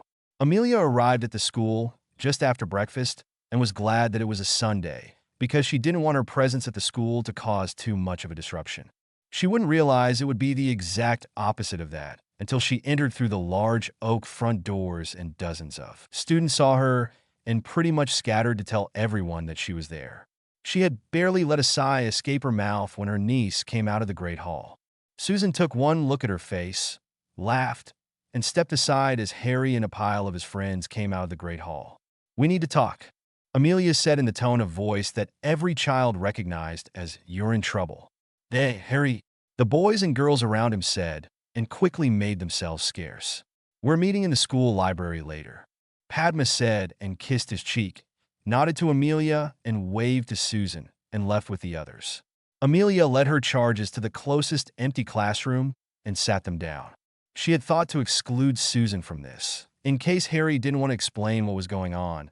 Then she decided that they were family, and if Harry was going to keep doing things like that, they all needed to know about it. She paced across the front of the classroom for a minute before she managed to arrange her thoughts into the proper order. Harry, I'm going to ask you a question. I want you to think very carefully about how to answer it, Amelia said, and tried to keep her face impassive.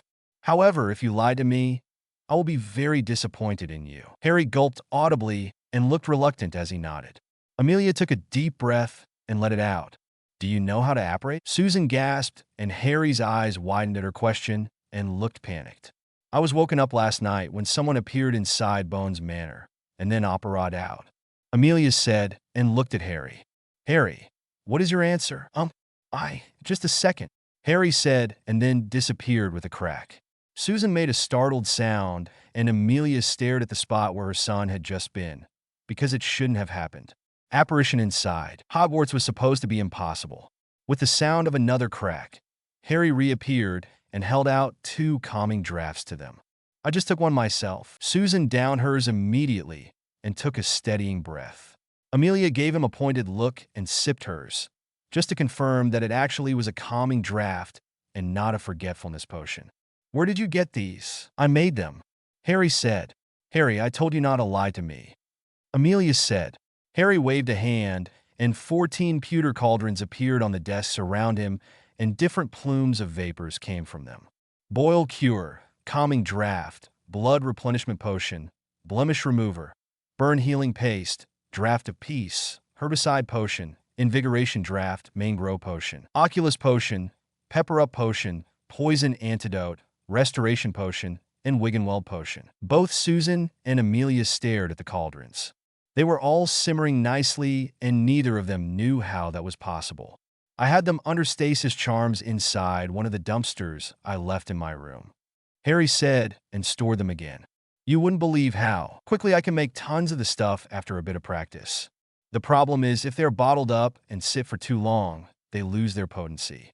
So, constantly simmering is best to keep them powerful and fresh. Amelia finished off the calming draft and sighed. How long? About 2 weeks before school.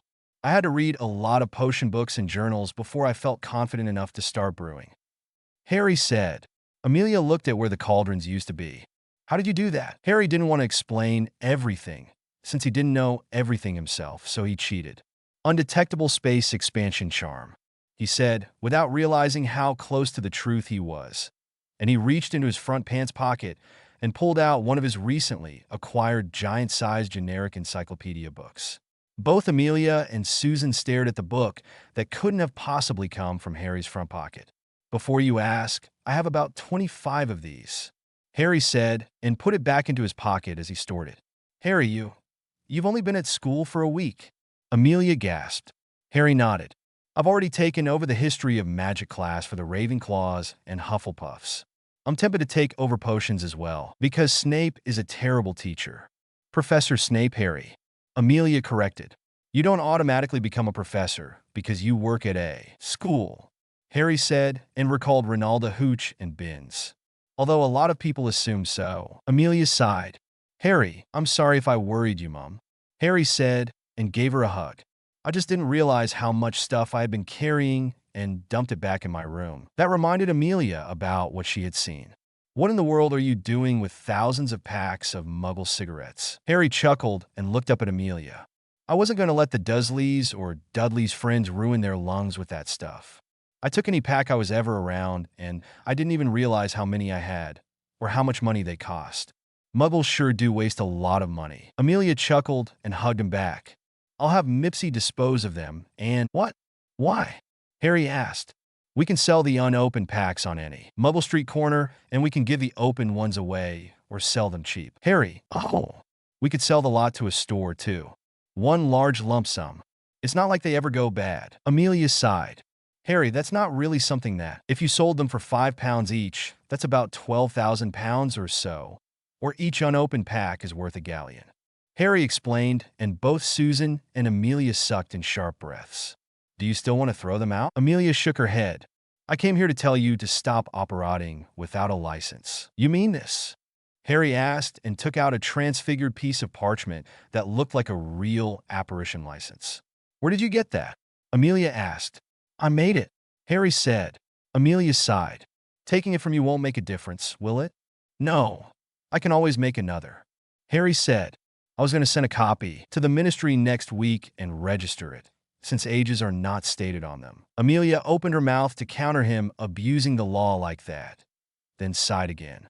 You're paying the fee yourself and making a donation to St. Mungo's. Harry smiled. I'd rather give them potions instead. I'll pick up more cauldrons and start making Skeel Grow next week when I have more time. Amelia nodded and let him go.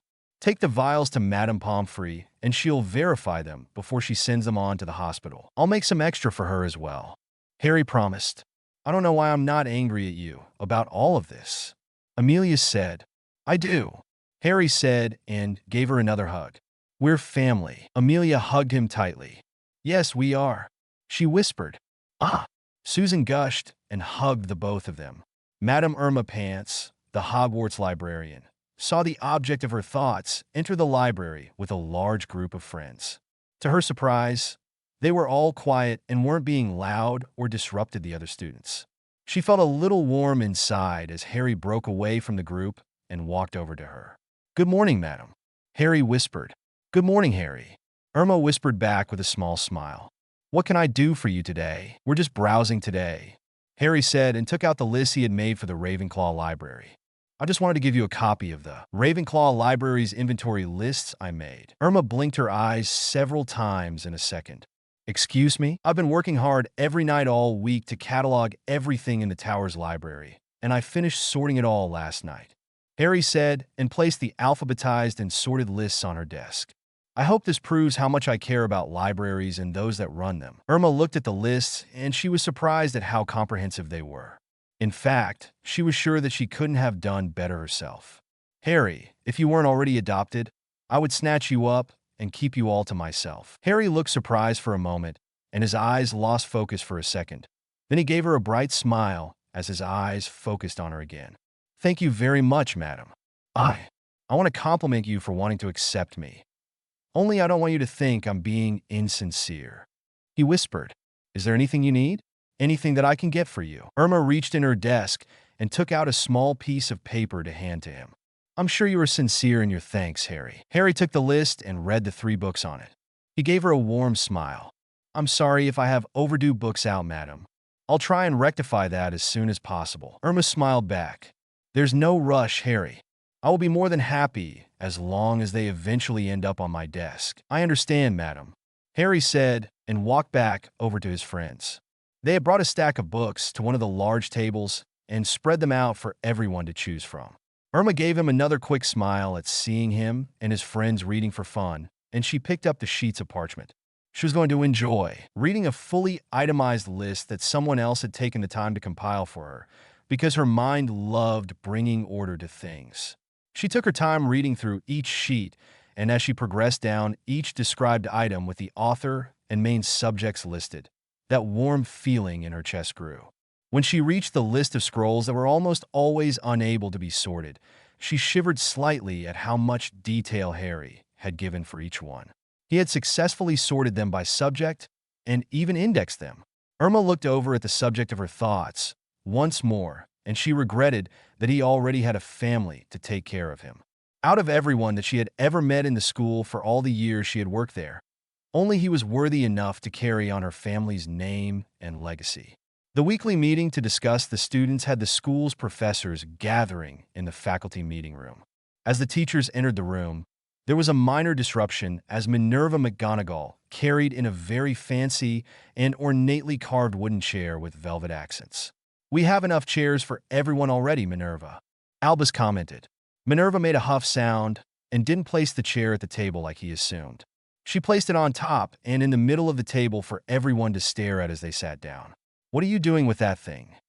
Snape asked her with his trademark sneer. "You'll see in a minute," Minerva said and motioned to Phileas Flitwick. "Can you cast diagnostic spells on that for me, please?" "Oh, is it cursed or something?" Phileas excitedly asked as he hopped up onto his own chair and started casting spells. "Something like that," Minerva said cryptically. Everyone waited while Phileas worked for several minutes. "I cannot detect anything, Minerva. It's just a chair," Phileas said disappointed. "I also determined that." Minerva said, "If you wouldn't mind, could you try to dispel it?" "Dispel it?" Albus asked, and she waved for him to be quiet. Phileas looked excited again and cast several spells at the chair. It didn't so much as flicker by the time he was done. "Nothing," he said and smiled at Minerva. "You've intrigued me, madam." Minerva chuckled and ran a hand over the seat of the chair. "Would it surprise you to learn that this chair that every spell I've tried that confirms it is an actual chair, was conjured?" Complete shock was on everyone's faces for several moments. Then there was a sudden flurry of spell casting as each teacher did their best to confirm that it was a real chair. Albus waited until everyone else was done before he tried and tested the chair himself. After a minute, he sat back and stared at the thing, just as everyone else was. "How is that possible?" someone asked in a whisper. "I don't know," Minerva admitted. "It technically shouldn't be possible." "Where did it come from?" Phileas asked.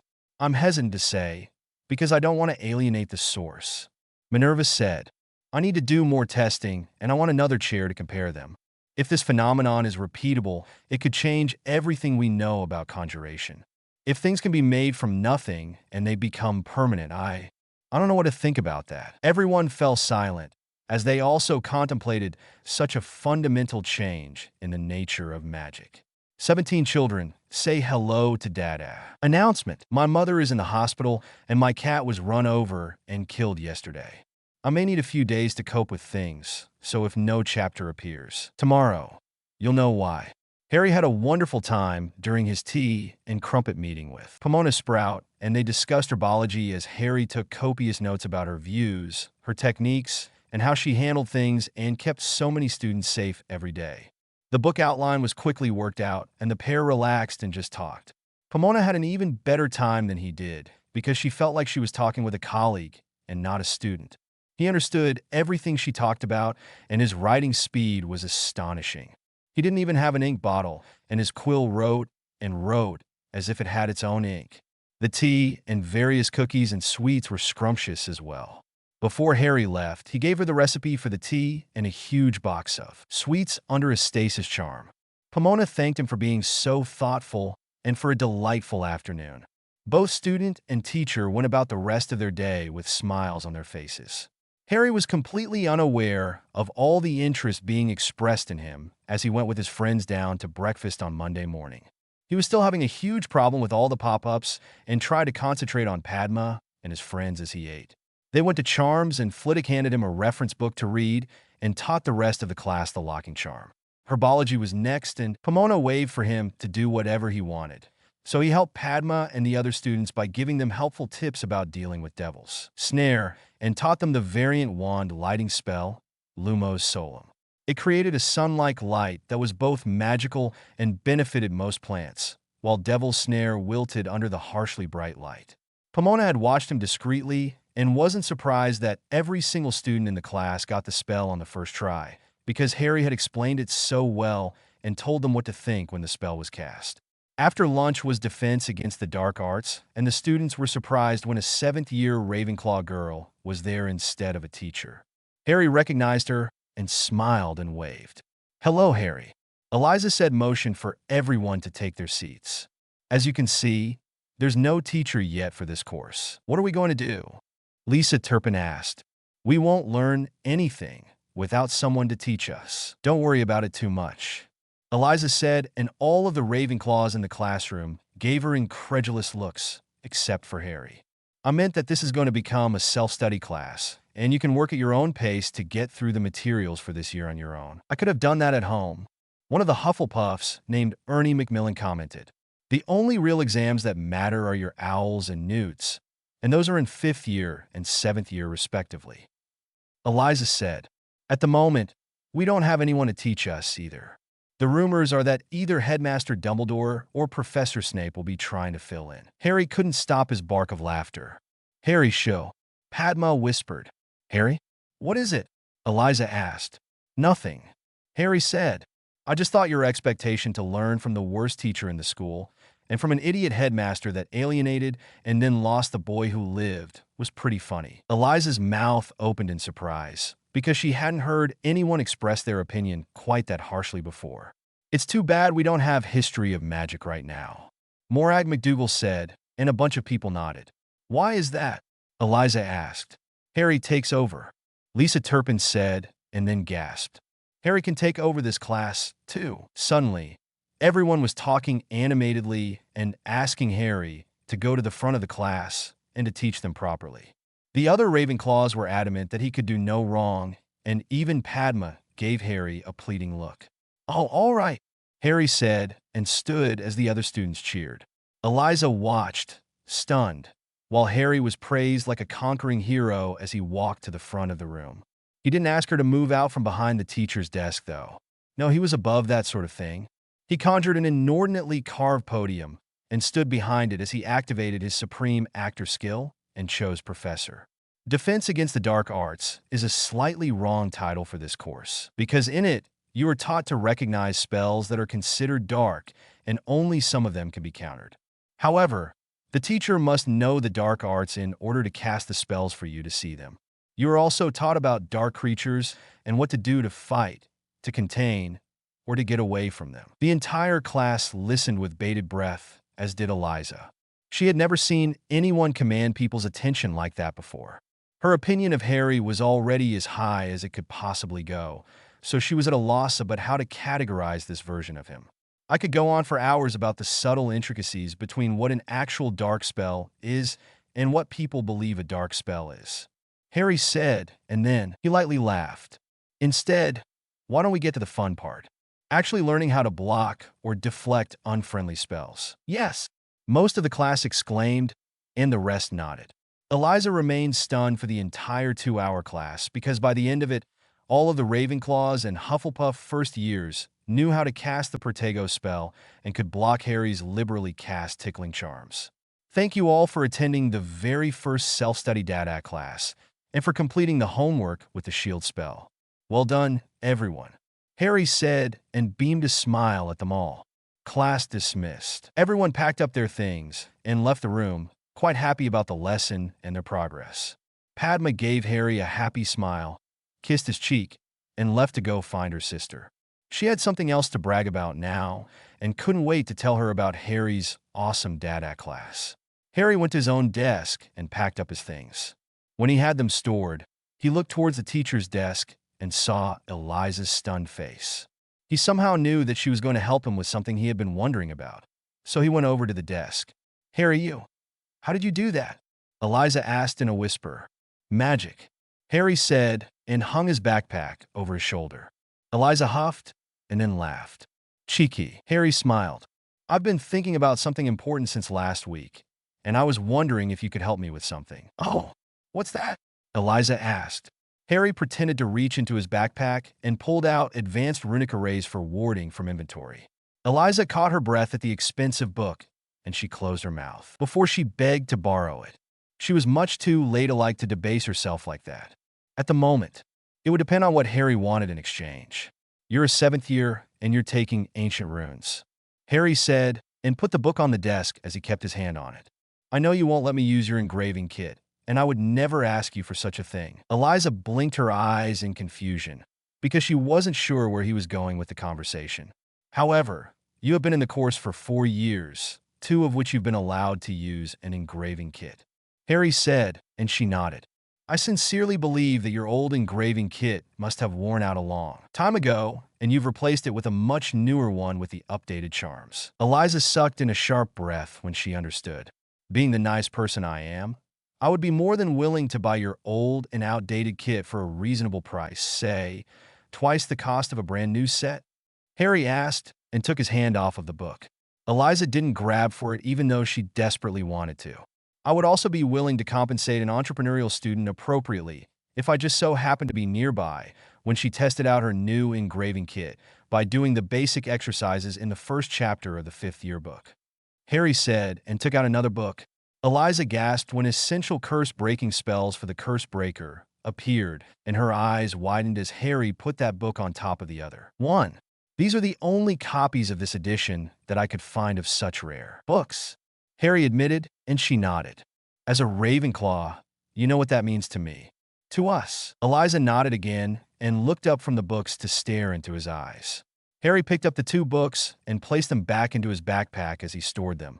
Then he dropped a small sack of galleons onto the desk.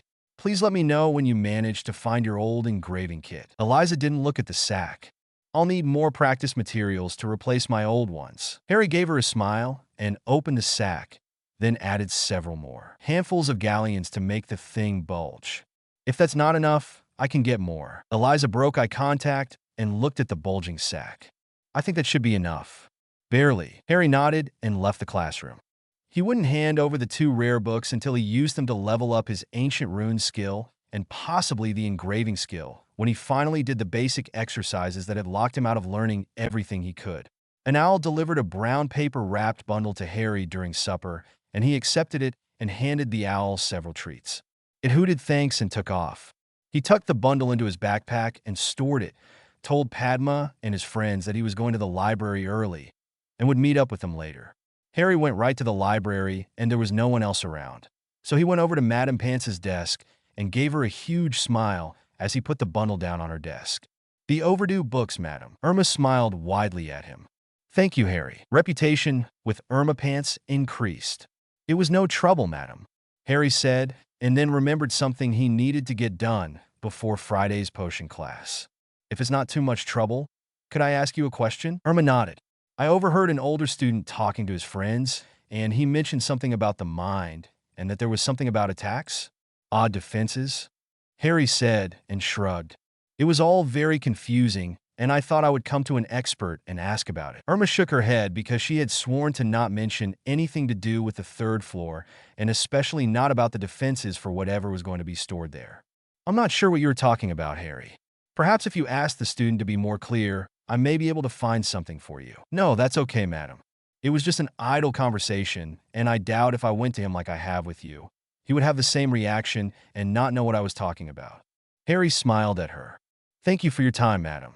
Have a great day." "You too, Harry," Irma said, and watched him walk away towards the closest aisle.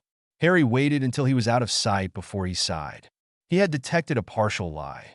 So she knew something about what he wanted, which meant the information had to be in the library somewhere.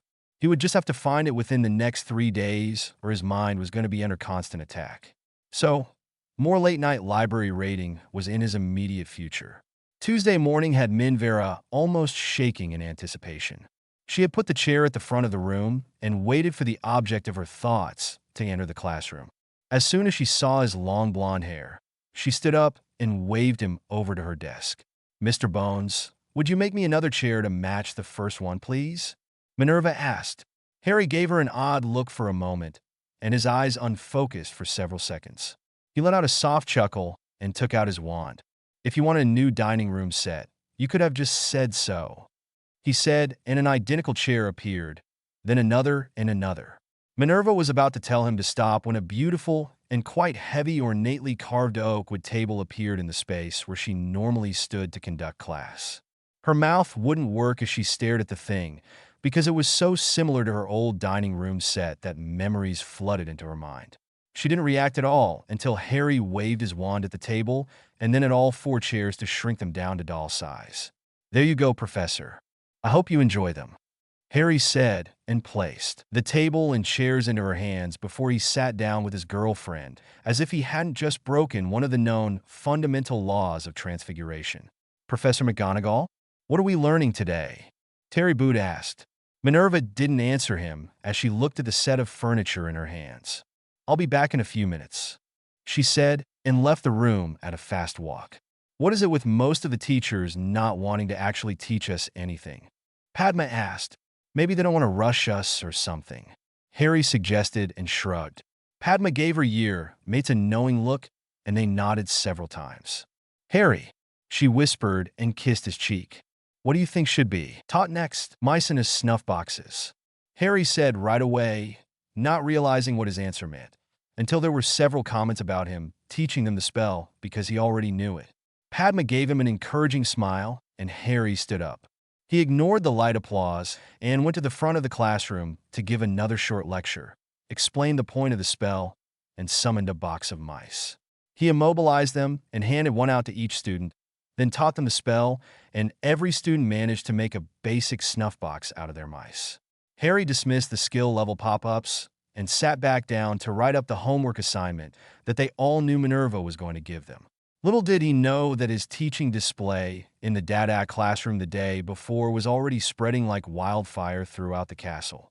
The rumors ran rampant, and confirmation from a 7th-year girl that had monitored the class gave the rumors legitimacy. The school now had a brand new defense against the dark arts teacher that was the son of the head of the Department of Magical Law Enforcement. Harry Bones, 18, another deserved headache. Harry kept studying Flitwick's reference books in Charms class as the short professor continued to teach the locking and unlocking spells. He wanted them to be able to do them proficiently before he moved on. Lunch was next, and it was spent out by the Black Lake at their spot. Only it was starting to get crowded as more students showed up and brought their own food. After lunch was History of Magic, and unlike many of the other students, the first years actually looked forward to it. Harry was a great teacher, and they had fun as he talked, and then showed displays of magic used during some of the conflicts. At one point, he even showed a mock battle using matchsticks transfigured into little goblins and wizards. There was a short free period next, and then flying, which Harry wasn't allowed to attend, so he bid Padma and his friends a good afternoon and went to the school's library. Irma Pan smiled and waved to him, and he waved back before he went to the next part of the library that he was storing and searching through. His master skills were rising steadily as he progressed across the library and absorbed different information from the books the school contained. The Ravenclaw library might have just as many books. The difference was they had been donated by other Ravenclaws after graduation, and it was fairly comprehensive. It wasn't as prolific as the school's library, however. Harry was also running out of time. He only had 2 days left before he would suffer the quest failure about finding out what Snape had done, and he was getting desperate. He mentally marked the books he would have to, read and absorbed as many books as he could while not drawing attention to himself. He was so distracted in his task that he didn't notice when Padma approached. "Hi, Harry," Padma said happily. "A.H." Harry gasped, and both rows of books on either side of the aisle disappeared. Padma's mouth dropped open from shock, and she stared at the completely empty shelves that used to hold hundreds of books. Harry took a deep breath and used the books he could to level his skills and spells, then waved a hand and put the books back. "I can explain." "Explain?" Padma asked. "I want you to do it again." Harry was stunned by her words for a moment. Then he took her hand, and they went to the next aisle. They had to wait for a minute before the older male student there walked away with a book. Once he was gone, Harry waved his hand and cleared out the entire section. Padma gasped, and her hand gripped his tightly. Where did they go? Undetectable expansion charm. Harry whispered and absorbed their knowledge before putting them back in the same order. He would have to come back tonight to get the books that were currently being used by other students if they didn't check them out. It was one of the downsides of using the library for information, actually. There was almost no way to have all of the books present at the same time. Padma nodded. No wonder you could organize the Ravenclaw library so quickly. Harry was a little surprised that she was so accepting of his ability. "I assume you're studying all of the books as much as you can, and that's why you can teach so well, despite only being a first year." Padma asked him, and he nodded. "Is there anything I can do to help? Your fiancé has requested to join your party and help you in your quests. Do you wish to add Padma Patil, Bones, to your party?" "Yes." Harry yelled mentally and felt happy that he could share this with someone. Installing party system. Installing. Installation failed. Gamer mind at insufficient level. Please upgrade completely to install the party system. Oh no! Harry shouted in his mind. How do I do that? Storage of entire school library should complete gamer mind. Harry, Padma asked with concern in her voice. Why do you look like you're in pain? I just figured out how you can help me. Harry said and looked at the time as he contemplated what he was going to do. It was supper time and there were still students around. I really should wait until tonight to do this, but I want you to cause a distraction. I need everyone to not be looking at the books for about 2 minutes. Padma looked at the shelves beside her and back at his face. You're not going to do what I think you're going to do, are you? Harry gave her a sheepish smile. It's the quickest way to do what I need to do. After that, I can share everything with you. Padma caught her breath. She was sure she knew what he meant, or could guess. It wasn't anything dirty, or so she hoped. By the look in his eyes, she knew he was being truthful and she wasn't going to disappoint him, not after proving that she could keep a secret. I'll see what I can do, Padma promised. Thank you, future wife, Harry said and gave her a quick kiss, right on the lips. Padma blushed and gave him a nod. Then she walked away with a purpose. Barely a minute later, there was a screaming shout about a fire and smoke entered the library. She's brilliant, Harry thought and walked to the center of the library. He easily saw everyone, even Madame Pants, run towards the library's entrance. Then the contents of the entire library disappeared.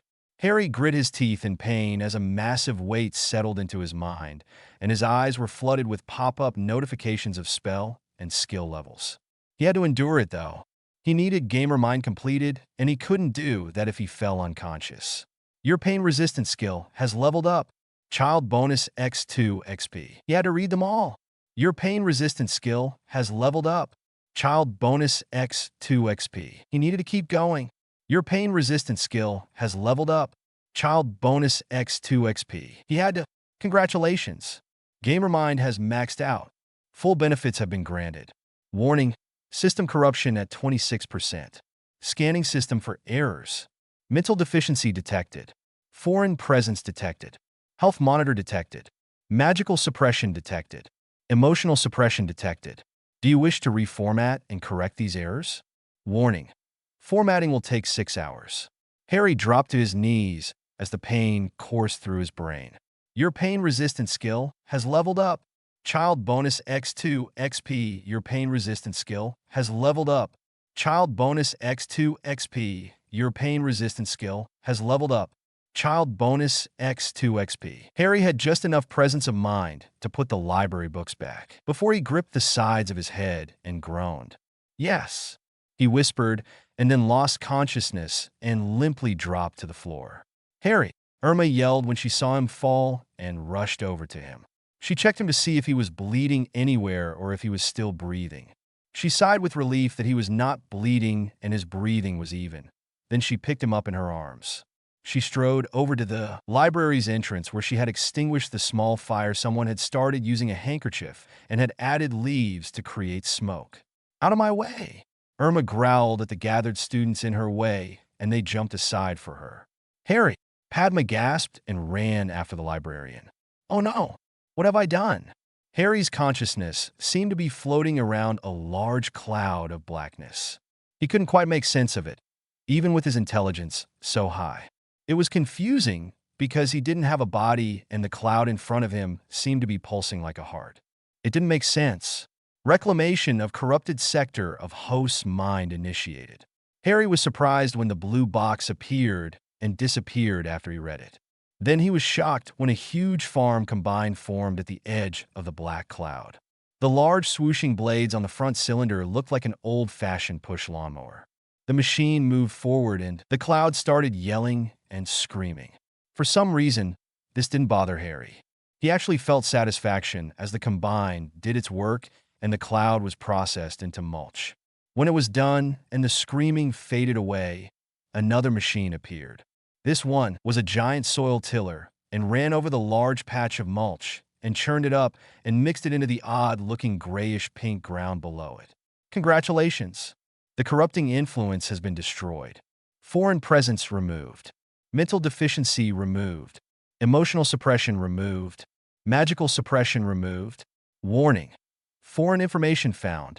Do you want to save this information or clear the space for new information? Harry was sure that whatever that knowledge was, it was going to be knowledge he didn't have before. As a Ravenclaw, he sought out information to better himself, so ignoring that information would be anathema to his mentality and well-being. Save it, Harry thought, even though he wasn't sure how he could think without having a body. Integrating information into current system storage. Integrating. Warning: mastered magic skills will become locked and will no longer be able to level. Continue with integration? Now that was a difficult question for Harry. He knew he had been close to leveling some of them up, thanks to the new library information. The problem was that there wasn't a level above master. Would locking them stop him from upgrading or altering them? Once a skill is max level, it becomes locked. If a new skill utilizes it, it becomes part of the new skill, and that can be leveled. Oh, I've done that a couple of times already, Harry thought. Thanks. Proceed with the integration. 4 hours remain until the procedure completes. Would you like to rest or play a game? Harry smiled, even though he didn't have a face at the moment. Let's play. Padma hadn't left Harry's side the entire time he had been unconscious. She had cried occasionally as well, because if she hadn't helped him, he wouldn't have hurt himself by storing the whole library. She was conflicted about that, because she somehow knew that if she had refused him, he wouldn't accept her help ever again. But because she helped him, he ended up in the hospital wing. Fresh tears came to Padma's eyes, and she let out a soft sob as she held onto Harry's limp hand. She sat there and tried to be strong for him, because he needed her, and she shouldn't show weakness like this.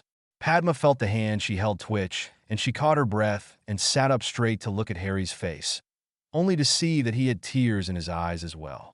I am so sorry to put you through that, Padma, Harry said, and held his arm open in a clear indication for a hug. Oh, Harry, Padma exclaimed and half jumped onto the bed to hug him tightly.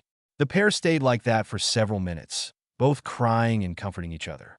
Miss Patil, if you will let go of the patient, I can check him over, Madame Pomfrey said. Padma didn't want to and whispered that to Harry, which made him smile, and she reluctantly let him go and sat back on the chair beside the bed. Madame Pomfrey cast several spells and checked his pulse and breathing before she nodded. It seems Mr. Bones just fainted from exhaustion, she said and looked at Harry. If you are feeling tired at all, you will go directly to bed, no matter what time of day it is. You need rest, and I will give you a note for the professors.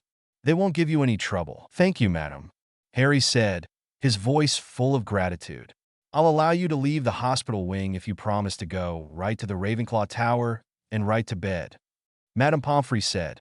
I will promise, as long as I am allowed to stop at the library first, Harry said. Madame Pants must be worried sick, just like Padma. Madame Pomfrey smiled and nodded. Miss Patil, ensure he makes it to bed. Yes, Madame Pomfrey, Padma said and helped Harry out of the bed. The two of them wiped at each other's faces, making each other laugh a little, and they held hands as they left the hospital wing. Irma Pants sat behind her desk and kept a stern look on her face, but it was just a facade. She was very worried about her favorite young man. It was almost time to close up the library for the night, and she still hadn't heard a word from Pomfrey about him. She had just resolved in her mind to give the healer a piece of her mind when Harry and Padma entered the library. Irma jerked in her seat because she wanted to run over to him and scoop him up into a hug to make sure he was okay. As if he knew what she wanted, Harry blushed as he approached her desk. He whispered something to Padma, who nodded and let his hand go. Harry walked around Irma's desk and took her into a tight hug. I'm so sorry to put you through that, Irma. Irma put her arms around him and hugged him back. I'm just glad you're okay. I'm better than that, Harry said and looked up at her. I have someone else that cares about me. Irma nodded as she ran a hand through his long hair. Are you putting this back into a ponytail? No, Harry said with a smile. Padma likes doing what you're doing too. Harry, Padma gasped and blushed. Irma let out a soft laugh and stopped combing his hair with her fingers. I assume Pomfrey ordered you to go straight to bed? Harry nodded. I agreed, as long as I could see you first. Irma smiled. Thank you, Harry. No, thank you, Harry said, and a very large and thick book suddenly appeared in his hands. I want you to have this. Irma gasped when she read the cover. A comprehensive information guide to all things magic. As far as she knew, no such book existed, and she had made it her mission to know of every book that existed. It's a little dry, as most books like this are, Harry said with a smile, and Irma nodded. On the plus side, it has everything in it. And I mean everything. Harry, I can't accept. Irma started to refuse. I have multiple copies, and I'm giving one to Padma, too, Harry said, and it was Padma's turn to gasp. I hope you enjoy it, and think of me whenever you read it. Irma accepted the surprisingly light book. Thank you, Harry. You don't have to worry about anyone taking it either. It's your book now, and everyone else sees gibberish, Harry said with a grin. Who knew the babbling potion worked for eyes, too? Irma let out another soft chuckle. You are just going to keep surprising people, aren't you? Only if they don't expect it, Harry said. Good night, Irma. Good night, Harry, Irma said, and waited until Harry and Padma, once again holding hands, left the library. She quickly ushered the last few students out and locked the doors. Then she went back to her desk and admired the book. The brand new book. The book that shouldn't exist. Irma sat down and relaxed as she opened it to the index of contents and sighed happily. She always did love an indexed and comprehensive list. 19 cleaning things up. Harry felt giddy as he and Padma reached the entrance to Ravenclaw Tower. I have lakes and rivers with no water. I have mountains with no rocks, and I have towns with roads but no buildings. What am I? The Eagle Knocker asked. Harry and Padma smiled at each other and spoke at the same time. A map. Correct, the Eagle Head said, and the door clicked open. As soon as the pair stepped into the common room, shouts and hollers greeted them, and they were swarmed by most of the Ravenclaw students. They all tried to talk at once, and everyone wanted their attention. Harry couldn't help the laugh that escaped his mouth. Everyone, please, take a breath. Most of them laughed as well and quieted down. Thank you all for your concern. Madame Pomfrey said it was just exhaustion. I'm fine now, thanks to Padma. Harry said, and Padma blushed. Without her help, I might still be in the library trying to cram as much information as possible into my head. You really shouldn't push yourself to learn so much all at once, Harry. Eliza said with a smile. You don't have to worry about that now. Harry said and smiled back. I've learned my lesson. A bunch of other students nodded. Harry, I just so happened to find my old engraving kit. Eliza said with a knowing smile. Why don't you and Padma join me in my room for a bit? You can watch me do some basic exercises with my new one. Harry smiled at her. We'd love to. Thank you, Eliza. The three of them went up to the very top of the tower and saw the seventh years had individual rooms. They were quite nice, and Eliza gave Harry her old engraving kit, and the pair sat down at her work table and did all of the exercises in the first chapter of the fifth year book. Ancient Runes learning block has been removed. Accessing archived knowledge. Upgrading skills. Upgrading done. You are now an Ancient Runes master. You can use any language as a base and create your own runes. Empowering them is as simple as breathing for you. 100% bonus to deciphering old or odd runic languages. 100% bonus to creation of new languages. Reward, 50,000 XP. You have gained a level. You are now level 49, and 5 free stat points have been awarded. What? 49? I must have missed a few when in the hospital wing. Harry thought as he stared at the pop-ups for only a second before he dismissed them and beamed a smile at Eliza. Thank you very much for such a perfect demonstration, Eliza. You will never know how much this has helped me on my path to become an enchanter. Eliza blushed and packed her engraving kit away. I think you can thank me by making me something whenever you get the chance to do so. Harry accepted the quest and already had something in mind for her.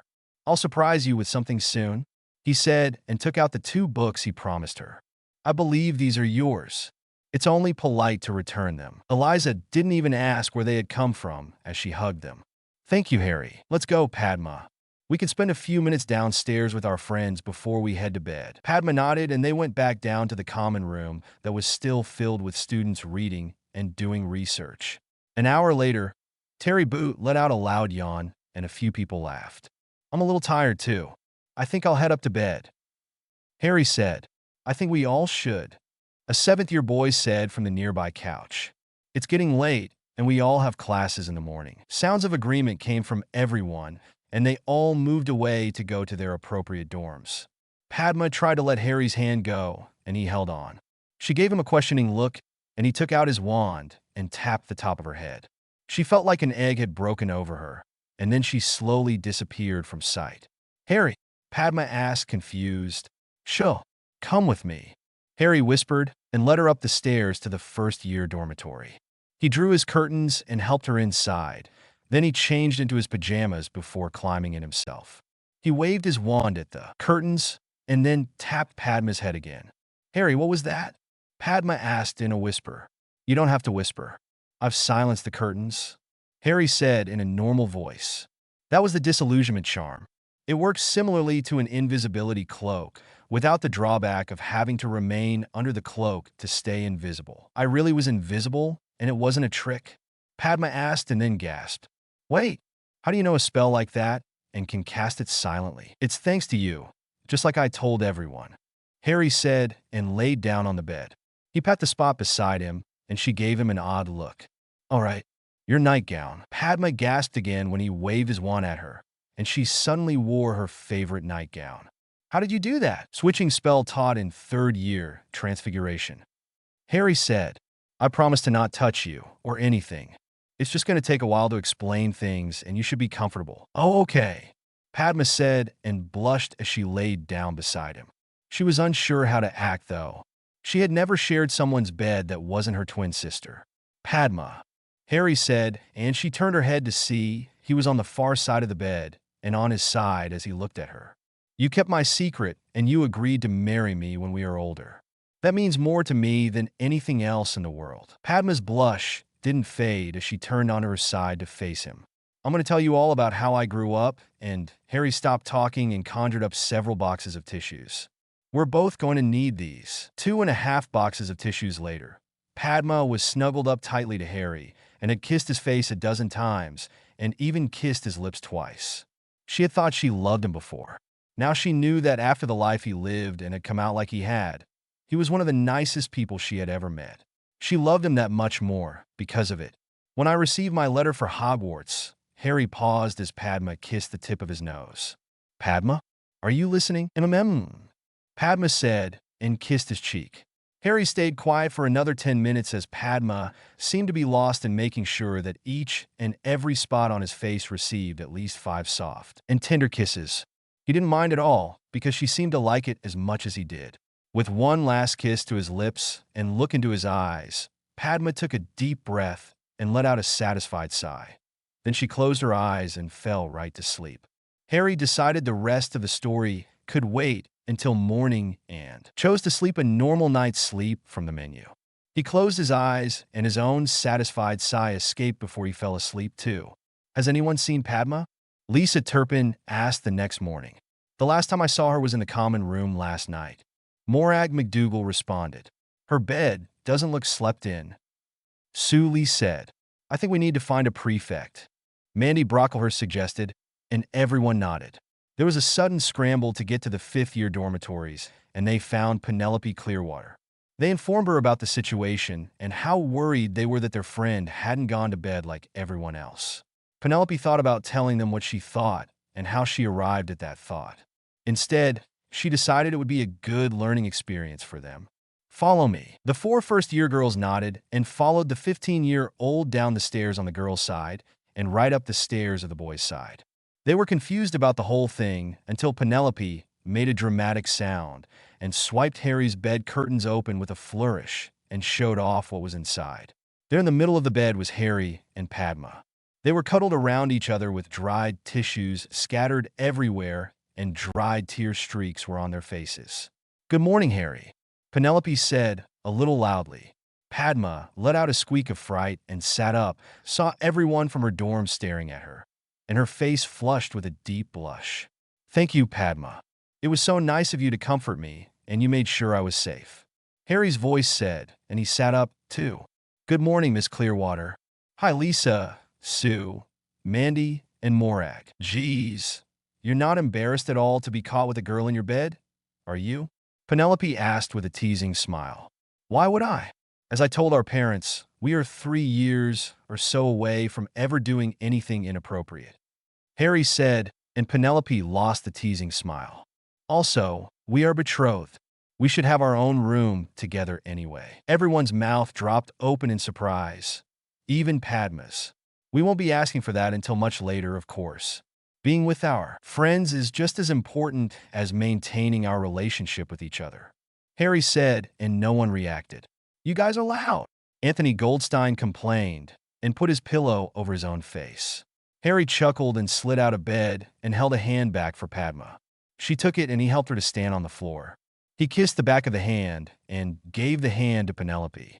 You may return her to her dorm to pretty herself up for the day, Harry said and beamed a smile at Penelope.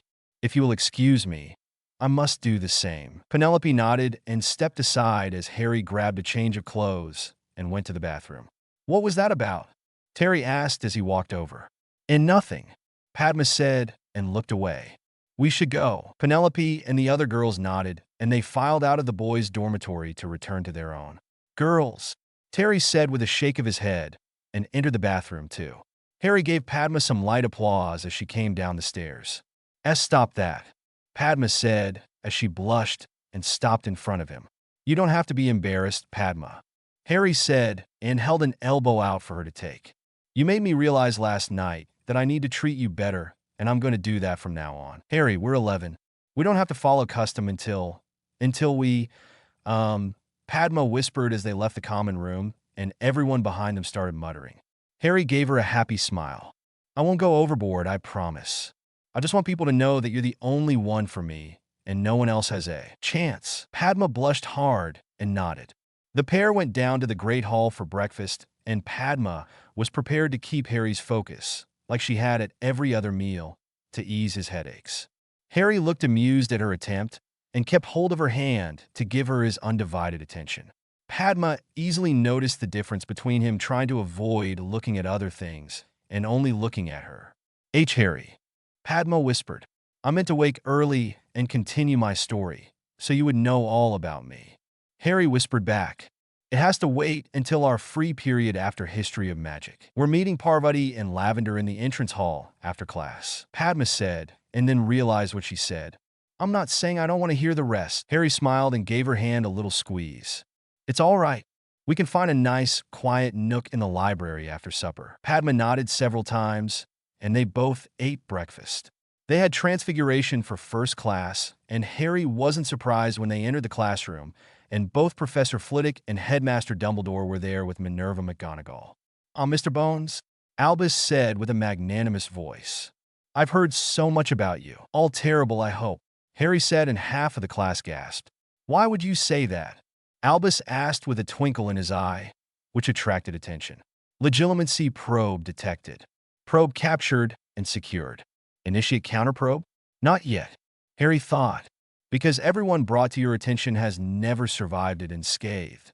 They have all paid heavily for it, and most of them with their very lives. The entire class gasped, as did Minerva and Flitwick. My boy, I believe you do not know what you are talking about, Albus said as a bead of sweat rolled down the side of his forehead. He struggled to cut off his probe and failed. I know a lot more than you think I do, Albus Percival Wulfric Brian Dumbledore. Lover of Grindelwald, murderer of the Bones, Potter, Pruitt, Black, Longbottom, and Vance families, among countless others you sent to their deaths. Thief of fortunes, twister of beliefs, mind raper. Harry paused to let that sink in. The ultimate liar, the leader of the light, the Dark Lord Dumbledore. Complete silence fell in the room, and no one moved. Even now, you try to mind rape me using the same trick Snape used against me in potions class last week, Harry said before he cast an immobilization charm on Dumbledore.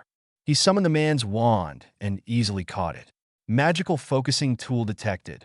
Attempting to form connection. Warning.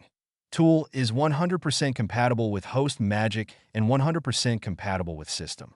A 200% bonus will be applied to all magic cast, and spells can be learned 200% faster when cast with this wand. Form connection? Yes, Harry thought enthusiastically. You have successfully bonded to your wand. You may spend 500 MP to make the bond permanent, and it can never be stolen. If won in a duel, it will remain loyal to you and you alone. Definitely yes. Yes, yes, yes. If it costs that much, this wand must be extremely powerful, Harry thought. The scared look in Dumbledore's eyes gave him away. Tell me what you know about this wand, Harry said. Send counterprobe.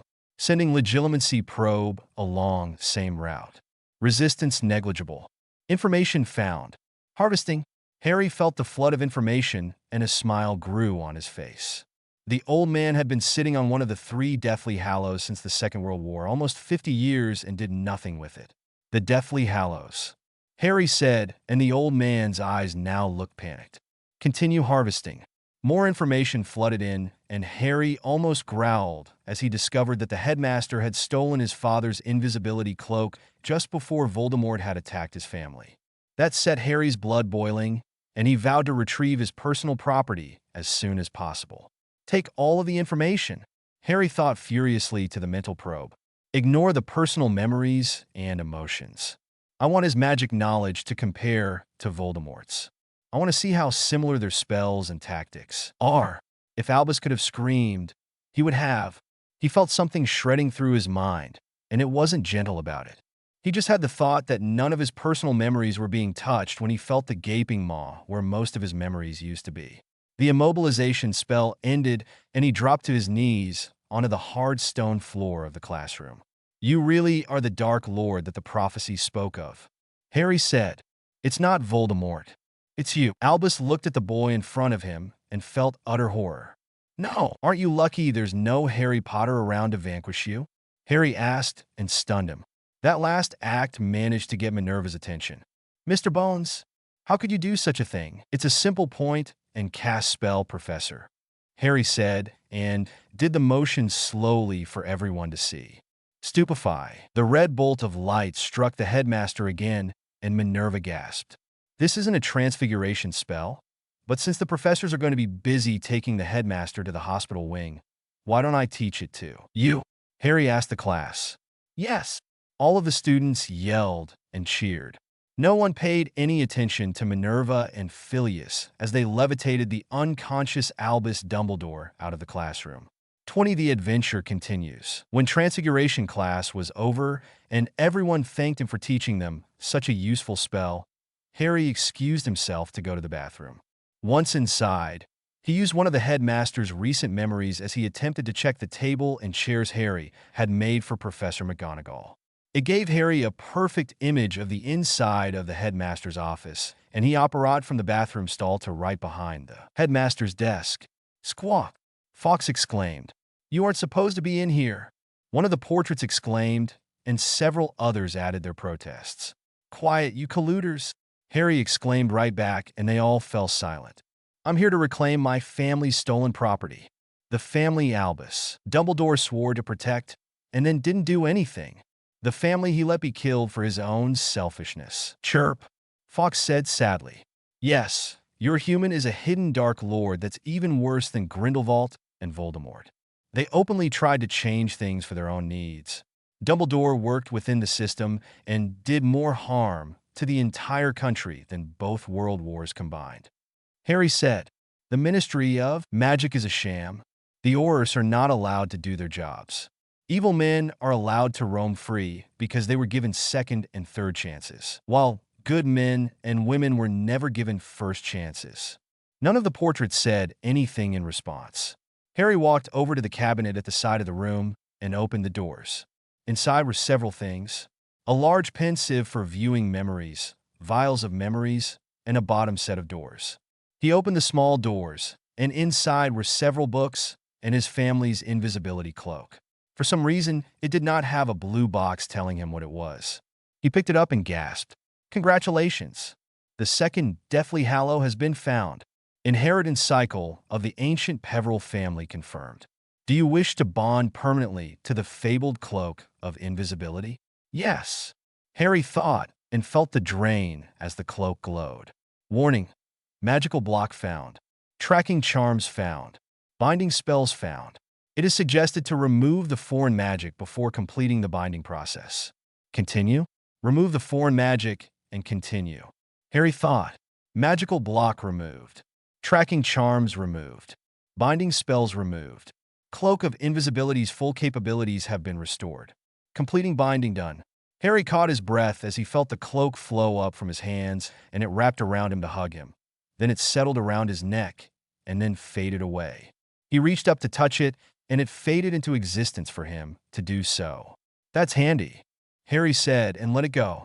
It faded away once more. He stored the books and gained the knowledge from them without having to read them.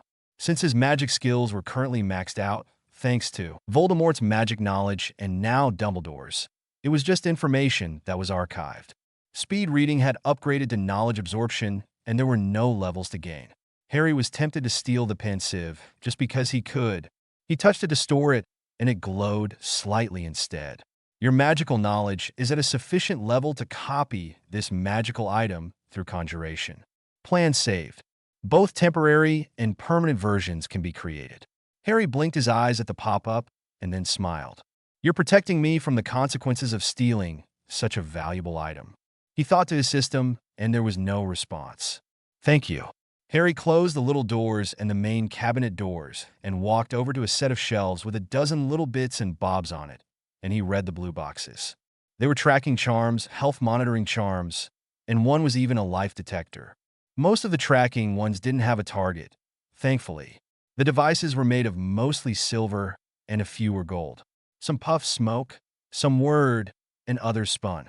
He swiped his new wand at them, and they all froze. A second later, they dissolved into ash and then vanished. He was tempted to create copies and then shrugged.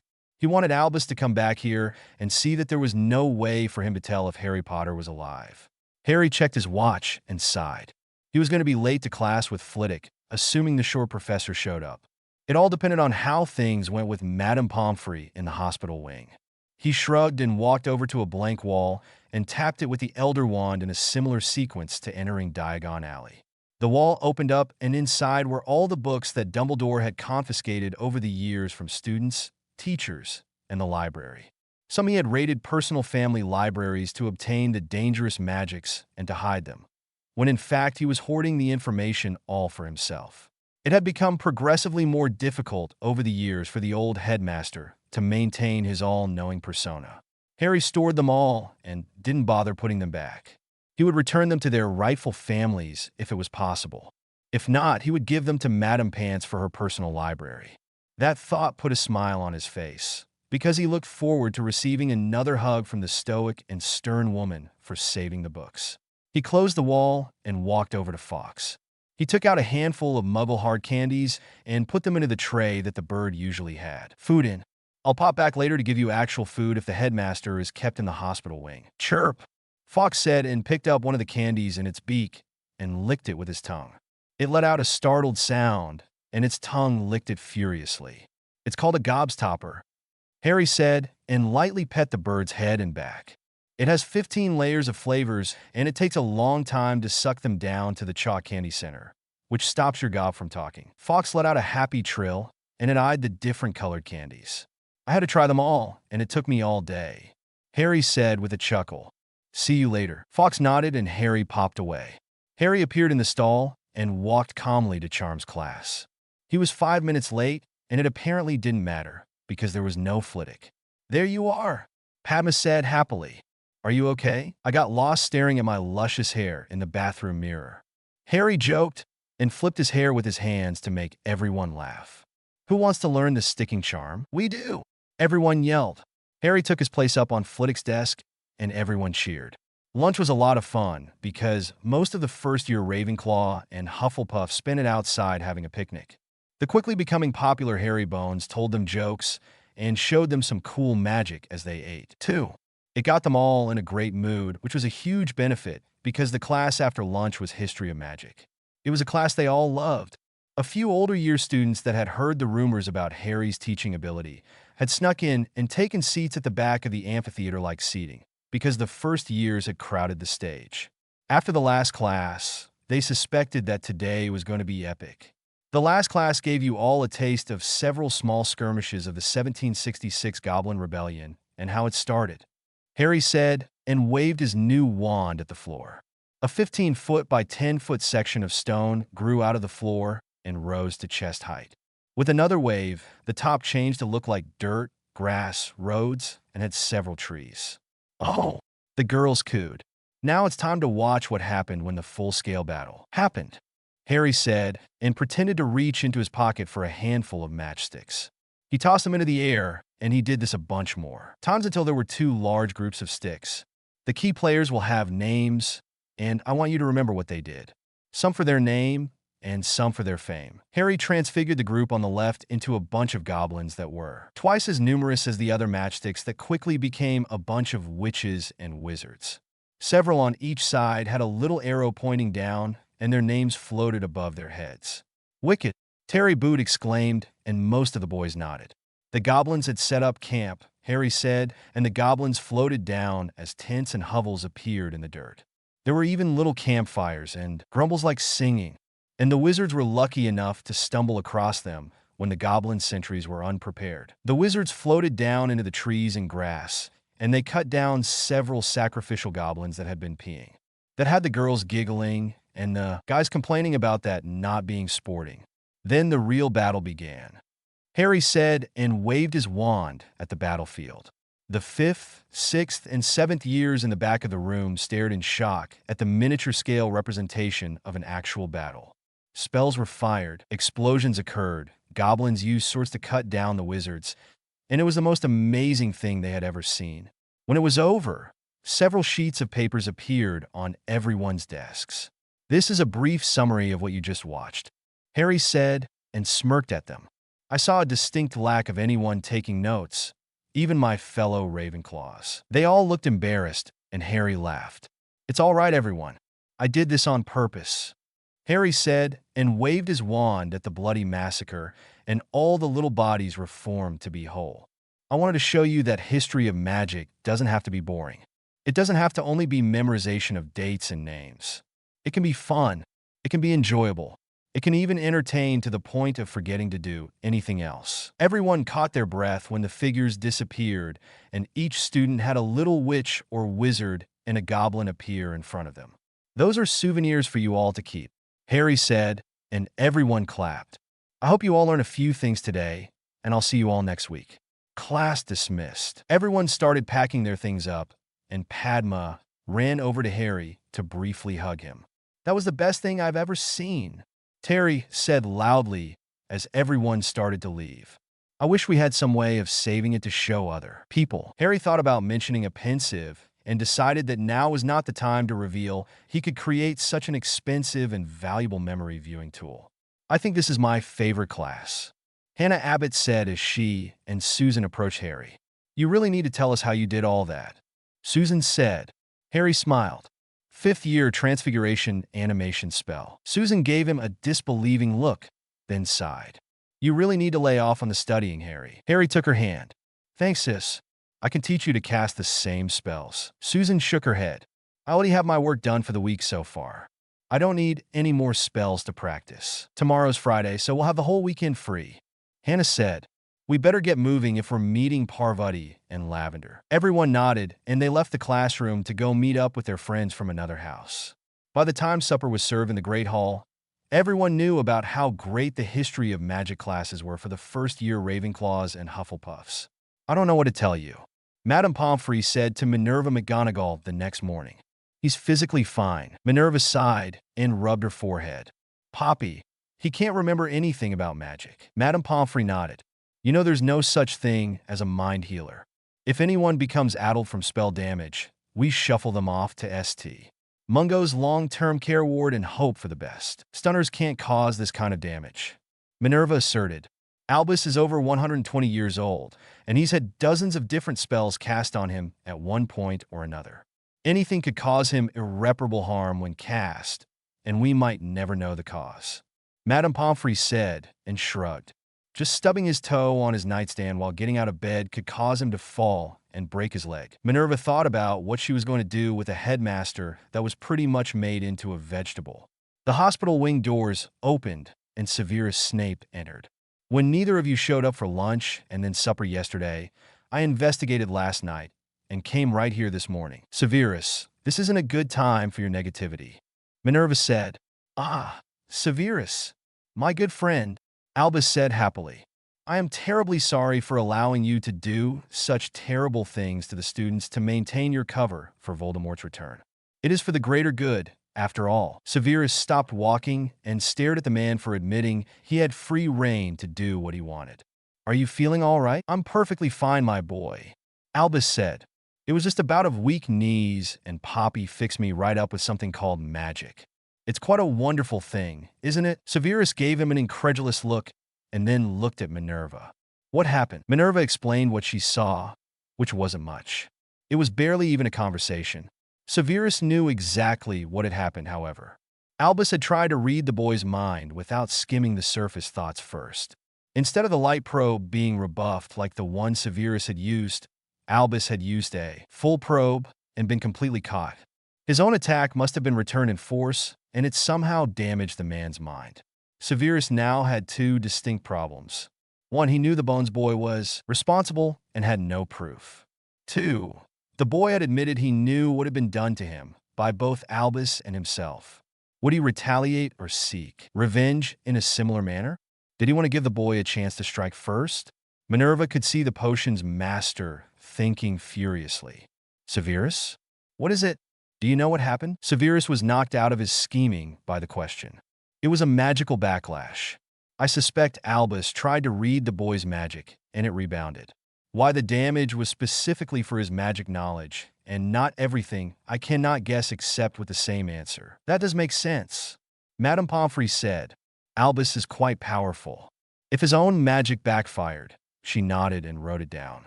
"Thank you, Professor Snape. I'll pass this along to St. Mungo's when they come to pick up the headmaster." Severus gave her a surprised look. "You're already sending him away?" Madame Pomfrey nodded again. "I can't handle his long-term care by myself and take care of hundreds of students every day, unless the school wants to hire a personal healer for him." Minerva shook her head. Our budget is already stretched thin, and that's with not having to pay for a history of magic professor. Why is that?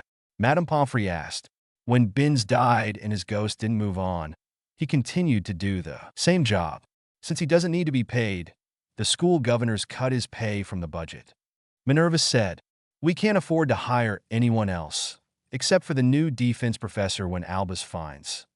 Oh dear. Severus immediately had the thought to transfer to the position. "I think we need to talk about this opportunity," he said, and Minerva widened her eyes. "It's becoming increasingly difficult to find qualified people for the defense position. What if you search for a potions professor instead?" Minerva opened her mouth to refuse, then realized he was right. "We have some time before the morning potions class with the first years. I'll leave the potion directions on the chalkboard, and we can work out a few things in the meantime." Minerva nodded and gave Albus a searching look. His happy face was so unnerving to see that she decided that Poppy was right in contacting St. Mungo's. Albus needed their help. "Poppy, I'll call them right after lunch," Madame Pomfrey said. Minerva left the hospital wing with a smug-looking Severus walking behind her. 21. The new gamer. Friday had Charms as first class, and Flitwick was there, to the disappointment of the other students. Harry accepted the reference book and stored it and took it back out again. He felt the massive amount of information filter into the right spots, and he opened the book to pretend to read it. When Flitwick started teaching class, Harry saw that the other students were trying to pay attention and some were distracted enough.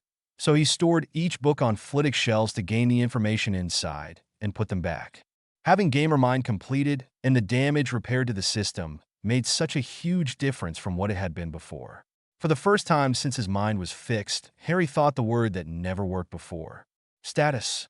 Name, Harry Bones, Potter, Peveril. Level, 49. Occupation, the gamer, first-year student. Designation, the boy who lived. Health points, Regan 50 per minute. 525. Magic points, Regan 1,268 per minute. 975. V plus 2,985. A plus 3,135. Strength. Increases HP regeneration x 2.5. 20. Child debuff. -2. Vitality. Increases HP x 10. Energy. 35. Child debuff. -2. Agility/dexterity. 3 miles per hour per point. 25.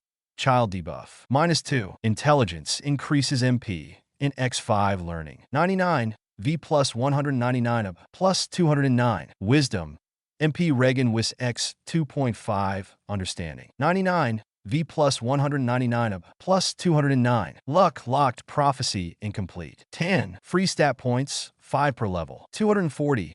V plus 995 of plus 1,045. Free skill points, 10 per. 480. V plus 1,990 of level plus 2,090. Harry's mouth dropped open at the sight before him. He stared at the unbelievable numbers, and he immediately worked out that it was because of harvesting both Voldemort's and Dumbledore's magical knowledge. He had gained quite a bit more than just that knowledge, though. He had somehow also gained their level bonuses. Using math, he easily deduced Voldemort's level was 200 and Dumbledore's was 210, because you started at level 1 and didn't get points for it. That meant he was extremely low level in comparison. Then he realized that both of the men were old. Voldemort was 72 when he put that soul piece in his scar, and Dumbledore was 128. Harry was only 11, and he was already level 49. Harry smiled and dismissed the status window. He didn't bother bring up his skills window, because most of them were maxed out anyway. Even his assistant professor had upgraded to professor uncredited, and there were no more levels to be gained from it. Charms class soon ended, and Harry left with his friends, and they went to herbology class. Pomona Sprout greeted Harry warmly and taught a great lesson about potting and caring for a dirigible plum bush. Harry even pretended to inhale one and spoke in a squeaky voice for the rest of the class, which made Padma giggle almost constantly. After that, they all enjoyed lunch in the Great Hall, which was a rare occurrence because they usually ate lunch outside so they could all sit together and talk. When they went to their scheduled potions lesson after lunch, the entire class sat there for several minutes and waited for Professor Snape to show up. He didn't.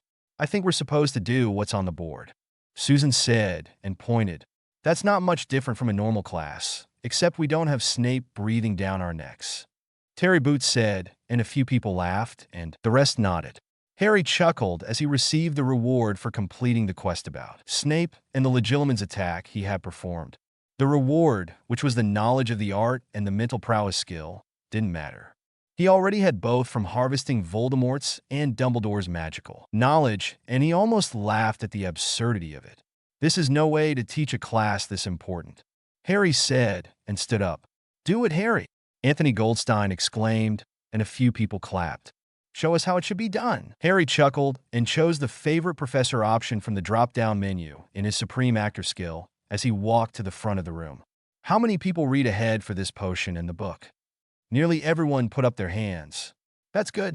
I'm glad you're taking this a little seriously, Harry said, and waved his wand to increase the lighting in the room to a normal level before he turned to the chalkboard and erased 3 of the lines of directions and put in the proper ones.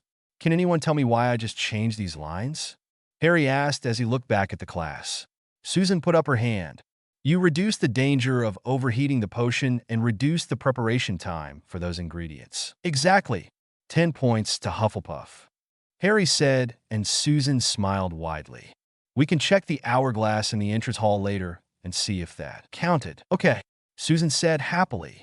Before we start gathering the ingredients and start brewing, I want to go over some basic safety precautions, Harry said, and everyone listened as he informed them about cleaning their cauldrons properly between each potion, because any residue could affect the new potion by either poisoning it or exploding. That seems to always be the reactions, Padma observed. It proves conclusively that actual magic is going on, since these ingredients by themselves are inert, Harry said, and continued to give great tips, and then gave them permission to start brewing. He told them better ways to prepare the ingredients for certain uses, and everyone had a great time making the basic cleaning and polishing potion.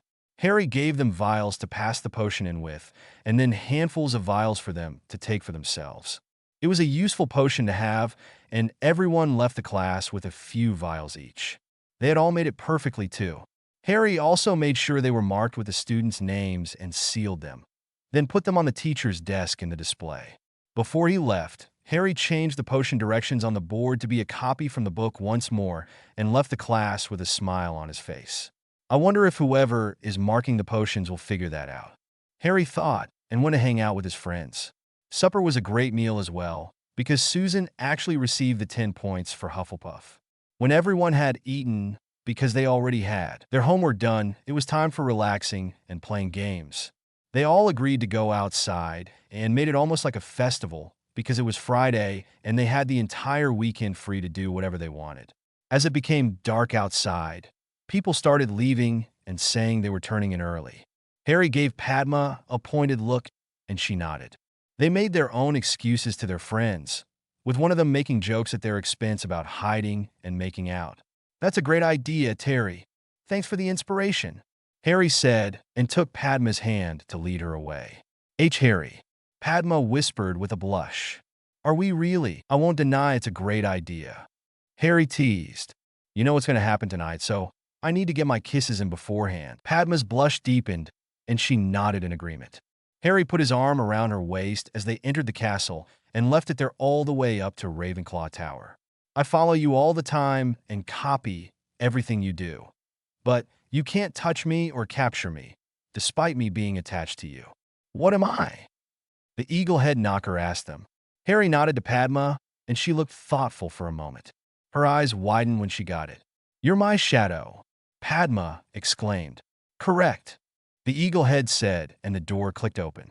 Harry took Padma inside and all the way up to the boys' dormitory. Harry wrote a quick note out for her friends to not worry. Padma was with him, and he switched it with the air over Padma's bed. You have to teach me how to do that, Padma said as she climbed onto his bed. I'm going to do much more than that, my future wife, Harry said, and smiled at Padma's returned blush.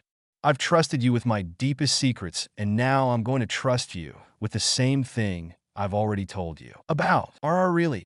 Padma asked. I thought, tonight you were going to add me to your party, and we were going to do more things together. I am, and we are, Harry said, and switched her clothes with her nightgown, and he switched his with his pajamas. He climbed onto the bed with her, and they laid down together and embraced. I'm also going to spend a bunch of magic to also grant you a gamer mind and a gamer body. You can do that? Padma asked, and she puckered her lips for him as he gave her a soft kiss. Yes, Harry said, and kissed her twice more. Normally, it would only count when you're in a party with me and we are doing a task. I don't want to take the chance that something could interfere with the party system and you'll lose any progress you make until the next time we party up. Padma kissed him again, and she really liked that he was so nice and gentle with her, and not like those older guys when they kiss their girlfriends, and it looked like he was trying to chew her face off. Can you really kiss? Make it permanent kiss, and I could be like you? Padma asked. Mostly, Harry said, and she gave him a confused look. It's based off of me. You won't be able to make your own party or invite other people to join us. That power will remain solely with me. Is that all? Padma asked, and he nodded. That's okay then. I wouldn't invite anyone to join us anyway. Harry had a smile at her. Not even your identical twin sister? Padma opened her mouth to deny it, then let out a little laugh. You know she's going to bug me to death about it. Harry laughed too. I'm only level 49, so I might get another party invite when I hit 50. I won't be adding anyone else until we're both at a high enough level to protect them. The more people that join, the harder the tasks and missions are. The rewards are increased too, right? Padma asked, and he nodded. She gave him another kiss. Will we share everything equally? Harry nodded again. It's great practice for when we're married. Padma blushed again and pulled him in for one long single kiss. Okay, I'm ready. Lay back and relax, Harry said, and she did so. He opened his notifications and scrolled back to where Padma first made the offer to join him, and he was asked to add her to the party. He chose it, and a pop-up appeared. Do you wish to add Padma Patil Bones to your party? Yes, please. Harry thought and had to smile at the name it displayed. Installing party system. Installing. Installation complete. Congratulations. You have gained access to the party system.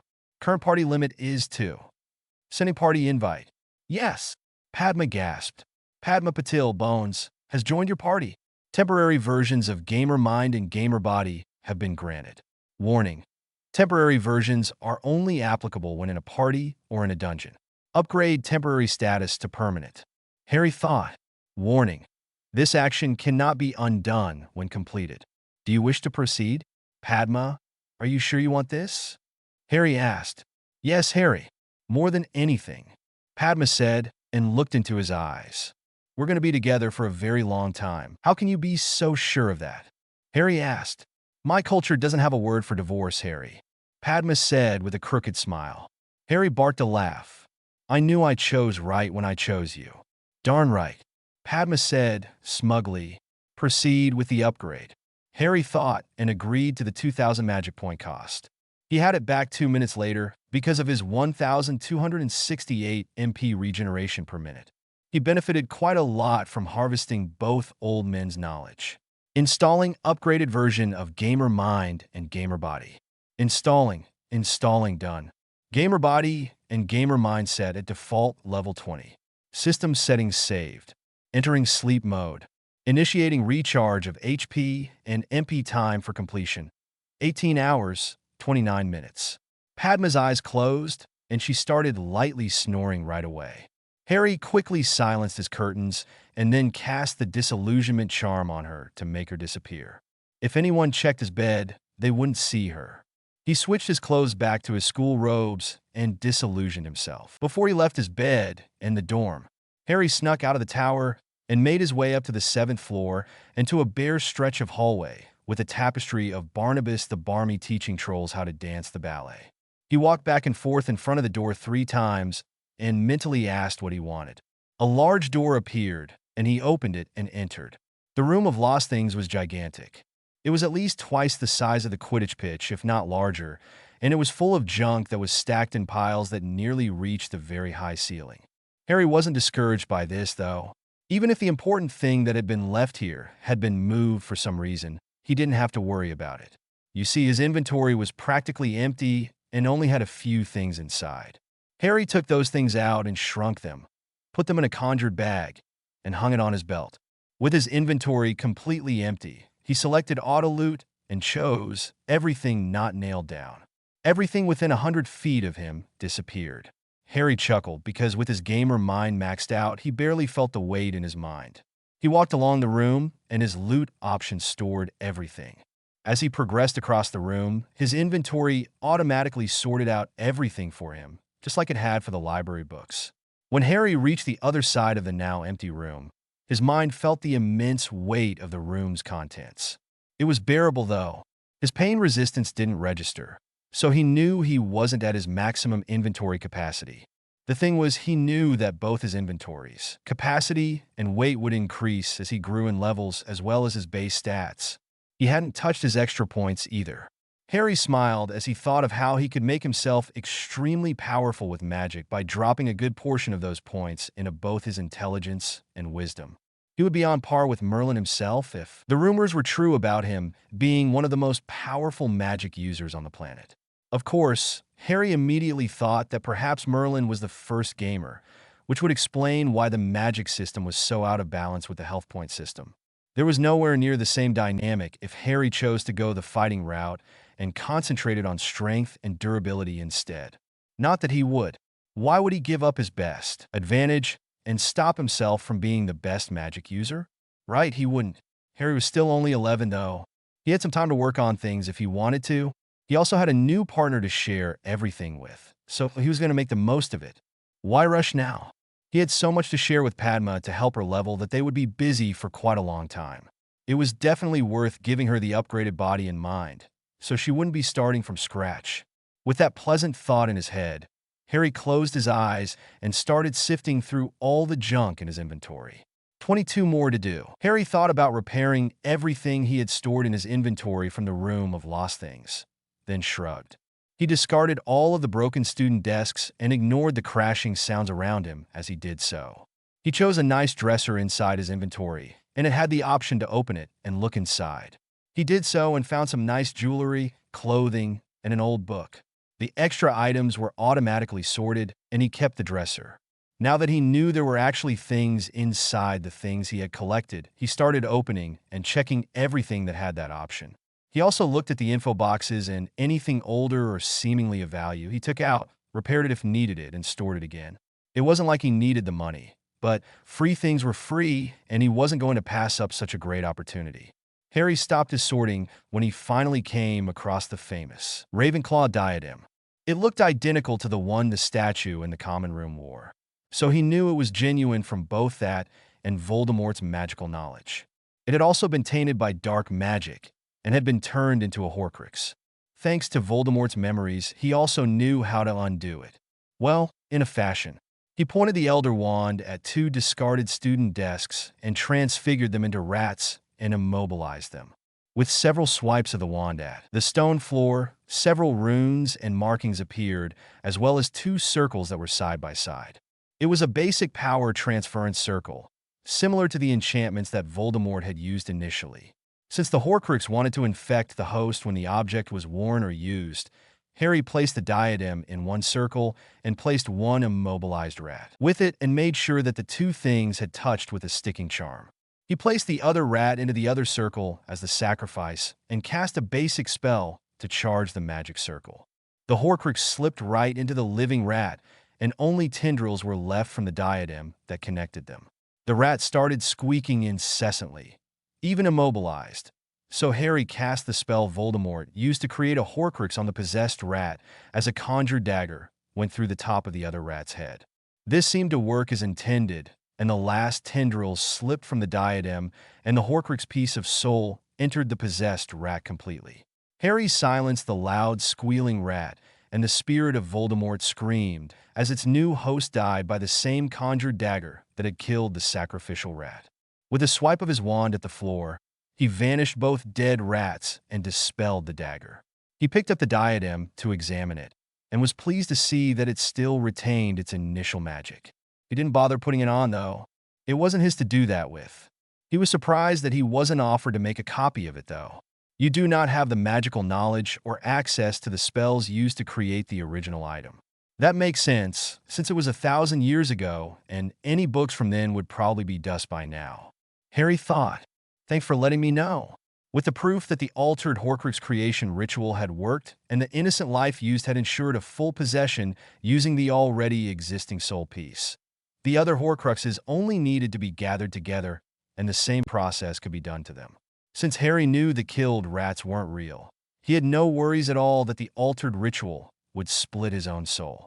Harry looked at the floor again and swiped his wand at it to erase the ritual circles. He could apparate out of the room to get the Horcruxes, so that part wasn't a problem. Trying to apparate back inside if the room disappeared with him not inside to keep it stable might cause him to vanish into nothingness if he tried. That was not a good thing to tempt fate with, not with his luck stats so low and locked. He turned to the broken and damaged student desks and thought about transfiguring them into something useful. He wasn't sure what, though. With his current magical power, he could just create whatever he wanted anyways. It just took a lot more magic points to make it permanent. Then again, having an actual solid object to start with would cut the cost down and give him a solid base to work from. Harry chuckled about using cheaper magic spells with his enormously high magic regeneration rate. He could probably continuously cast a high-cost spell and never notice the magical drain. Instead of transfiguring the desks, he repaired them all and set them up like they would be inside a classroom. He looked around the gigantic room that really was larger than the Quidditch pitch and thought that it was quite empty to still be called a room of lost things.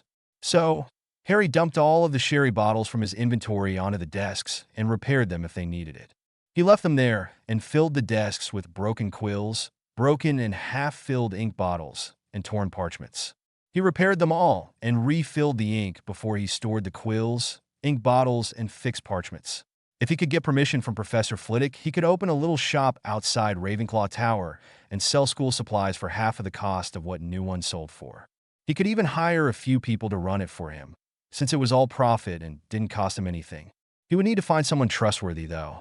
Harry chuckled as he immediately thought about Eliza, the only 7th-year student he had bothered to learn the name of. She could use the free money as well, and he could also give her free school supplies. He left the room and already thought about an item exchange program. If students brought broken things to the shop, they would get an additional discount from the half price, so his stock would almost replenish itself. He disillusioned himself and silenced his steps before he made his way back to his dorm room. He debated gathering the other Horcruxes and decided he would do it from inside his silenced bed curtains, so the crack of apparition wouldn't alert anyone that he was leaving the castle so easily.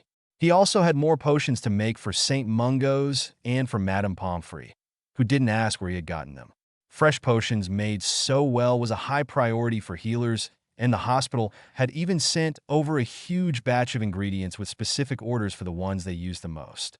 Harry did it for free, too. He wasn't going to disappoint Amelia by charging for them after donating the first 2 batches, even if it cut into his spare time a little. Maybe I could get Madame Pomfrey to have a classroom set aside as a brewing space? Harry asked himself as he answered the easy riddle at the Eaglehead door to Ravenclaw Tower. It was about having 4 legs when born, 2 for most of their lives, and 3 when they were old. The answer was a man, and Harry entered the quiet tower. Everyone else was in bed, and Harry went up to his dorm and entered his 4-poster bed after storing the expanded bag of his things from his belt.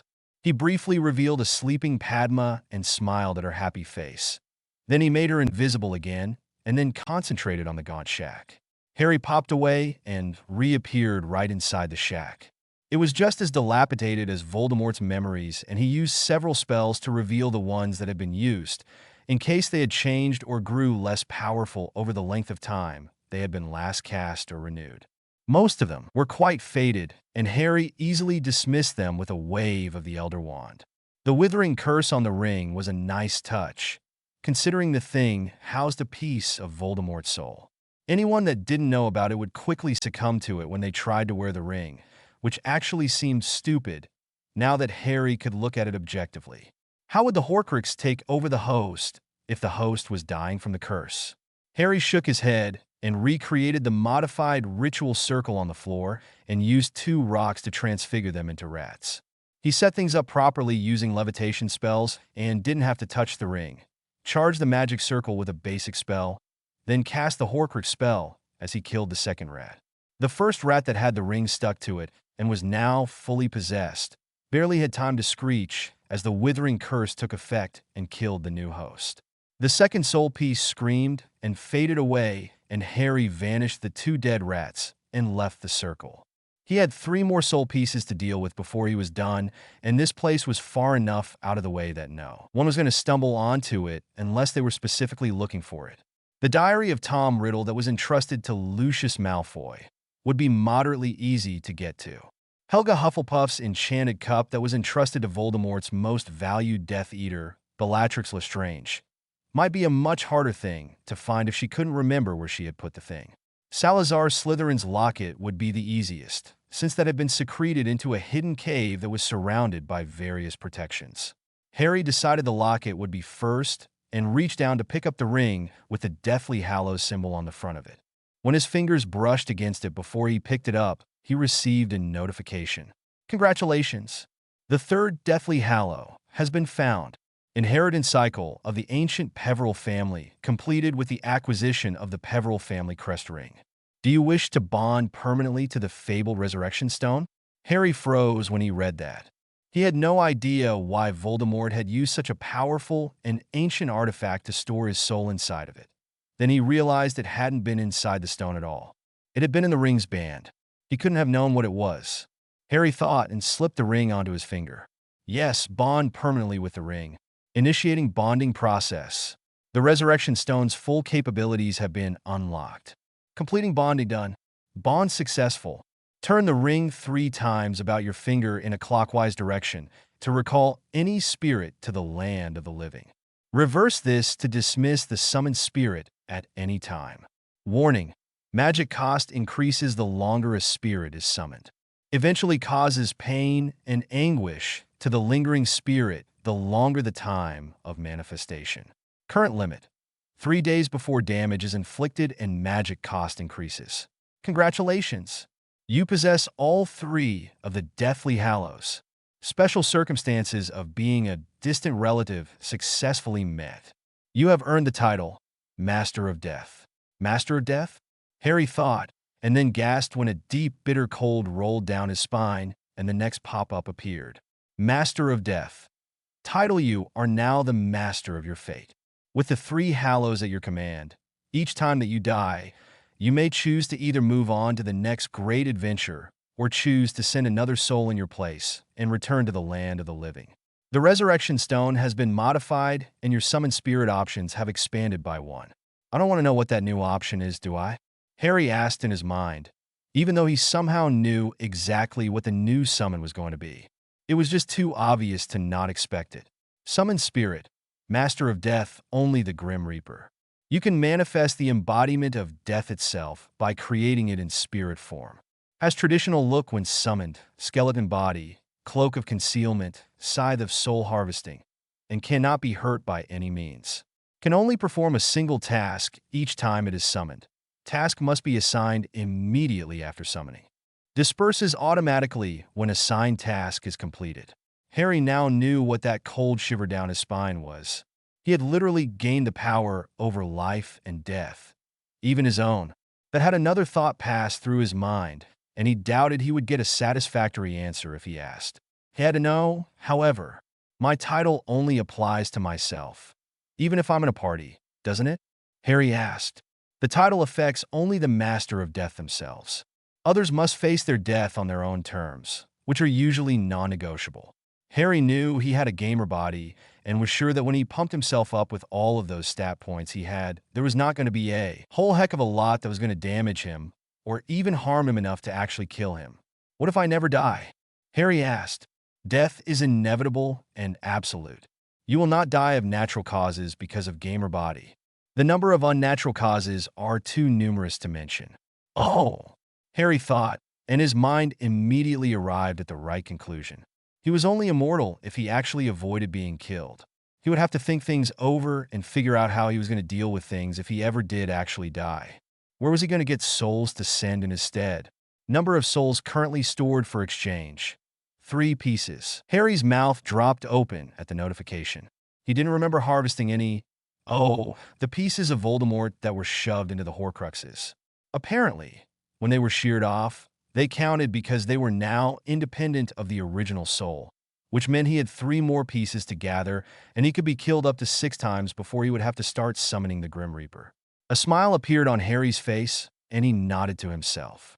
He would look for the last 3 Horcruxes, and then he would try to track down the last bit of Voldemort's soul that was currently inside Quirinus Quirrell, assuming the man hadn't escaped or been killed trying to escape from Auror custody. I should speak to Amelia tomorrow about that, Harry thought and closed his eyes. He decided to go after the locket first and knew exactly where the cave was as he disapparated from the Gaunt Shack to reappear right next to the tall stone basin with the locket hidden under the maddening potion. The protections that Voldemort had set up to stop someone from doing that meant nothing, just like the Hogwarts protections, because Harry's gamer system let him use his abilities at any time and had no restrictions. He dispelled the obscure spell to stop a liquid from being removed from a container unless it was drunk, and then split the water to see the fake locket on the bottom of the basin. Harry sighed as he picked it up and opened it. He read the note inside and shook his head before he put the note back inside and stored the locket. The damn thing could be anywhere after all these years, and that sucked, because it meant he couldn't harvest the soul piece trapped inside or gain Salazar Slytherin's locket in exchange. He looked at the water around the basin and knew it was full of inferi, or magically animated bodies. He didn't want to cast the necromancy spells needed to dispel their magic, so he pointed the Elder Wand at the water and cast Fiend Fire. Since it had been created to destroy the inferi and couldn't be put out by natural water, the roaring flames poured out of the wand and dozens of magical animals formed inside of it. The water actually boiled as the Fiend Fire ravaged the bodies contained within it, and it took almost half an hour before the last of the bodies was consumed and Harry ended the spell's effects. The fire-created animals had been diverse and interesting for Harry to watch as they ate their targets, which seemed to encourage them to act up and perform even more than they normally would. Harry chuckled at that thought, and then he remembered how Voldemort viewed such magic when he cast it to destroy Potter Manor and had killed Harry's grandparents, Fleamont and Euphemia Potter. He closed his eyes and thought about removing or deleting that magical memory, then changed his mind. It would give him a perspective that he would be a fool to ignore. The magic was to perform as Voldemort had tasked it, and that was it. There seemed to be no joy in seeing the magic work as intended, even if the target was horrible and had resulted in 2 deaths. Harry was divested from feelings of family just enough to look at the act objectively, and he saw that Voldemort didn't really understand magic, even if he was a supposed master of it. Harry shook his head and pushed the memory aside. He didn't really have the time to waste and examine Voldemort's flawed view of dominating everyone around him and only using magic to do so. There were so many other ways he could have used magic, and he had wasted his talents by turning evil and corrupting others into his loyal followers. Of course, Albus Dumbledore had been guilty of doing the exact same thing, only for the light side of the war. He had turned good and then corrupted others into his loyal followers as well. It wasn't something that Harry needed to worry about anymore, so he pushed those thoughts aside and looked at his watch. I doubt I can get any useful information out of Bellatrix Lestrange or Lucius Malfoy before I have to be back in my bed to sleep.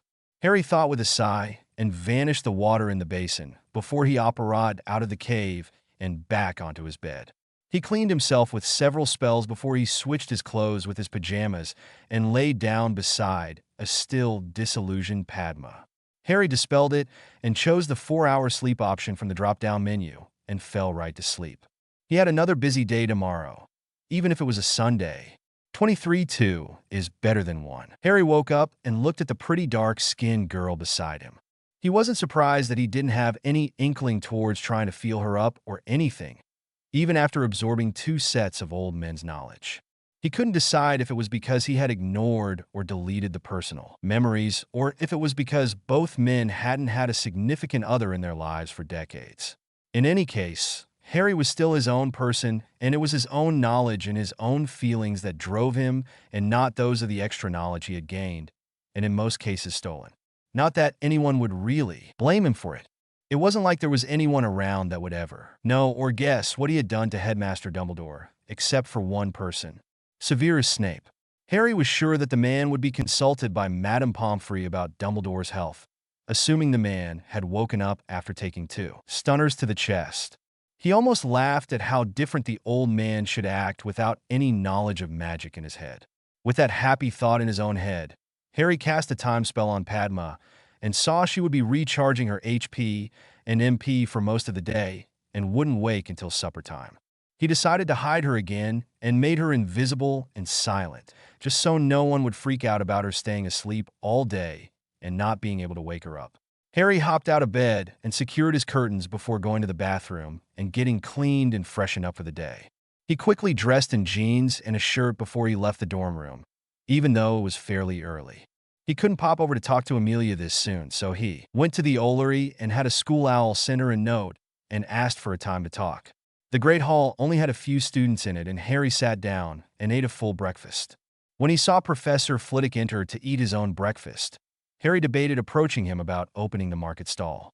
That wasn't something to annoy the short man with so early in the morning, so Harry decided to wait until later. The next thing on Harry's mind was popping over to either Malfoy Manor or to the Ministry of Magic. He needed to confirm the location of Azkaban Prison and the safeguards around it. He was sure they had changed them from the last time Voldemort had been near there over 10 years ago, and he didn't want to try just popping in blind and hoping for the best. The last thing Harry needed was to bounce off of a strategically placed redirect ward and land in the ocean. He was sure his gamer abilities could counter whatever had been added to stop someone from appearing there. The problem would be if they set different things up for capture and incapacitation. Those he could not know about. Maybe I could ask Amelia about both things? Harry thought. Would she give me an update on Professor Quirrell and an update on Azkaban Prison? Both might be considered ministry secrets, and she might not be allowed to tell me anything. Harry sighed and sat there as he waited for the return owl from Amelia. If he was lucky, she would want to see him right away, and then he could decide what he was going to do for the rest of the day. He was a bit desperate to get the rest of the Horcruxes and to finish the prophecy as soon as possible. He did not want that hanging over his head for the rest of his life. Of course, Harry also didn't want to constantly be on the lookout for other people that Voldemort might possess. Keeping his identify skill on all the time would have his head splitting from all of the extra information. He might not even notice him if he had to read through another sea of names and statuses to find him, since he hadn't noticed Quirrell until they were practically alone. The Great Hall had a bunch of students from various houses enter it, and Harry looked over them. As a test, he turned on his identify skill. He felt a sharp pain behind his right eye at the sea of blue boxes, and he tried to read and dismiss as many of them as he could. It was an exercise he thought would be useful if he could do it fast enough.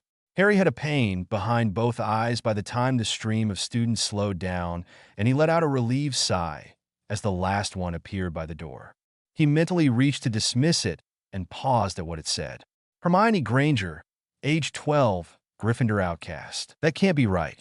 Harry thought with a blank face, because he didn't want to frown at the description. He watched the bushy-haired girl as she went to the Gryffindor table and went right to the far end.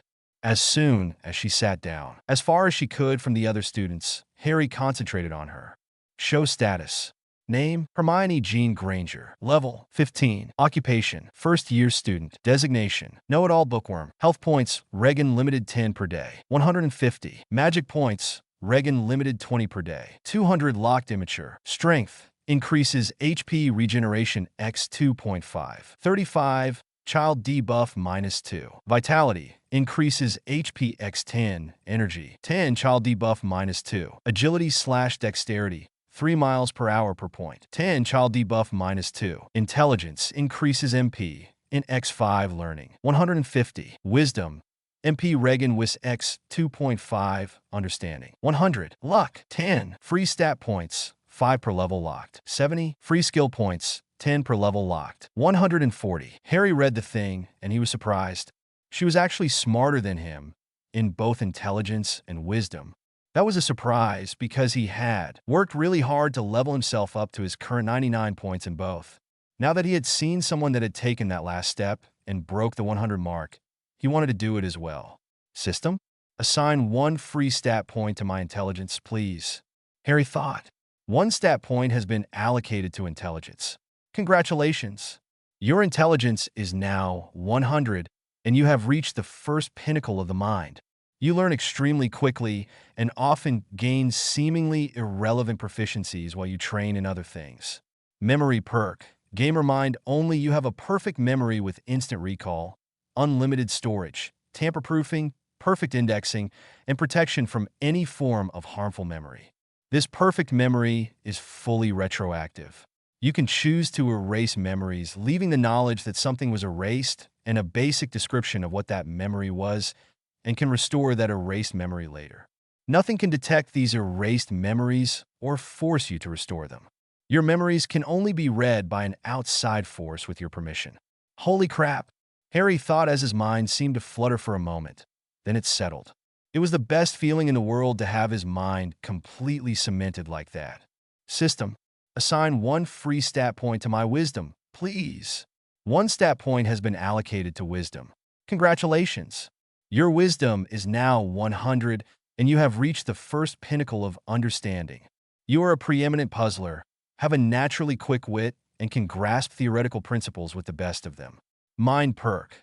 Gamer mind only. Understanding where to begin your studies on a topic will always be instinctual for you, and the proper learning materials will always make themselves known to you. If it's possible for a thing to be learned, you are far more wise than you were before. If you were previously less wise than a genius, you are now a genius. Your ability to link concepts together is now far faster, and as a result, you are able to use magic in more creative and efficient ways. Harry couldn't stop his shiver of realization. His eyes caught Hermione's, and they stared at each other. Harry knew at that moment that she also knew he was an intellectual colleague and was within her own capabilities. The thing was, Harry wanted to know if she benefited as much as he did with both pinnacles reached. The notation of gamer mind only for his perks possibly told him that Hermione wasn't getting the same benefits that he was. If she wasn't, he had the sudden desire to help her get them. He didn't know why he felt that way, until he looked at her main blue box with her description. Harry hid his anger over her being an outcast in the house that was supposed to be like her family. He tried to not associate his own family's experiences with her own and hoped she had a good home life. With that reassuring thought, he stood and walked down the short end of the Ravenclaw table and walked by the Hufflepuff table to the Gryffindor one. Hermione had watched him as he approached, and she wasn't sure what to make of the handsome and popular boy. The stories of his antics were all over the school, and she was sure that he was as pompous and arrogant as the other stuck-up people around her that bullied her for being so smart. She couldn't help but admire his long blonde hair that was so unlike her own bushy mane.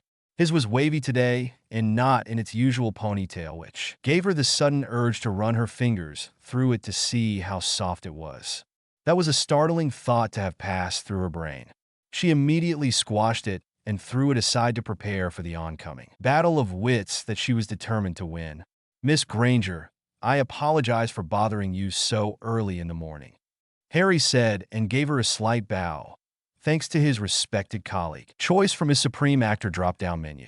Can I talk to you for a few minutes while you eat? Hermione's eyes widened, because he knew her name and had also bowed to her. No one had ever done that before, and she found herself nodding. Before she could stop herself, thank you, Harry said and smiled warmly at her. May I sit? He asked and waved at the bench across from her. Hermione nodded again, and Harry sat down. I can wait for you to eat some before starting the conversation, Harry said and motioned to the food on the platters between them. What about you? Hermione asked and put some choice cuts of grilled ham and bacon on her plate and added 2 sunny side-up eggs. I'm tempted to steal some of your bacon in a poor attempt to make you laugh, Harry said and smirked at her. Hermione huffed. Yes, that would be a poor choice. I assumed so, Harry said and took some of the bacon from the platter instead of her plate and put them onto a piece of toast, added some scrambled eggs, and dosed it with pepper and salt before adding another piece of toast. He didn't need to eat, since his HP and MP were both full and he wouldn't gain any bonuses for it. He ate anyway. Hermione stared at him as Harry bit into his improvised sandwich. It's a quick way to eat a hearty breakfast without dirtying extra dishes or silverware, Harry explained, even though he hadn't really intended to do such a thing. It was then he realized his wisdom perk had helped him already and given him a perfect improvisation to open the conversation with. Hermione looked down at her plate and saw that they would easily fit onto a piece of toast, nodded, and made her own sandwich. The two of them ate quietly and drank some orange juice to wash their food down. Before Hermione could comment at her crumb-covered hands, Harry took out his wand and swiped it at her hands to clean them. She looked at him with raised eyebrows, and he waved with his already cleaned hands. Was that Scourgify or Turgio? Hermione asked. There was no visible soap suds, so it was Turgio. Harry said, and she nodded. We still have to wash our hands properly if we plan to handle anything like parchment or books. Oh, what makes you think I'll be doing that? Hermione asked. Because I'll be doing it. Since you are almost as smart as I am. Harry paused and grinned at her. Hermione huffed. Almost? Really? It's my best bid to get you to talk to me, as if I'm not an idiot. Harry admitted. Hermione's eyebrows rose again, and she didn't comment. I was staying here in the Great Hall as I waited for an owl, but we can go somewhere else to talk, and I can get my mail later. Hermione opened her mouth to say it was okay. Then a boisterous noise came from the entrance hall. Both she and Harry turned their heads to look and saw a large group of Gryffindors enter the Great Hall. I believe this calls for a strategic retreat, Harry said and stood. Hermione sighed, and her emotions played across her face. She should have expected him to run as soon as anyone else from her own house appeared. That was what everyone else did. Harry saw the disappointed look on her face and held in his laugh, because he was going to destroy her expectations. He walked around the table to pick up the very heavy backpack that was stuffed full with books. He now knew why her strength was greater than his, and he cast a featherlight charm on the bag before he put it over his own shoulder. Shall we head to the library and continue our talk, Miss Granger? I have a book or two to return to Madame Pants. Harry said and held a hand out to her. Hermione's mouth hung open and she stared at him, completely unable to accept verbally. Harry chuckled and took her hand, helped her to stand, and led her around the table. The loud Gryffindors grew quiet, and they came to a stop at various spots along their house table as Harry led Hermione by the hand around them and out of the hall. Harry kept hold of Hermione's hand all the way to the closest bathroom, and they took turns washing their hands. Hermione was shocked when Harry took her hand again and led her to the library and over to Madame Pants's desk. Good morning, Irma, Harry said with a lot of warmth in his voice. Harry, it's so nice to see you, Irma said with a smile. She couldn't maintain her stern face with her favorite student in front of her. She also noticed the stunned girl next to him. Hello, Miss Granger. Emma, Madame P. Pants. Hermione stuttered. Harry chuckled. Don't worry about her, Irma. We were talking during breakfast, and she thought I would run away when the other Gryffindors showed up. Ah, that would explain her reaction, Irma said and looked at Harry. What can I do for you today? I wanted to return a few books that are long overdue, Harry said and took off Hermione's backpack and handed it to the still stunned girl. The squeak of surprise she let out at the light backpack was ignored by both Harry and Irma. Do I need to somehow find their entries in a new card catalog?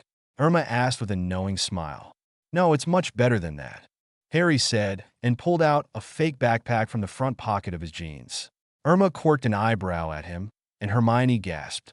I came across these when I recovered a stolen family heirloom, Harry said and opened the backpack. Both Hermione and Irma leaned in close to look as Harry pulled out a thick tome. Both of them caught their breath at the thing, both from amazement and their love of books. Their breathing became labored as Harry added another book, then another and another. He stopped when he had 3 stacks of 6 books each.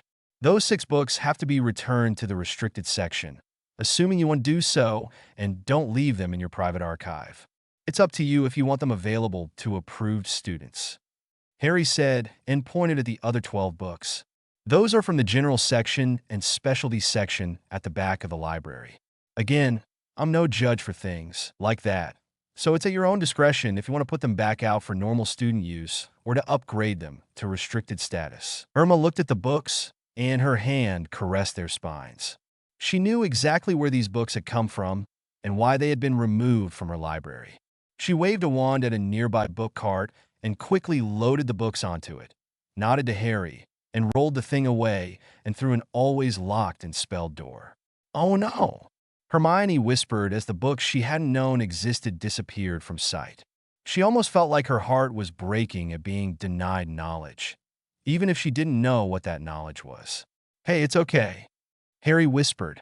I made copies. Hermione's head snapped around and she stared at him. Her eyes almost burned with intensity, and he smiled at her. Why don't we find a table in the back, and you can tell me all about why you weren't sorted into the House of Ravenclaw? Harry asked and held a hand out to her. Hermione's hand slapped into his, and she gripped it tightly. I'll take that as an agreement, Harry said with a chuckle, and led his new, bushy-haired friend to a good hiding spot to erect some privacy spells and to continue their conversation. 24A Meeting of the Minds. You can stop pretending now, Hermione said as she and Harry settled down beside each other at the small table at the back of the library. What do you mean? Harry asked. Hermione held up their clasped hands. I can tell when someone is acting to gain my favor. Harry looked at their hands and smiled. Well, you're half right and half wrong. What do you mean? Hermione asked right back. I started acting like a respected colleague when I approached you, and I already told you why. Harry responded and dropped it. His body slumped slightly, and he gave her a crooked smile. You didn't want me to think you are an idiot, even though you approached me in a public setting. Hermione said, and Harry nodded. Then what am I wrong about? This, Harry said, and wiggled the fingers of the hand that held hers. It's not an act. I intentionally took your hand to show you that I was being serious about talking to you and making friends with you. Why? Hermione asked with a slight frown. She didn't let his hand go, though. Did you read the articles about how I grew up? Harry asked. Hermione started to shake her head no, and then she caught her breath, and she stared at him. It was then that Harry realized he had just made a huge mistake. He had given away his biggest secret without even thinking about it. Please, Hermione, Harry whispered and ducked his head. Don't tell anyone who I used to be. I've kept it from everyone on purpose, because those that would keep causing me harm are still around. Hermione's face changed expressions a few times before she settled on sadness. You don't mean you know whose followers, do you? Not only them know, Harry said. In fact, you must have heard about the headmaster attacking me in class. Hermione sucked in a sharp breath. That was true? He really tried to. You. The spell or ability is called legilimens. It lets someone read another person's mind without their permission, and they can find out all of your secrets. Harry said, Oh no. Hermione put her free hand over her mouth. Did he? Thankfully, no. He did try with a very strong mental probe. However, if I hadn't worked so hard to get my mind trained up as much as I did, he could have plundered everything I had. Trained up? Hermione asked and stopped covering her mouth. How did you do that? I read all of the available books in both the Ravenclaw library and the school's library, Harry admitted. Hermione's mouth dropped open from shock. I know it seems impossible, Harry started to say. How could you have read them all? Hermione asked, accusingly. It's taken me weeks just to read the books from one row of shelves. Harry wasn't sure how he could explain maxing out his speed reading skill, and it became knowledge absorption. Do you read them normally, or do you speed read them? Hermione gave him a bit of a glare before she sighed. I have to read them normally, or I won't retain the information in its entirety for more than a week. So, you do have near-perfect recall. Harry said, Yes, if I take the time to actually let my mind absorb what I'm reading. Hermione said. Harry nodded in understanding, because he remembered having to reread the contents of both the elementary school's library and the community library to cement the knowledge into his mind. It also told him that his fears were correct. Hermione wasn't getting the benefits of having both her intelligence and wisdom above 100. Are you saying you can speed read and still keep the information? Hermione asked. Harry didn't want to make her jealous, so he hedged his answer in a half-truth. It used to take me several readings of a book before I learned to speed read. After I did, I had to read everything in my elementary school's library again to make sure I actually remembered what it was that I read. Oh, Hermione said, a bit dejectedly. A moment later, her eyes widened. Oh, you associated the skill with retaining information. Instead of your mind thinking that you were acquiring it for the first time, you tricked yourself into knowing that when you speed read something, you were just confirming it was what you already knew and it filed right into your permanent memory.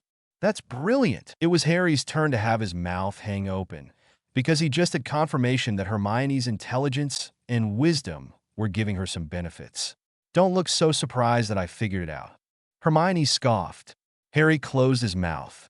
I didn't need confirmation about how smart you were, and I was surprised you gave it to me anyway. Aha! Hermione said, clearly indicating that she didn't believe him. How did you reading all those books let you defend yourself mentally? Harry didn't have to lie this time. I found information about occluding the mind.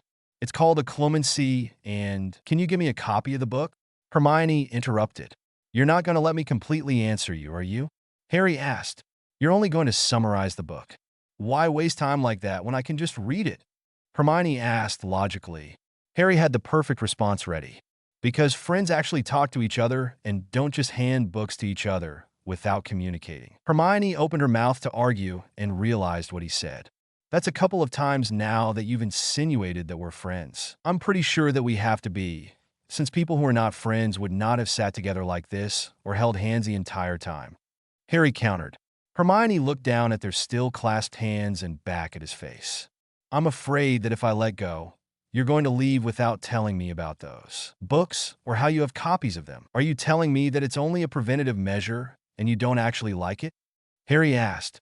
Hermione started to blush and turned her head away. She didn't answer the question, and she didn't let his hand go. Harry let her stew for several moments in silence before he remembered why he brought her here to the back of the library. Can you tell me why you're in Gryffindor and not in the House of the Studious Bookworms? Hermione winced at the nickname. She shook her head and didn't say anything else. Do you mind if I take an educated guess? Harry asked, and she shook her head no again. Even though you were a bookworm and highly intelligent, you didn't want to be associated with it at a new school. Hermione turned her head to look at him with wide eyes. The problem is, you can't stop yourself from being who you are for long. You're too smart to slack off and pretend to be dumb like your housemates. Hermione opened her mouth to say something, then closed it. Harry smiled. I'm glad you knew I meant dumber than you, and not that they are stupid. Hermione took a breath and sighed.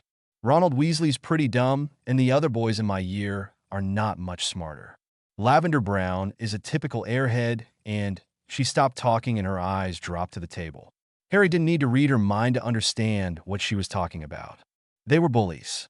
My ex-cousin could give them a run for their money if there was a competition for the biggest moron in the country. Hermione lifted her eyes to his face. I'm not sure how you could prove that. Harry grinned at her. During the first day of elementary school, the teacher asked us what our favorite color was. I said blue, and Dudley said chocolate. Hermione snorted and barked a laugh before she covered her mouth with a hand to stop herself. The teacher had to switch to the expensive non-toxic glue paste for crafts because Dudley kept eating it, throwing it up, and eating some more. Hermione had tears form in her eyes as she fought hard to not laugh. During science class, the teacher told us that an octopus can crawl through small cracks. Dudley wouldn't go near the toilet or the tub for 3 weeks because there was water in them. Hermione burst out laughing and had to let Harry's hand go to hold her mouth shut with both hands. I once told Dudley that he had his shoes on the wrong feet. He threw a tantrum as he screamed and yelled that he didn't have other feet and begged his parents to buy him more feet for his shoes. Hermione made a whining sound as tears flowed down her cheeks. During a school field trip at the mall, Dudley looked at the map on the wall and saw the big "You Are Here" to. He started freaking out because someone knew where he was and he didn't tell them. Oh God, Hermione said, and her muffled laugh got louder and louder. The best proof I have is that Dudley's parents were warned that he had to be fully potty trained before going to school. It took them 2 months to make him stop calling the toilet the butthole. Hermione let out a massive groan before she covered her face with her hands and laughed and cried in equal measure. Her composure had been completely wrecked. Harry sat there for a good 10 minutes as Hermione calmed down.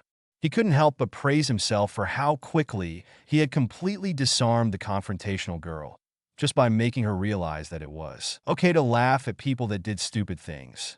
He put a box of tissues on the table, and she used them liberally to clean herself up. I can't believe you did that to me, Hermione said, and looked like she didn't know what to do with the tissues. Harry pointed at the floor beside her, and Hermione tossed the used tissues into the small trash can that hadn't been there when they sat down. Is it my fault that you found my ex-cousin's stupidity so hilarious? Harry asked her. Yes, Hermione said, and gave him a bit of a glare. Damn, there goes my entire defense, Harry exclaimed and fake pouted. Hermione lost the glare and smiled. Why are you trying so hard to make me like you? Harry lost the pout and shrugged. I'm not sure, really. I saw you in the Great Hall and just felt like I needed to talk to you. Hermione gave him a pointed look. You're not acting now, are you? No, I dropped it a bit ago. Harry said, I've actually gotten into trouble when I act up in certain situations, and it took me a while to be able to choose when I can act certain ways and when not to. Hermione's pointed look changed to a searching one.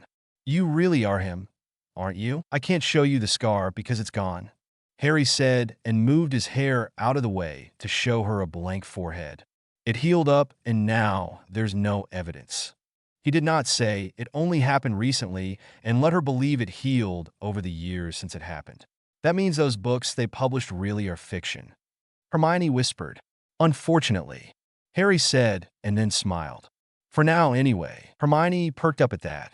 What do you mean? I'm going to be a great wizard someday, and my adventures are going to be legendary. Hermione huffed. You're getting full of yourself. What? No. I'm as humble pie, and just as tasty, Harry said with a grin. Hermione snorted and barely stopped herself from laughing. Harry went through his current mental library and dredged up a small book on occlumency. He picked up his fake backpack and conjured the book. Inside to pull it out. Hermione's eyes snapped right to it, and her hands twitched to take it from him. Make sure you read it all the way through first before BFORE, trying the first mental exercise, Harry said and gave Hermione a squinted look. If you try anything before reading it all, you could ruin your progress and might even stop yourself from learning it at all. He said, Do you understand? Yes, no rushing through it, Hermione said, and her hands ached to hold the book. Hermione, Harry spat, and she jerked as if slapped and looked at his face. I am warning you that this is very dangerous. There is a reason it's not taught in school, or even at home in most cases. You can seriously hurt your own mental development if you do anything before reading it all and understanding what it means. Do you understand? Hermione actually felt a little trepidation now. I think so. You need to read it normally too. No speed reading, Harry said and held out the book to her. Hermione carefully took it. Are you sure? Yes. No rushing. The book itself is the structure and basis for the exercises. Hermione's eyes widened slightly. Does that mean it has subconscious coding that I need for the exercises to work? Harry nodded. You're going to catch on to things quickly, thanks to how smart you are. The problem is that you're going to think you're ready long before you read the entire book. No, I swear that. Hermione stopped at Harry's raised hand. Don't lie. We both know how eager we are to try things when we come across a new spell or experiment in a book. Hermione wanted to deny it, and she couldn't. It was almost like a drug, and she needed to get her fix from each new book she found and read. I'm going to sit right here, and I'm going to watch you read the whole thing, Harry said, and Hermione's face went blank. I can't let you out of my sight before I'm sure you actually read it all. But Hermione started to say.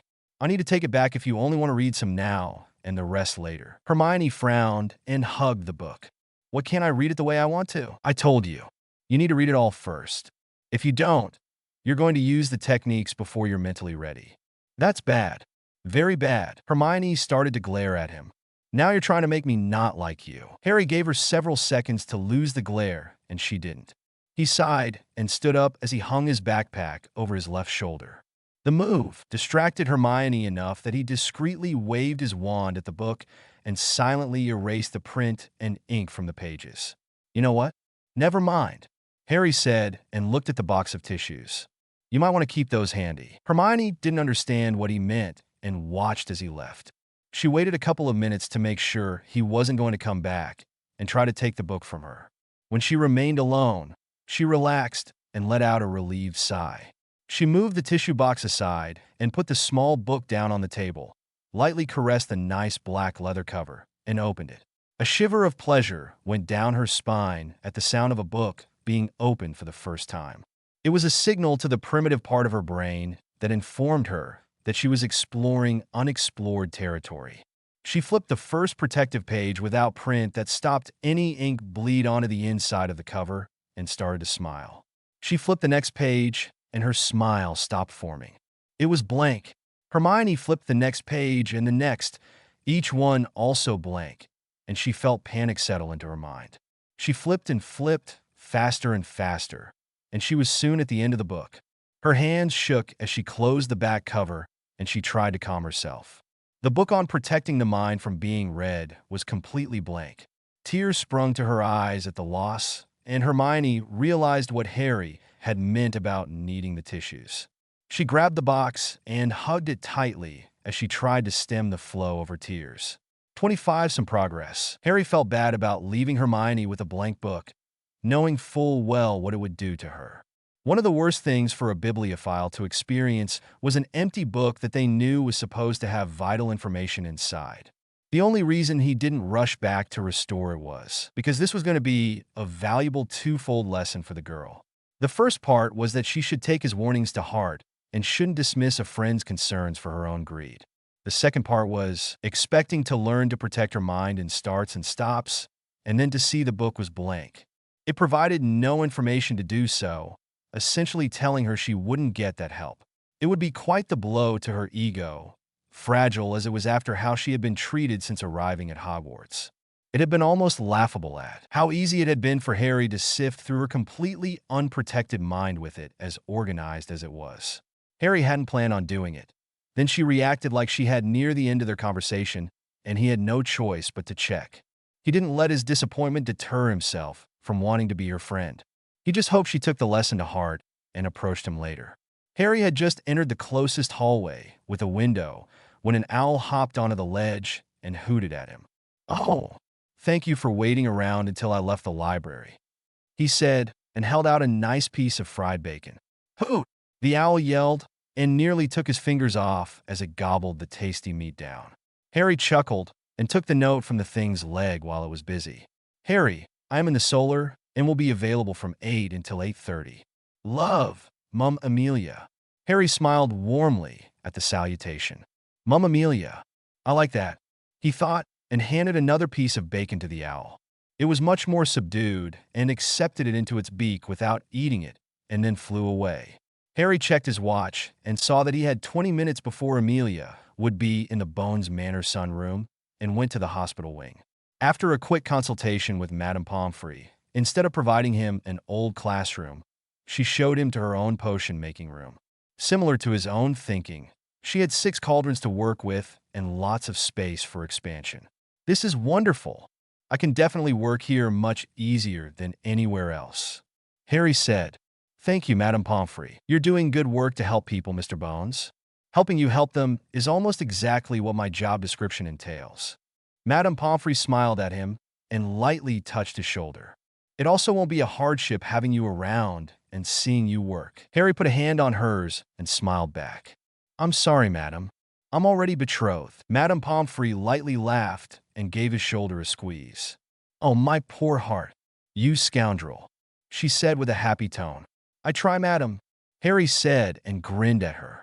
"I'll come back here after my meeting with Amelia." Madame Pomfrey nodded, and Harry left the hospital wing, checked his watch, and ducked into an alcove before he cast silence on the spot and apparat to the proper apparition point in the lobby of Bones Manor. Harry went to the solar and saw Amelia as she sat at the small table, and she had a cup of tea and a scone in her hands. He walked over to her and kissed her cheek, gave her a half hug to not disturb her tea, and sat down across the small table from her. "Good morning, Harry," Amelia said, and took a sip of tea. "Good morning, Mum Amelia," Harry said, and did up a cup of tea for himself. "It's a bit odd for you to request a meeting so early," Amelia said, and couldn't keep a smile off of her face, despite her normal countenance. She was glad that he hadn't objected to calling her that, even though she knew it had been his idea for her to adopt him. "I had a couple of things that I wanted to talk to you about," Harry said, and sipped his tea. He took a breath and let it out, almost in a sigh. "You don't have to drum up courage, Harry. You can tell me anything, and I won't get too angry about it," Amelia said with a knowing look. They both knew she would be angry if it was something she objected to. "How did the cigarette sale go?" Harry asked with his own knowing look. Amelia chuckled and saluted him with her scone. "Make sure to donate it directly to your department and not to the ministry," Harry reminded her. "I already did," Amelia said, and took a bite of scone and a sip of tea to wash it down.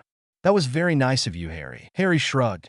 "It was the least I could do for the trouble I caused you the night I just popped in here without using the proper apparition point. Still, such a large donation will be a huge help for my department. Amelia said, I'll make it stretch as far as possible. Harry chuckled. Mom, I'm rich, not according to the goblins. Amelia said and sighed. They still haven't figured out how you and a dozen prominent families had their vaults emptied of gold. That was an odd way to say it. Harry quirked an eyebrow at her. Do you mean that only gold was taken? They left the silver sickles and bronze nuts and only took the galleons? Amelia sighed.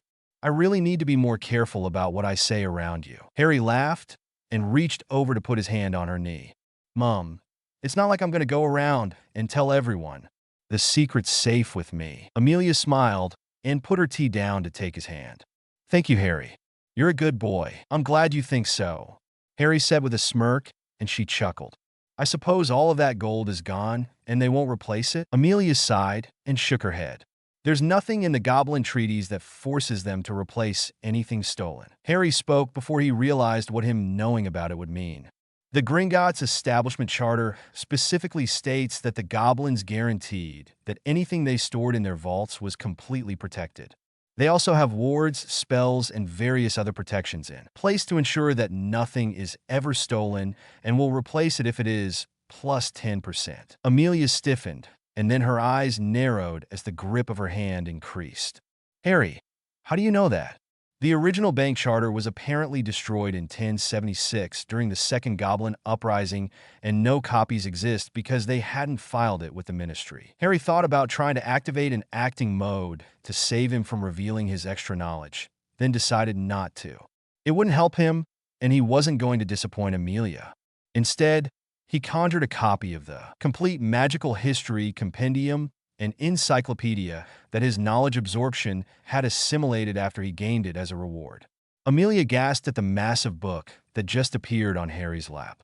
She didn't bother asking him where it had come from, because she knew by the title on the spine that it was an extremely rare or even non-existent book. She took out her wand and cleaned her hands, and then gently took the book from Harry. Unless you know how to speed read, the contents list pages will take you several hours to get through. Harry warned her. The bank charter is on page 546. Amelia shivered and opened the inch-thick cover, and it creaked. She winced, knowing she had potentially devalued the priceless book by doing that. It creaks every time, Harry reassured her.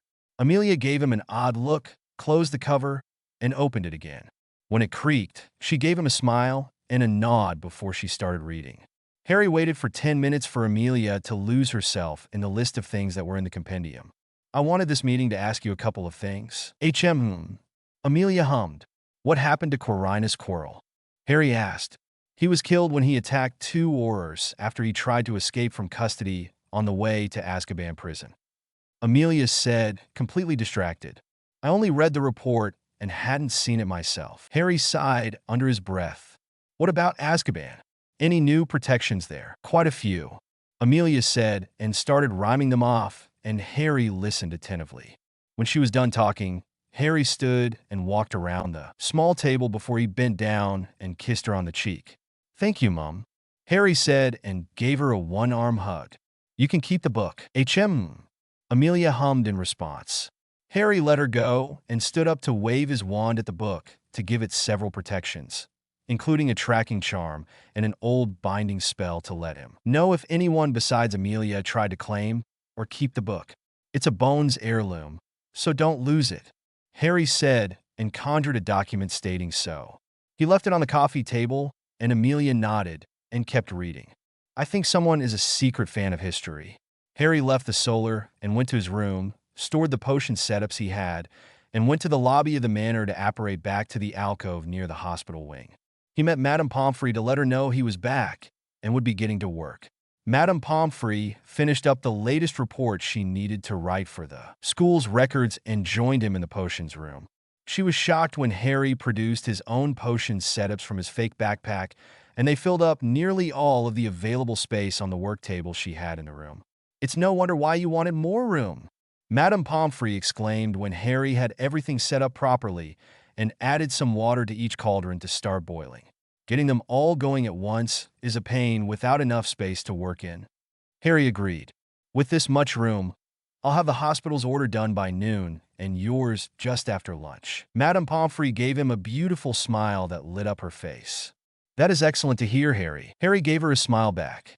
I'm still betrothed, Poppy. Madame Pomfrey let out a laugh and lightly touched his shoulder before she went back to her office. She wasn't sure what she was going to do with the free time that Harry had just made available for her. There was so much that she had wanted to do before and never had the time for. She just had to decide what she wanted to do first. When Poppy sat down at her desk, she was surprised to find a book there. Mediterranean Healing Herbs and Practices for the Practical Healer. She read in her head, why not?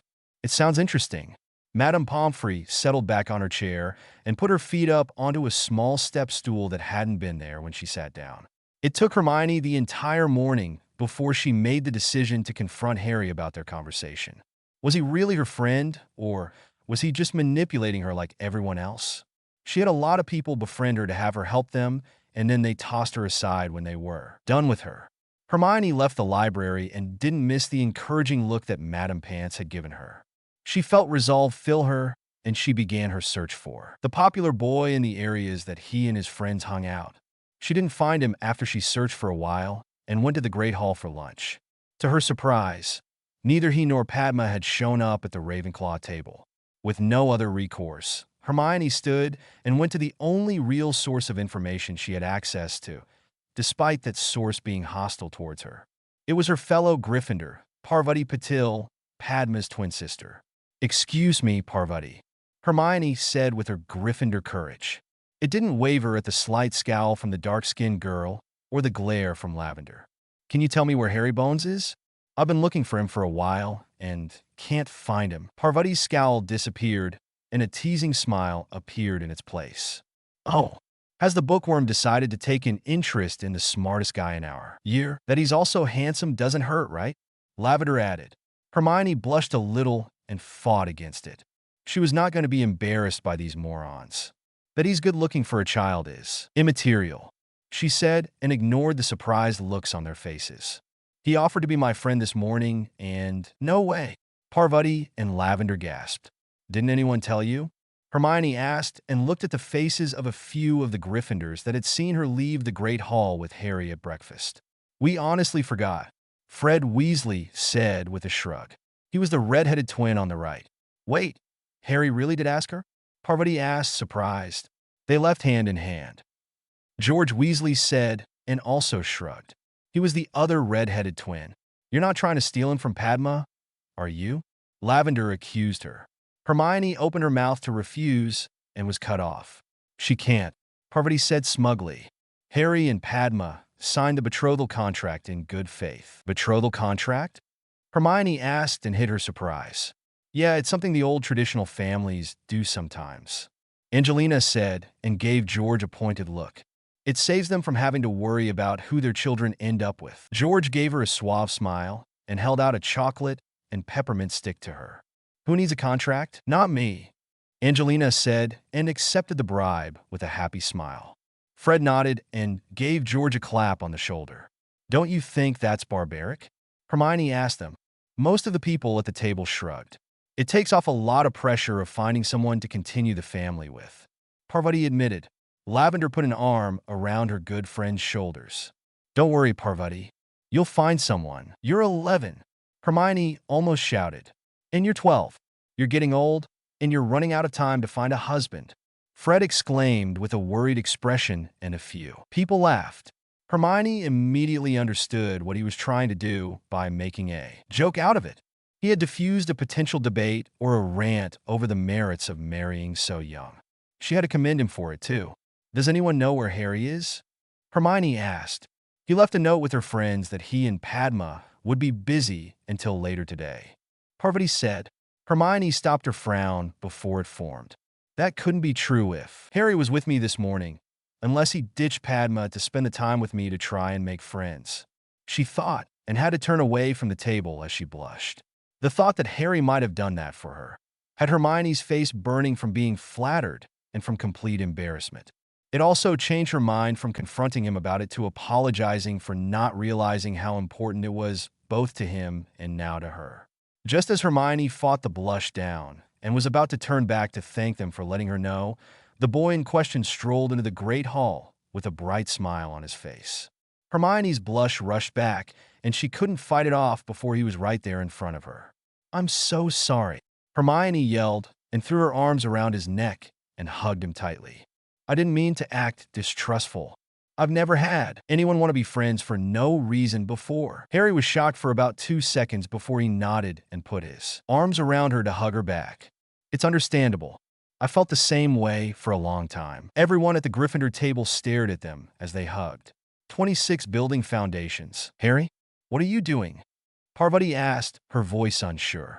Returning a friendly hug, Harry said, and eased his hold on an almost crying Hermione.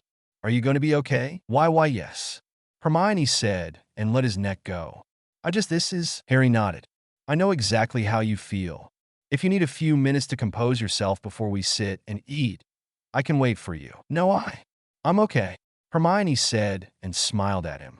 "Do you want to sit here or at the end of the table?" "That depends," Harry said and looked at the people near them at the table. "Is anyone going to object to having my new friend join us?" Lavender opened her mouth to do just that, and Parvati gasped and stomped on her foot. "OWWW. What was that for?" "Shut up," Parvati whispered, even though everyone around them could clearly hear her. "We can talk about it later." Harry thought about calling her out on that, then decided to let it be for now. He was going to talk to Hermione about things anyway, and ask her to come with him to finish making potions in the hospital wing. She was practically screaming inside her head that she was friends with the famous Harry Potter, and he needed to deal with that as soon as possible. Hermione tried to not frown at the two girls, one for being brave enough to object to her face, and the other for being a coward and trying to cover it up, despite also objecting. Harry easily heard her thoughts and smiled as he took her hand. "Shall we sit on the same side this time, or across the table like this morning?" Hermione's entire attention went right to him, and Harry almost staggered from the intensity. "Same side. We can talk easier than shouting across the table, since it's so crowded." "That's a good point," Harry said and sat next to Katie Bell, whom gave him an inquisitive look. "Hi, Harry," Katie said with a smile. "Hi, Katie," Harry responded and sat Hermione next to him. "How are you getting along with playing Quidditch?" "I love it," Katie gushed. "My fellow chasers and I are rocking the competition this year." The red-headed twins laughed and spoke together. "The Gryffindor Flying Foxes are the talk of the school." Harry gave them a searching look and easily plucked the information from George's head. "I thought the first game wasn't until the first week in November." "Oh, someone's a Quidditch fan," Fred exclaimed. "Do you want to place a bet on who's going to win between us and Slytherin?" "Did you find a good seeker yet?" Harry asked instead of answering. The twins, the two dark-skinned girls, an older boy, and Katie all looked dejected. "I'm sure you'll find someone before the match. You have a month or so left," Harry encouraged them. "You're right," the older student named Oliver would said. "We need to expand our search and hold more trials. Maybe we can even check the first-year class for potential talent." Fred slapped a hand over his face. George groaned, and the girls looked even more dejected. "What is it?" Harry asked. "You've set him off, and he's going to make us work that much harder during practices." Katie said. "Oh, I'm sorry," Harry said and reached over to pat her shoulder. "Good luck." "Thanks," Katie said and went back to her food. Harry turned away from them and saw an odd look on Hermione's face. He winked at her and swiped his wand around them. The other voices and noises around them dropped to barely whispers. "You need to teach me that spell," Hermione said. "Can we eat first? I need to get back to the hospital wing to make potions for Madame Pomfrey." Hermione nodded, and the two of them gathered some food for lunch, and they both quickly ate a healthy meal. When they were done, Harry cleaned their hands and dispelled the privacy spell that they hadn't needed. "Come on, working and studying await us," Harry said, and Hermione jumped to her feet. He chuckled at her enthusiasm and looked at the people around them. "Thanks for putting up with me at your table. It was a hardship, but we persevered," George joked. "Hooray! Hooray!" Fred and the girls said as one, and they all laughed. Harry laughed as well and dug a hand into his backpack. "Here, have some nice biscuits I made." They all looked with interest as Harry dropped a large metal tin onto the table between Angelina and Alicia. It was quickly opened and then pilfered by everyone, including Parvati and Lavender. Ranks Rari. They all mumbled loudly because they had stuffed their mouths with the delicious cookies. It was a hardship. But you persevered. Harry repeated the joke. Hooray! They yelled in response. Cookie crumbs spewed everywhere, and they all laughed uproariously. Harry led Hermione out of the Great Hall. As soon as they were through the doors, Hermione gave him a pointed look. You can wait until we get to the hospital wing. It's only a couple of minutes more, Harry said with a crooked smile. Fine. Hermione huffed and then smiled back. The staff at St. Mungo's were ecstatic to receive their order a full week early. They always needed more potions, and having access to someone that could make them so well and so quickly had them arranging for special dispensations from the Ministry of Magic for Harry Bones. They also had a registered potions master check a potion from each batch to ensure the quality. The man always praised them and claimed he couldn't do it better himself, which was a huge compliment. Using a potions master to brew a lot of the most used potions was a massive expense that the hospital didn't have to pay for. The skills and time were donated for free, and they were elated. Madame Pomfrey had also gained a lot of fame and favors for bringing such a promising student to their attention. It was just too bad for the young man that he couldn't take his potions mastery until after he had written his OWLs and newts. On the plus side, the mastery was practically guaranteed because of the small innovations he had done to a few of the potions to make them more effective and to have a longer shelf life.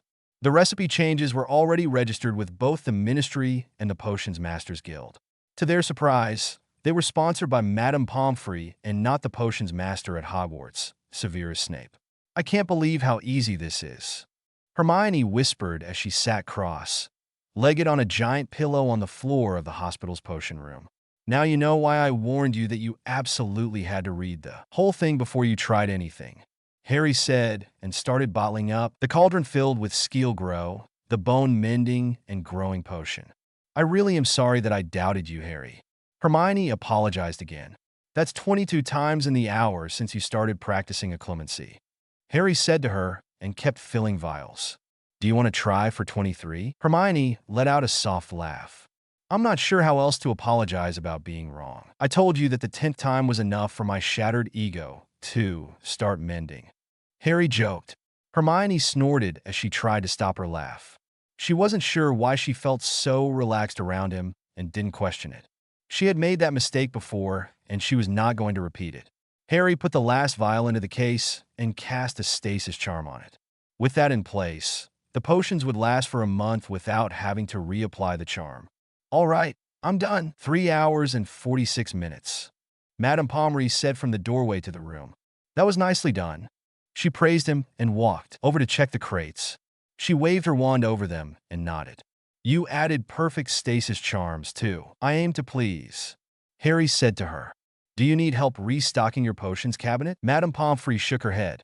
I'll let my current stock get down to the minimums before adding anything new. You can owl me whenever you need anything more, Harry said. Thank you, Harry, Madame Pomfrey said. Now clear out of here, and I'll clean up after you. Harry chuckled. You make that sound like such a chore, Poppy. Madame Pomfrey laughed, and the two of them swiped their wands at the cauldrons. The residues in each brewing setup were vanished, and the cauldrons cleaned with another spell. Have a good day, Madame Pomfrey, Harry said, and walked over to Hermione. We're being ejected. Move it, move it, move it. Hermione actually laughed this time, as Harry practically picked her up and carried her out of the room. She didn't fight against it and let him.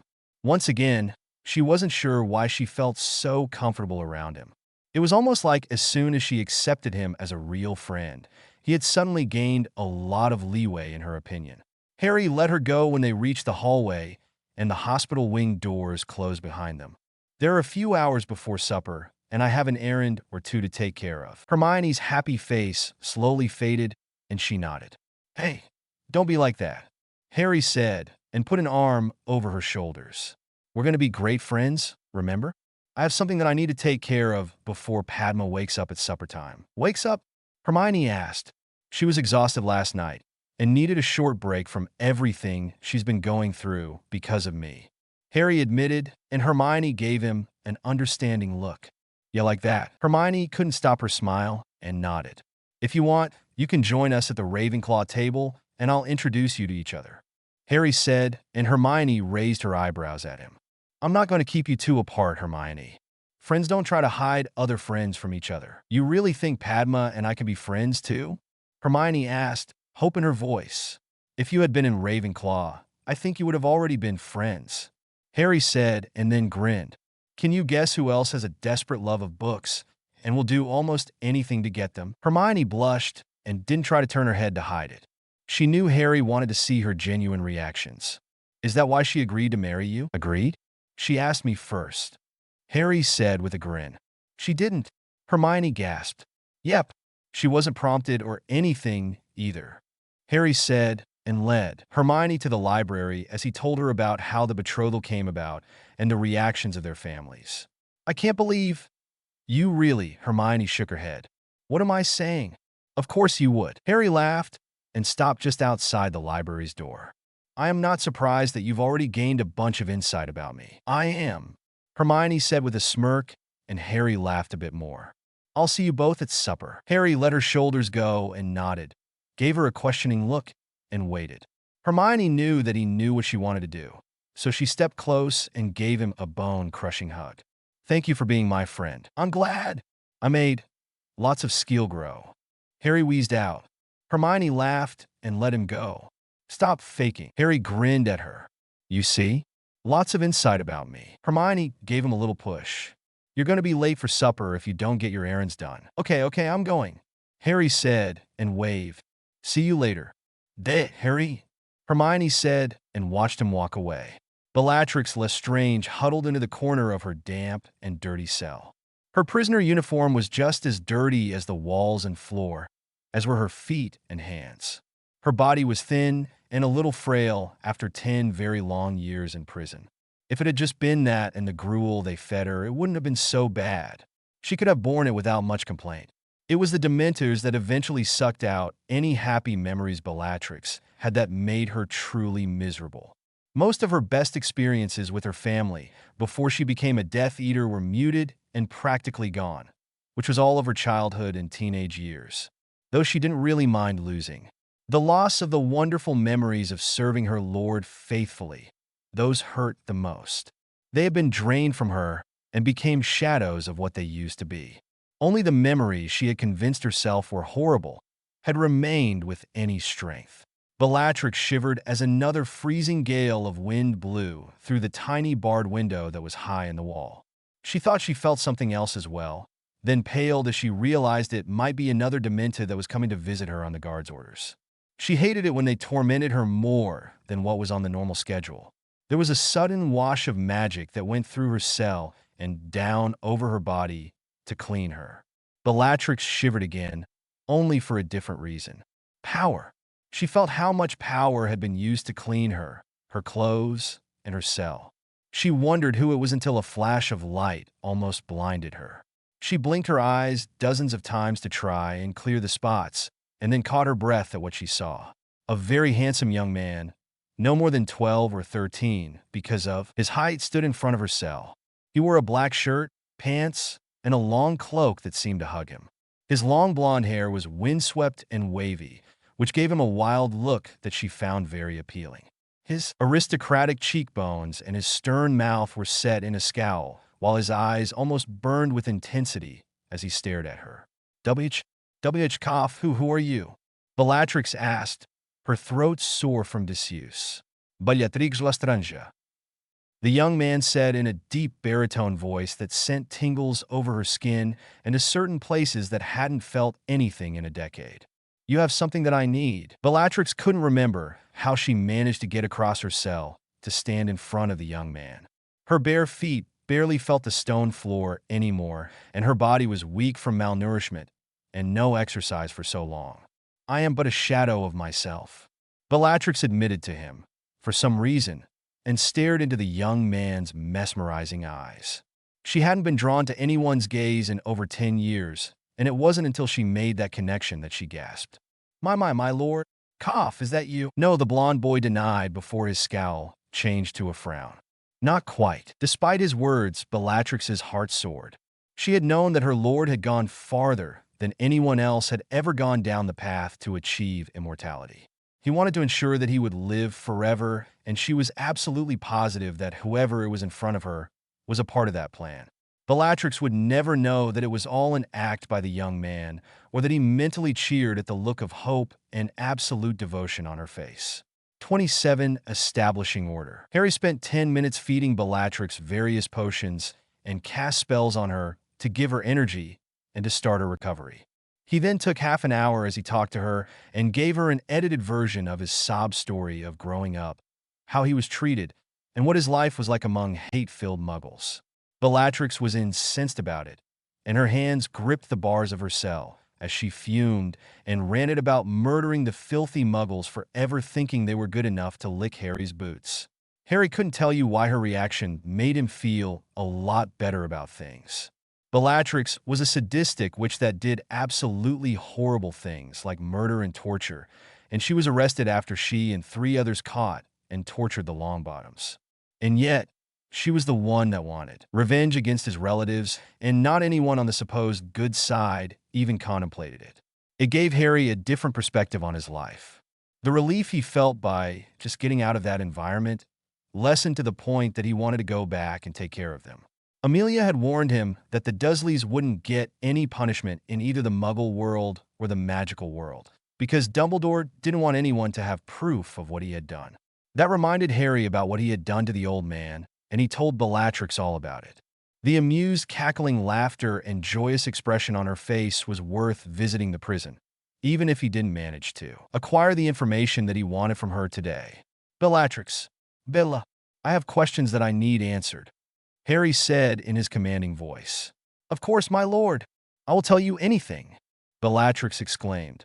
Like how the guards torment me, and Harry stood there, rooted to the spot, and listened for another half an hour as Bellatrix told him all about her time in prison. She had even agreed to allow him to look into her weakened mind as she spoke, just so he could see the faces of the men and women that had taken twisted pleasure in making her life hell.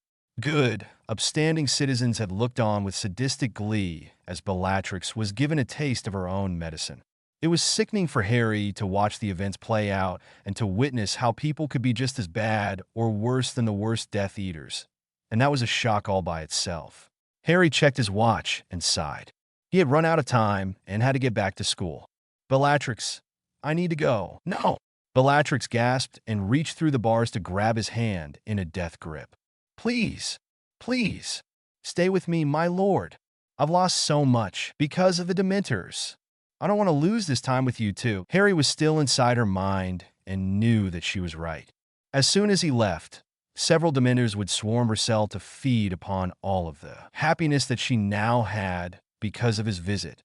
He turned his hand in hers, and he interlaced his fingers with hers. Bella, Harry said softly in a deep voice, and Bellatrix shivered and closed her eyes. Do not worry. Even though I need to leave you here for now, you will never be subjected to the Dementors ever again. I won't? Bellatrix asked and opened her eyes to stare at him. Wait, how did you get in here? Dementors guard this wing constantly, and it takes 2 Aurors casting patron uses to keep them at bay. Harry smiled and gave her hand a light squeeze. Lesser creatures will always move aside from me, Bella. Bellatrix gave him another look of admiration, and Harry could feel her devotion to him get a little bit deeper. Will you show them your power, my lord? Will you put them into their proper place? Harry nodded. It's time for those creatures to understand who is in charge around here. My lord, Bellatrix said, and started to kneel. Stop! Harry spat, and she froze. Stonto, Bella? Bellatrix stood up, and her back straightened as she stared at him with wide eyes. You are not to grovel at anyone's feet, not even mine. Harry commanded, and she nodded. I will also handle the Aurors that dared to treat you the way they have. The warden, too. Bellatrix whispered. Don't worry. I have a plan to deal with him for allowing the abuse of prisoners. Harry growled. Bellatrix shivered and felt more tingles all over her skin and down below. I will be back very late tonight, since we have unfinished business. Yes, my lord, Bellatrix said and beamed a smile at him. I eagerly await your return. Harry smiled back and swiped his wand at her. Her thin and ragged prison dress transformed into one of her favorite outfits, and she was lifted slightly as calf-high boots formed on her feet. Her hair that had hung limply over her shoulders was fluffed out, and Bella felt warmth fill her from the inside out. "My lord!" Bella gasped in shock because he had never done anything like that before. Harry heard that for her mind. "I won't have you suffer anymore." Bellatrix started to nod and felt a huge flow of magic pass by her, and the tiny cell expanded and transformed into a copy of her bedroom back at her home. Her dresser of clothes, her four-poster bed, the ancient wallpaper, the carpet, the chandelier, and even her old bookcase filled with books appeared. "My lord!" Bellatrix yelled, completely shocked. "Yes, it's permanent," Harry said, and felt as her devotion deepened even further. "Until tonight." Bellatrix nodded several times and reluctantly let his hand go. "Now, where is the closest Amena?" Harry asked and pointed at the end of the hallway. The barrier he had placed disappeared, and two Demenas rushed towards him and Bellatrix's cell, probably because of her very strong, happy feelings, and not because Harry was an intruder. Bellatrix stepped back from the bars automatically. Then she froze when Harry pointed his wand at them, and both Demenas froze in midair. "I believe a lesson needs to be learned," Harry's deep voice said, and he spun a ring on his finger 3 times. Bellatrix caught her breath as the feeling of dread and impending doom filled the air. And then she stopped breathing when the actual specter of death formed beside her lord. "Harvest the one on the right," Harry commanded. "Master," the specter of death said, and its scythe sliced right into and through the head of the Dementor. It screamed and screamed as the scythe glowed and started sucking it up. The Dementor stopped screaming after about 30 seconds, and then its ethereal form seemed to lessen and shrink. When a minute passed, the thing was little more than a split skull, a rib cage, skeletal arms, and a tattered cloak. The corporeal bones made a rattling sound as the now dead Dementor dropped to the floor. "Please inform the others to leave this prisoner alone, or they will share the same fate," Harry told the remaining Dementor. It nodded and fled. "Thank you," Harry said to the specter of death. It nodded and gave a half bow as it faded away. "I love you," Bellatrix whispered. Harry turned to her, and he could see the look of utter desire on her face. "Do you mean me now, or who I had been?" "Now," Bellatrix said, and stepped close to the bars. "When you were at the height of your powers, you couldn't do what you've done today." Her eyes went to where the specter had been. "You can even command death itself." Harry nodded and didn't know how he felt about Bellatrix actually loving him. Since he could still see in her mind, he knew she really did feel that way. He followed her thoughts, and he wasn't surprised that neither her impotent husband nor Voldemort were prominent in them. He guessed that years of Dementor exposure had dulled and muted any strong feelings she had towards either of them. "I will be back," Harry promised. "I will be here," Bellatrix said with a smile. Harry almost laughed at her making a joke, gave her a nod, then apparat. Bellatrix gasped at the cracked sound and stared at where another impossibility had just occurred. If she had any remaining doubts that the young man was the most powerful being she had ever met, they had just been obliterated. No one could apparate or use a portkey anywhere near the island that Azkaban prison was on, which was why they had to use boats from the mainland. She walked over to the familiar bookshelf and picked up a particular book. It had been destroyed in a fire that her insane aunt had caused during a temper tantrum after her cousin Sirius had been sorted into Gryffindor and not Slytherin. The fool had let his hatred of his mother dictate how he would be treated at school and what friends he would make. Bellatrix hugged the precious book close and went to her bed and reclined on it, as if she had been doing so every day, and started to read. She had the distinct feeling that her stay in prison was going to be quite a bit different from now on. One of the more annoying Aura guards walked by her cell, and the irritating man didn't even glance her way. That made Bellatrix smile, because her lord must have cast a very powerful notice-me-not charm on her cell to make everyone ignore something that they were specifically searching for. Bellatrix started humming happily and flipped the page of the book that she hadn't read since she was 12. She suddenly remembered that she had always adored the story, and her love for her lord grew to a ridiculous degree for making her remember. Padma slowly regained consciousness, and she felt great. No more than great. She felt, right? "Good evening, Padma," Harry said, and Padma opened her eyes to look at him. "It's almost supper time on Sunday night." Padma nodded and sat up. Harry had warned her it might take a while for the changes to her body and mind to be done. With that reminder, her thoughts started flowing, and she was surprised at how much easier it was to think. Just sit there and let yourself adjust. Harry said, "Are you getting a bunch of blue info boxes?" Padma shook her head. Huh, I wonder why. Harry mused. I've been getting them for as long as I can remember. Maybe it's because I'm starting at a much higher mind level? Padma asked. That's always possible. Harry agreed. Try thinking observe or identify as you look at something. Padma nodded and looked right at him. Identify. Harry Bones, Potter, Peveril Patil, age 11, Ravenclaw prodigy. Hey, it worked. Padma gushed and hugged him. Harry hugged her back and then let her go. Just think dismiss, and it will clear from your sight. Thanks, Padma said and did as he said. The blue box disappeared and she grinned. Now give me all the books. All the books. Harry laughed and swiped his wand at her pajamas and switched them with a casual dress and wrap she usually wore on the weekends. We need to go eat first and meet up with a new friend. Padma followed him out of his four-poster bed and took his hand as they left the dorm and went down the stairs.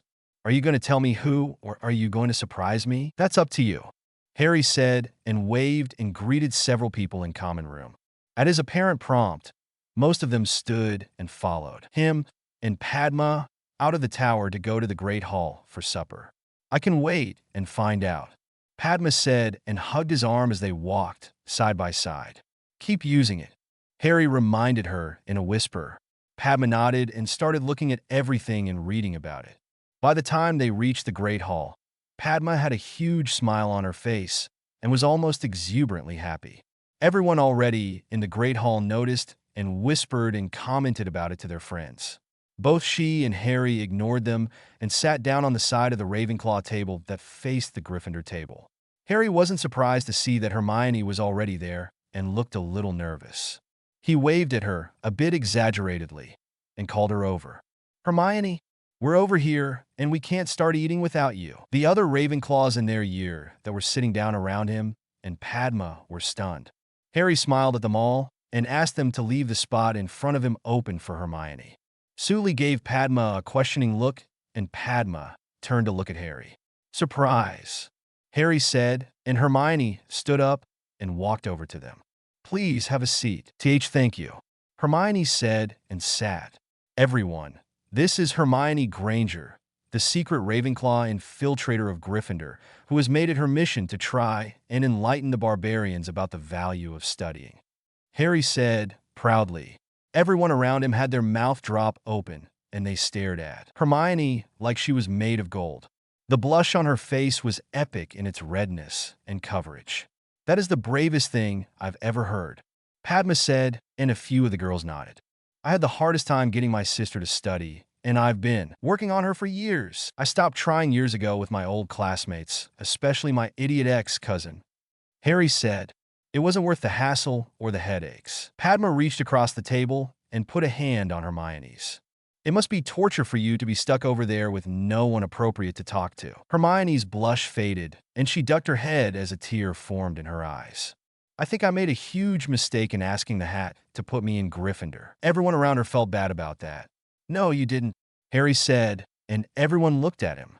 The hat wanted to put me in Slytherin because of my cunning and ambition. That gained several gasps and stunned expressions. Then it said Hufflepuff because my mother Amelia and cousin Susan had taught me about valuing friendships and loyalty. Dear Merlin, Padma whispered and stared at her future husband. She felt nothing but gratitude for Harry ending up in Ravenclaw. Since I love learning as much as I can, I wanted to be in the house that encouraged that above everything else, Harry said and looked around at their faces. And look what happened. I have friends, earned their loyalty, and my ambitions are starting to bear fruit, like sorting the Ravenclaw library and taking over the history of magic classes from Binns. Terry Boots said, and everyone nodded. That rumor was true? Hermione asked. It's our favorite class, Anthony Goldstein said, to her surprise. The epic magic battles are great to watch, and it's actually fun learning about prominent figures in history. Hermione couldn't stop herself from speaking as she stared at Harry's face. When are your lecture classes for that? Maybe I can switch over. Tuesday and Thursday afternoons, Padma said, Hermione sighed. I have defense on Tuesdays and charms on Thursdays, which means you have history on Monday and Wednesday, which is when we have defense and charms. Suli said from beside her, why don't you just switch all of your afternoon classes to ours? It won't affect your schedule much. We have potions Friday afternoons. Padma told her, I have it in the morning for a double class and the afternoon off. Hermione responded, so, just 4 days and 3 classes. I think both McGonagall and Flitwick will be okay with it. Harry said, why just them? Hermione asked, we don't know who the defense professor is going to be. Mandy Brocklehurst said, it's Professor Snape. Hermione said, and they all looked at her. I overheard the Weasley twins complain that he's not much better at teaching defense against the dark arts than he was at teaching potions, despite his desire to always have the job. Their talk was interrupted as platters of food appeared in the center of the table, and they all started loading up their plates to eat. They could continue talking when the meal was done. Harry thought about what it could mean for him and for the students Snape would be teaching. The man had already ruined countless future potion careers with his lackluster teaching methods. What careers could he ruin by sabotaging the defense classes? Unfortunately, pretty much all of them. Now Harry just had to decide if he wanted to let the curse on the defense professor's job get rid of Snape for him, or step in himself and do it directly. Since he had Voldemort's magical knowledge, he knew exactly what the curse was and how it worked. He hid his smile as he decided to tweak the curse enough to accelerate the slow-acting timetable. A month should be good enough to remove the man without any fuss. Harry thought with a nod and ate good food and enjoyed spending time with his friends. 28 the whore? Crux of the matter. Hermione had the best time she ever had at any school. The people around her could actually keep up with her conversation. There were some hiccups, which meant their IQs were only close and not on par with either hers or Harry's. But that was okay. Just finding one person as smart as her was a godsend. Having 7 more of them that were close was like a blessing from magic itself. The after-supper discussion went on for an hour and was enlightening and entertaining, which was something that Hermione hadn't really experienced before, not even with her mother, who was also nearly as smart as her.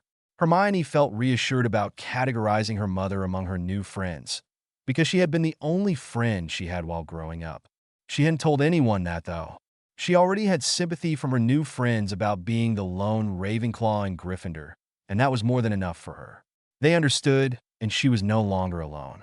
As they left the nearly empty Great Hall, Harry's whispered comments about her practicing occlumency, especially when around the other Gryffindors, gave her the idea that he wanted her to be quiet around them. When they reached the top of the last stairwell that they shared before having to go their separate ways, she mentioned that to him. Considering how you tried to act previously, it will work as an attention-getting technique. Harry said, to her surprise, they'll wonder what you're doing instead of studying, not realizing you are actually studying, and they will approach you and ask what's going on. Hermione blinked her eyes several times at him, and Harry gave her a huge smile. You can then tell them whatever you want and start a conversation, tell them to piss off, or offer to help them in any subject they might be struggling with. Harry said, and she nodded. The trick is you should never ever talk down to them. Be friendly, even if they were mean to you before. Why? Hermione asked. Because you're better than them. Harry said, and her eyes widened as the other Ravenclaws around them nodded. People like us know what it's like to be bullied for being smart. They won't get it.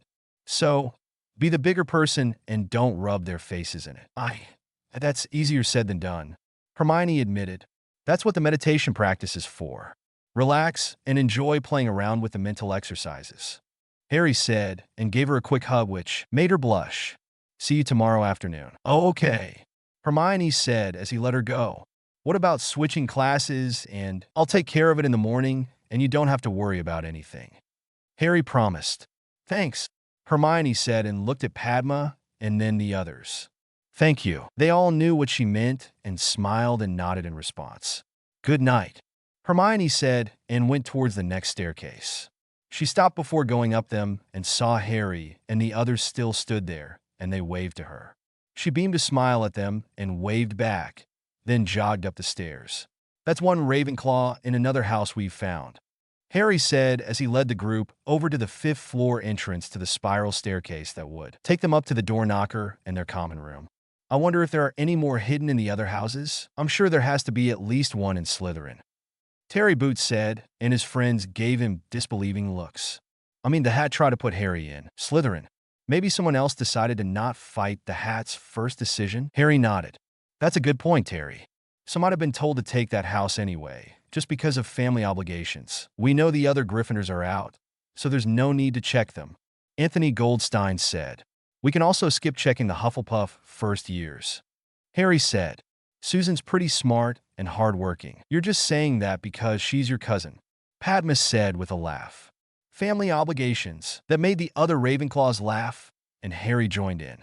They split up in the common room, and Harry led Padma up to his dorm room. They climbed into his four-poster bed, and Harry silenced the curtains and then disappeared with a crack. Padma didn't react and sat there and waited. Harry reappeared and put down the set of first-year books from 150 years ago. Your training starts here. Padma gave him a smoldering look that was oddly cute on her young face. Harry gave her cheek a light caress as he pecked her on the lips. Study now, flirt later. Padma giggled and picked up the first book, which was Charms, and she started to read. She soon discovered how quickly she could read now, and she burned through the book within half an hour. When she closed it, she gave Harry a look so intense and full of passion that he should have burst into flames. Harry smiled warmly and passed her the Transfiguration book. Bellatrix laid in her bed and wore a very comfortable nightgown as she marveled at how unbelievable her evening had been. The normal bowl of gruel had been delivered by a guard that didn't curse at her, and he had shoved it through the hole in the bottom of the cell door. The surprise came when it had changed into the most delicious beef stew she had ever tasted. She didn't question it, because she guessed that whatever spells her lord had cast on the cell affected anything that entered it. His promise that she would no longer suffer had already been fulfilled in her mind. She was in her favorite place to live, had all of her favorite clothes, and could read all of her favorite books. If she wasn't in prison, she would have been perfectly happy with her life. The guard patrols had passed by the Dementa bones on the floor without seeing them, so they were also spelled to be ignored like she herself was. They knew someone was there, but they didn't know it was her. It was both confusing and most welcome. Asterisk crack. Bellatrix threw off her blanket and jumped to her feet, because there was only one person that could apparate into the prison. She walked over to the bars of her cell and felt anxious to see him again, even though it had only been about 6 hours. She needed to thank him for the clock on her nightstand. "My lord," Bellatrix whispered as the handsome young man strode down the hallway, as if he owned the place. As far as she was concerned, he did. "Hello again, Bella," Harry said, and came to a stop just outside her cell. "You look comfortable." Bellatrix nodded. "Your gifts have been most welcome, my lord. It was the least I could do, since I can't take you from here without anyone discovering it," Harry said. Bellatrix sighed. "I knew they had something to detect escapes. I would break it if that also wouldn't set it off," Harry said. "It must be so frustrating for you, my lord," Bellatrix said, and reached a hand out through the bars. Harry took the hand and held it tenderly as he stepped close to the bars without touching them. "Bella, I must ask you something important." "I will tell you anything you want, my lord," Bellatrix responded.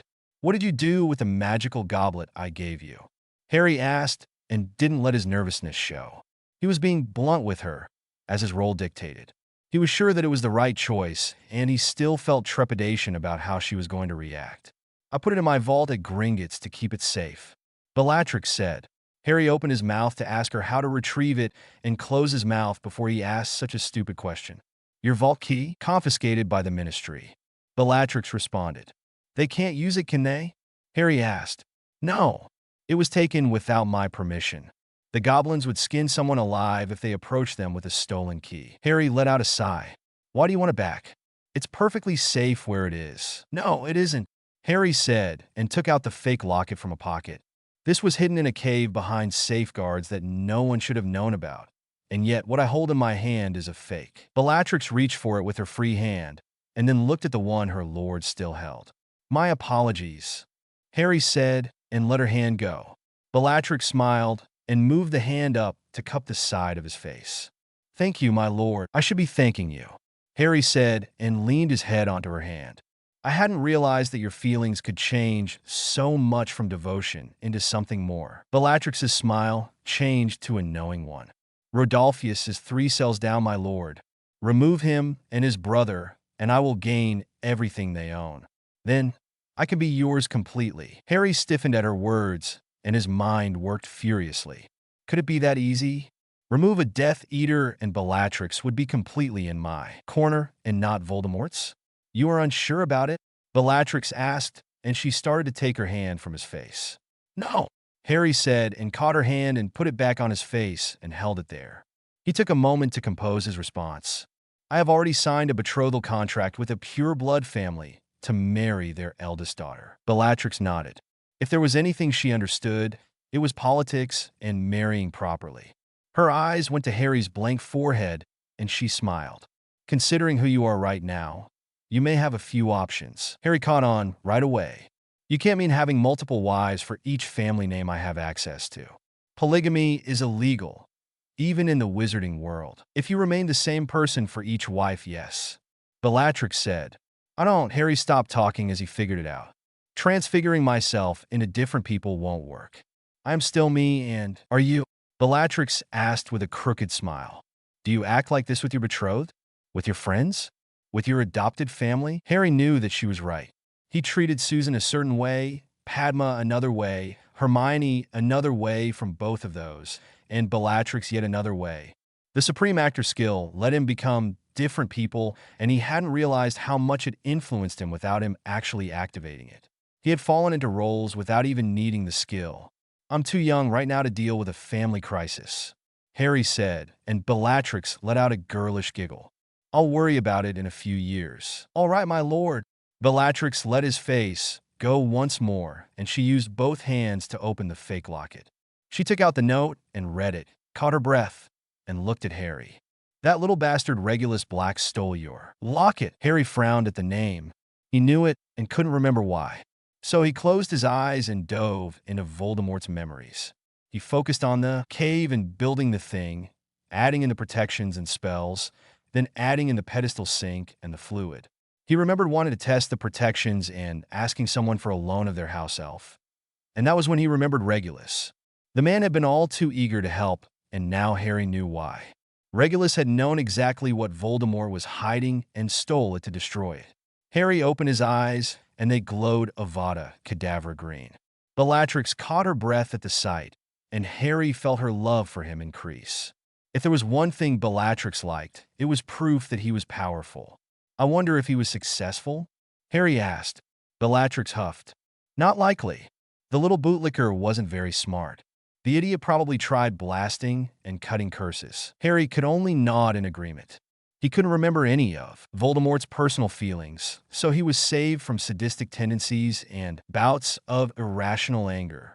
You could try checking with the Black's house elf, creature, Bellatrix suggested. Harry gave her a wide-eyed look. Would it still be alive after this long? Bellatrix shrugged and closed the locket with a note inside. Anything is possible. Where can I find it? Harry asked as she handed him back the locket. The family townhouse is at 12 Grimmauld Place, Islington Borough, London. Harry gave her a huge smile. If it wouldn't set off the alarms, I would hug you right now. Bellatrix blushed a little at her lord being so forward about showing affection. My lord, I would like that very much. Harry looked around at the prison hallway and back at her. I'll figure out how to get into your cell somehow. If you figure out how to get in, then you can figure out how to get me out, Bellatrix said. Harry nodded because he had gained 2 quests, one for Creature and one for Bellatrix's release. He wasn't sure about completing the second one, especially if she decided to go on another muggle-killing spree. Then again, having a trusted lieutenant that would follow his every order without question would be nice to have. I need to go, Harry said after checking his watch. Will you come to visit me again tomorrow night? Bellatrix asked. Harry thought about his schedule and nodded. It will be brief, especially if I manage to talk to Creature tomorrow. I will look forward to it, my lord, Bellatrix said. Harry could feel how she felt, and he had to admit that he looked forward to it too. He nodded to her and disappeared with a crack. Minerva McGonagall sat behind her office desk and stared at her prize student. What he had asked was fairly unorthodox, especially because he was asking for her to allow one of her own lions to change their afternoon classes to match his. She also wasn't happy to learn that particular lion was ostracized because of how smart she was. Then again, Mr. Bones argued that not having Miss Granger around as much during the afternoons could generate enough feelings of missing her by her classmates that they would treat her better to entice her to switch back. It was a good plan, and it would save her from having to confront so many students for their behavior. Minerva still would confront them, just with a better plan and a tempered response that would include her changing Miss Granger's classes around. "I assume you already talked with Professor Flitwick?" "Yes, Professor," Harry said, and handed over the note his head of house had given him. "Since he teaches the same materials for both of the first-year afternoon classes, letting Hermione change over won't affect her." Minerva read the note and nodded. She wrote out her own and signed it, stamped it with the deputy headmistress seal, then the Hogwarts seal. She copied it and filed the original before she gave the copy to Harry. "Give this to Miss Granger, and let her know you will have a new classmate for the afternoon classes." Minerva said. "Thank you, Professor," Harry said, and tucked the note away. "Is there anything else you would like me to make for you? End tables, or perhaps a nice dresser?" Minerva had to smile. "I wouldn't mind a nice coffee table in the same style as the dining room table." Harry chuckled and concentrated, then conjured up an appropriate-looking coffee table, 2 end tables, and 2 more ornate chairs. "Have a good day, Professor." "Good day, Mr. Bones," Minerva said with a soft voice and stared at the objects. She had expected him to make one thing, and 5 of them appeared at the same time. 5. As soon as Harry left her office, Minerva was at her wall cabinet and had a bottle of fire whiskey and a glass of ice in her hands. A long swig of burning alcohol later, Minerva sat down on one of the ornate chairs and rubbed her hands over the smooth cloth of the other chair's seat. She really did love these old chairs. 29 Power Play. Harry sat through Charms on Monday morning with the patience of a saint. He liked Professor Flitwick a lot, so he didn't complain about how slow the short man was at imparting knowledge. The class could have learned the spell in one session instead of taking the entire week like the professor's plan called for. Harry had to keep Padma entertained as well, because she had been accelerated in her learning. When Padma discovered the skill upgrading feature of her gamer mind, thanks to Harry's training, her requests for more books grew louder and more demanding. It took Harry more than an hour that morning to calm her down and to stop her from trying to store the entire Ravenclaw House library. She didn't have the capacity to do it, and she also didn't have the prerequisite knowledge to benefit from it. Padma's growl of frustration was so cute that Harry had given her a diamond necklace that glittered like a disco ball. After she fainted, he had revived her and took her to breakfast. After Charms was herbology, and Harry helped as Pomona Sprout's assistant. At the end of class, he handed her the first draft of her book. He had conjured it instead of actually writing it out, even though he easily could have done it the long way. The look on the professor's face was filled with joy and fear as she held the moderately thick manuscript. Harry had laughed, given the woman a hug, and told her to take her time reading it and to make any corrections she wanted. He would fix it before she had to submit it for peer review, and if there were different pictures she wanted to add, he would put them in. Lunch was another fun affair out on the grounds for the Hufflepuffs and Ravenclaws as they had a great picnic. It was becoming a common thing to do on Mondays, just so the students weren't bogged down with Monday blues. Some of the older year students were starting to join in too. It was just too good of an idea to not participate. After lunch was Defense Against the Dark Arts, and the Ravenclaws and Hufflepuffs filed into the classroom with one extra student tucked in with them. Unlike the last time they had been there, the classroom was dark and dank. The walls were covered with dark and disturbing paintings of curses, diseases, and attacks on muggles and from creatures. It was so disturbing that Harry openly swiped his wand at them and switched them into copies of the spells and instructions from the book that should be learned from that year. He suspected that Snape was going to change their course book and would force them to buy a new one. He also raised the light levels back to a normal level. The other students made sounds of relief, and they all took their seats. Harry sat with Padma and Hermione at the front of the room because Harry wanted to see the results of his tweaking the curse on the teaching position. He didn't tell them that, though. Some things were not going to be openly shared, like his visits with Bellatrix Lestrange in prison. Professor Snape strode into the defense classroom in the same manner that he did during potions class and slammed the door behind himself. He had made it about halfway across the room before he noticed the brighter illumination. His stride slowed down as he looked around and saw the relieved faces on the students. When Snape reached his desk and turned around to make a speech, his eyes saw that all of his painstakingly placed paintings that showed a progression from minor curses to the unforgivables had all been replaced with spell instructions. They were not from his chosen book, either. Does anyone know who rearranged MY Classroom? Snape asked instead of giving his prepared speech for new classes. Not one single student said anything. Snape frowned and turned his head to scan the closest students, and he was surprised when his eyes landed on the know-it-all Granger girl from Gryffindor. She was not supposed to be in his class until tomorrow, and he debated scanning her mind to find out why she was there. Just as he decided to do it, rather than just ask the girl, his attention was caught by a glittering flutter beside her. Snape's eyes went right to it, and his eyes locked onto Harry's. No, he thought, and felt his legitimacy probe be caught.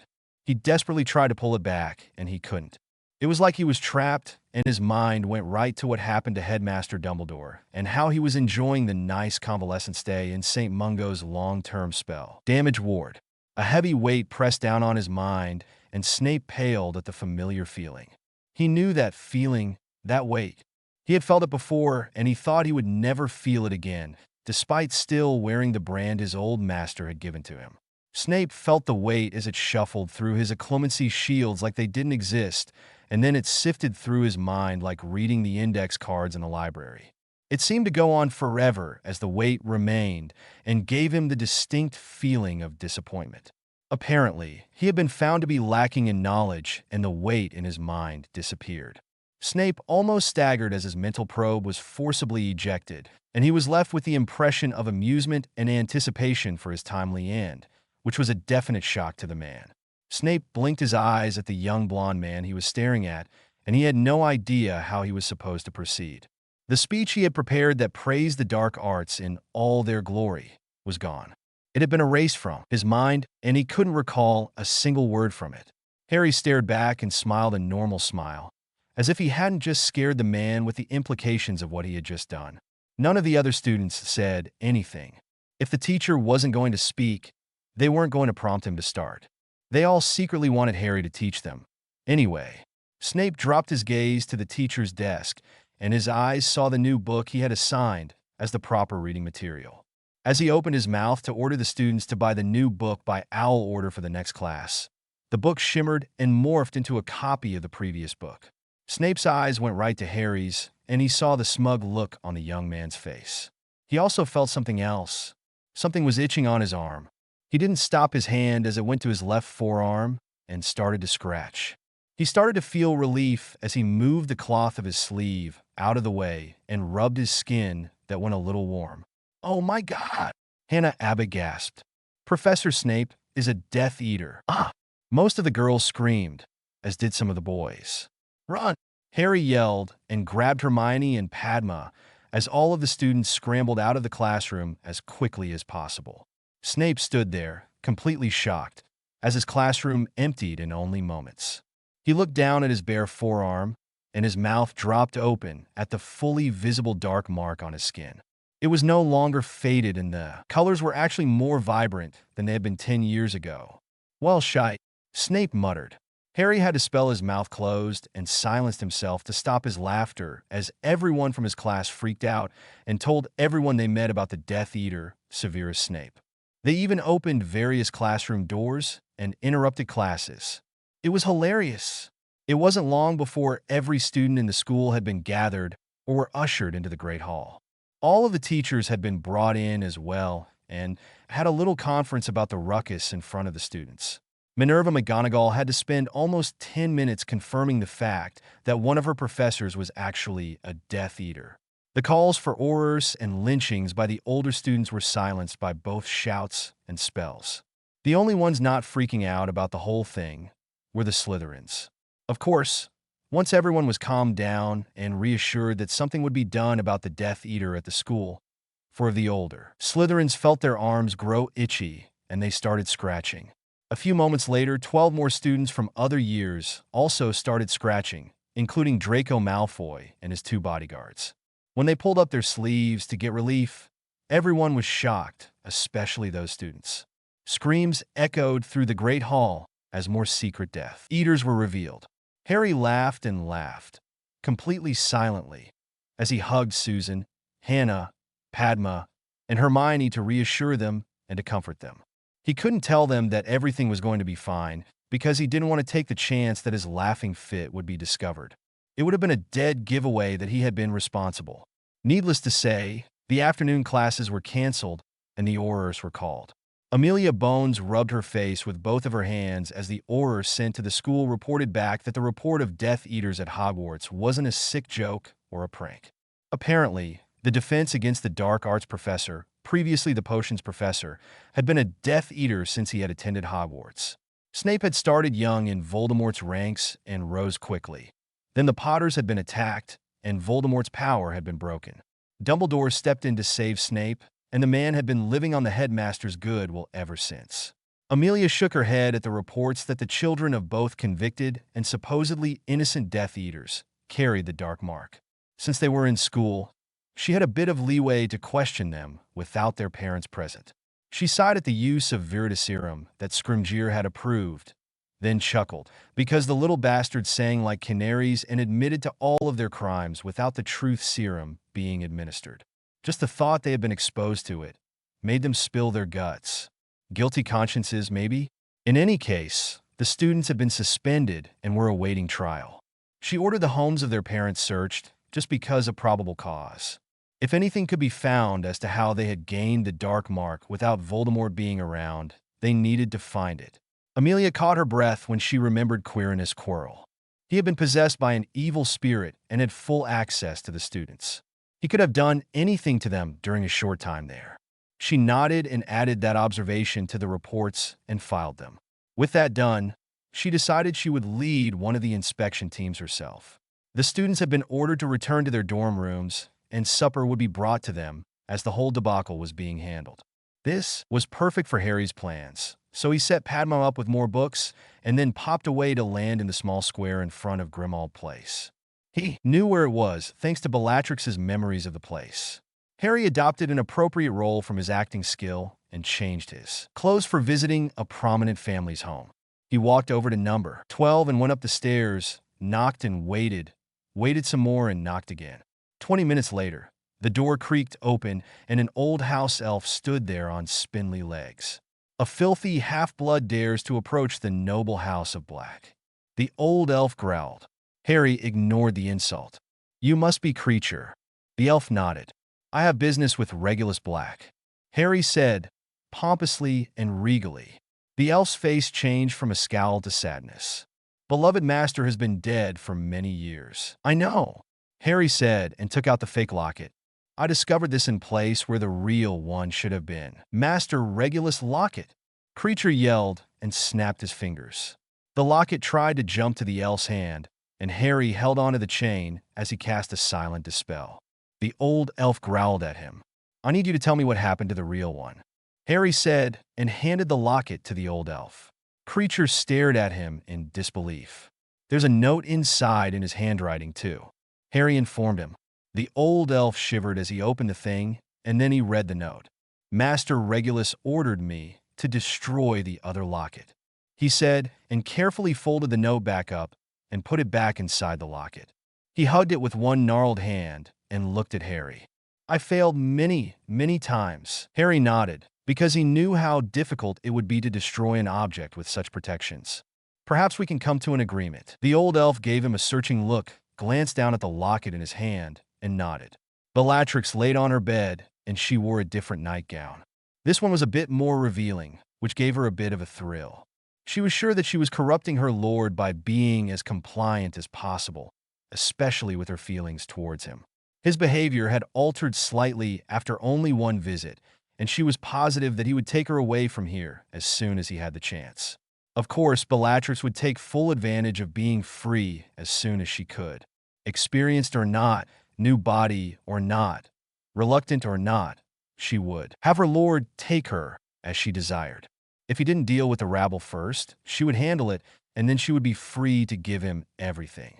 She would be completely his, whether he wanted her to be or not.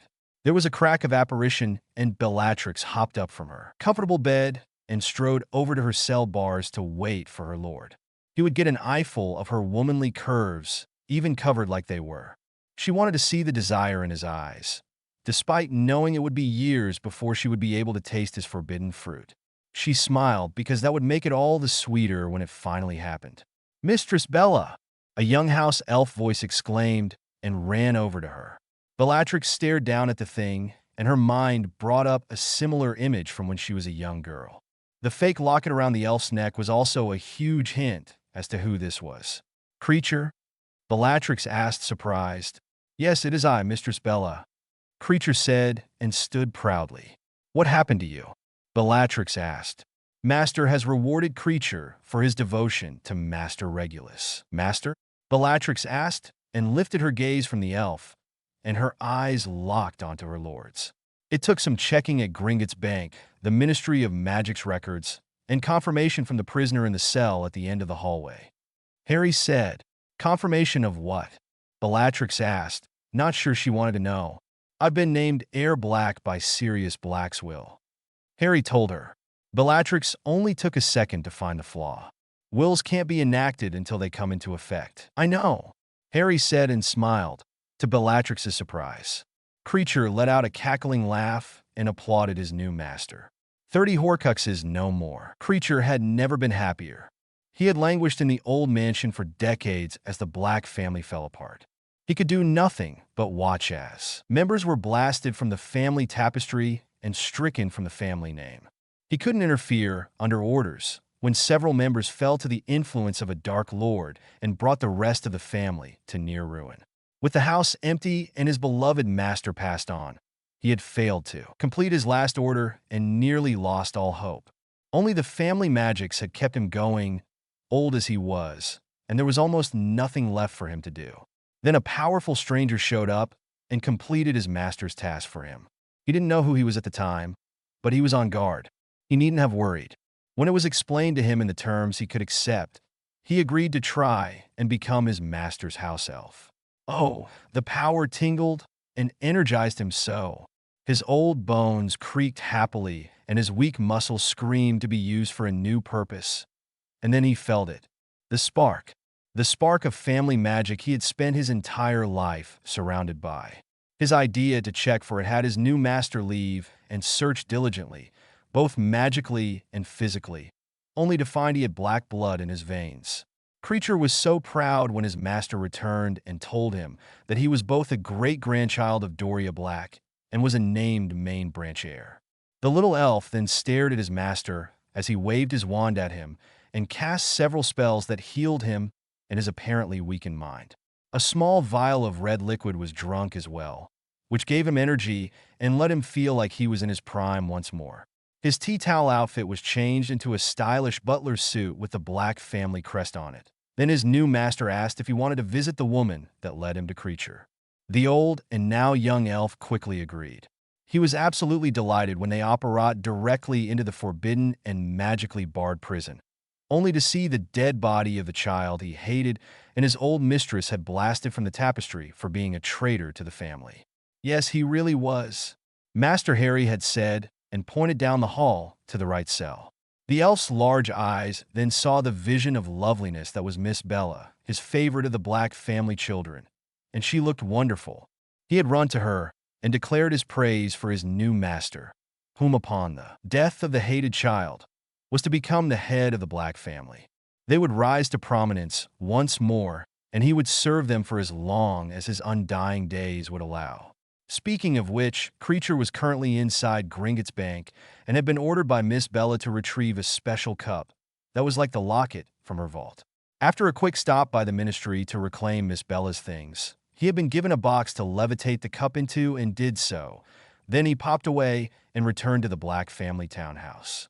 Creature once again witnessed a ritual to destroy the thing, and he felt fulfilled that his task for his beloved Master Regulus was still being performed. When he learned there was only one left at the Malfoy Manor, he jumped at the chance to pop by to visit Miss Sissy on behalf of his new master, Heir Black. Narcissa Malfoy was gently woken by a small hand, and she slowly opened her eyes to stare into the youthful elf eyes she hadn't seen in several decades. Creature? Is that you? Yes, it is I, Miss Sissy. Creature said happily. Master bid for me to visit and to ask a favor. Narcissa blinked her eyes at him for a moment. You can't mean serious, because he's still in prison with Bella. Who is your master? He is the best, Miss Sissy. He rid the family of the blood traitor and has become air black. Narcissa caught her breath and sat up. No, her little dragon couldn't have become a murderer. She thought in a panic and then realized what the elf had said. Sirius Black was dead. You need to tell me your master's name. He has asked me not to reveal that yet. No one can know, except for those that already know. Creature said, a little sadly. Once your traitorous husband is convicted or dead, then you will know. Narcissa gasped and stared at the elf. No, you can't kill him. He is all I have besides Draco. Creature shuddered at the venom in her voice. Not I, Miss Sissy. His own actions dictate it will be so. Explain what you mean by that. Narcissa spat as her anger rose. Creature did, and it was shocking.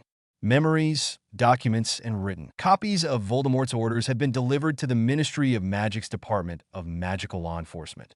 By themselves, they might not be enough to convict anyone. What they would do was cast doubt on their pleas of innocence and being under the imperious curse. Their lives would be ruined, especially with Draco's own dark mark being revealed.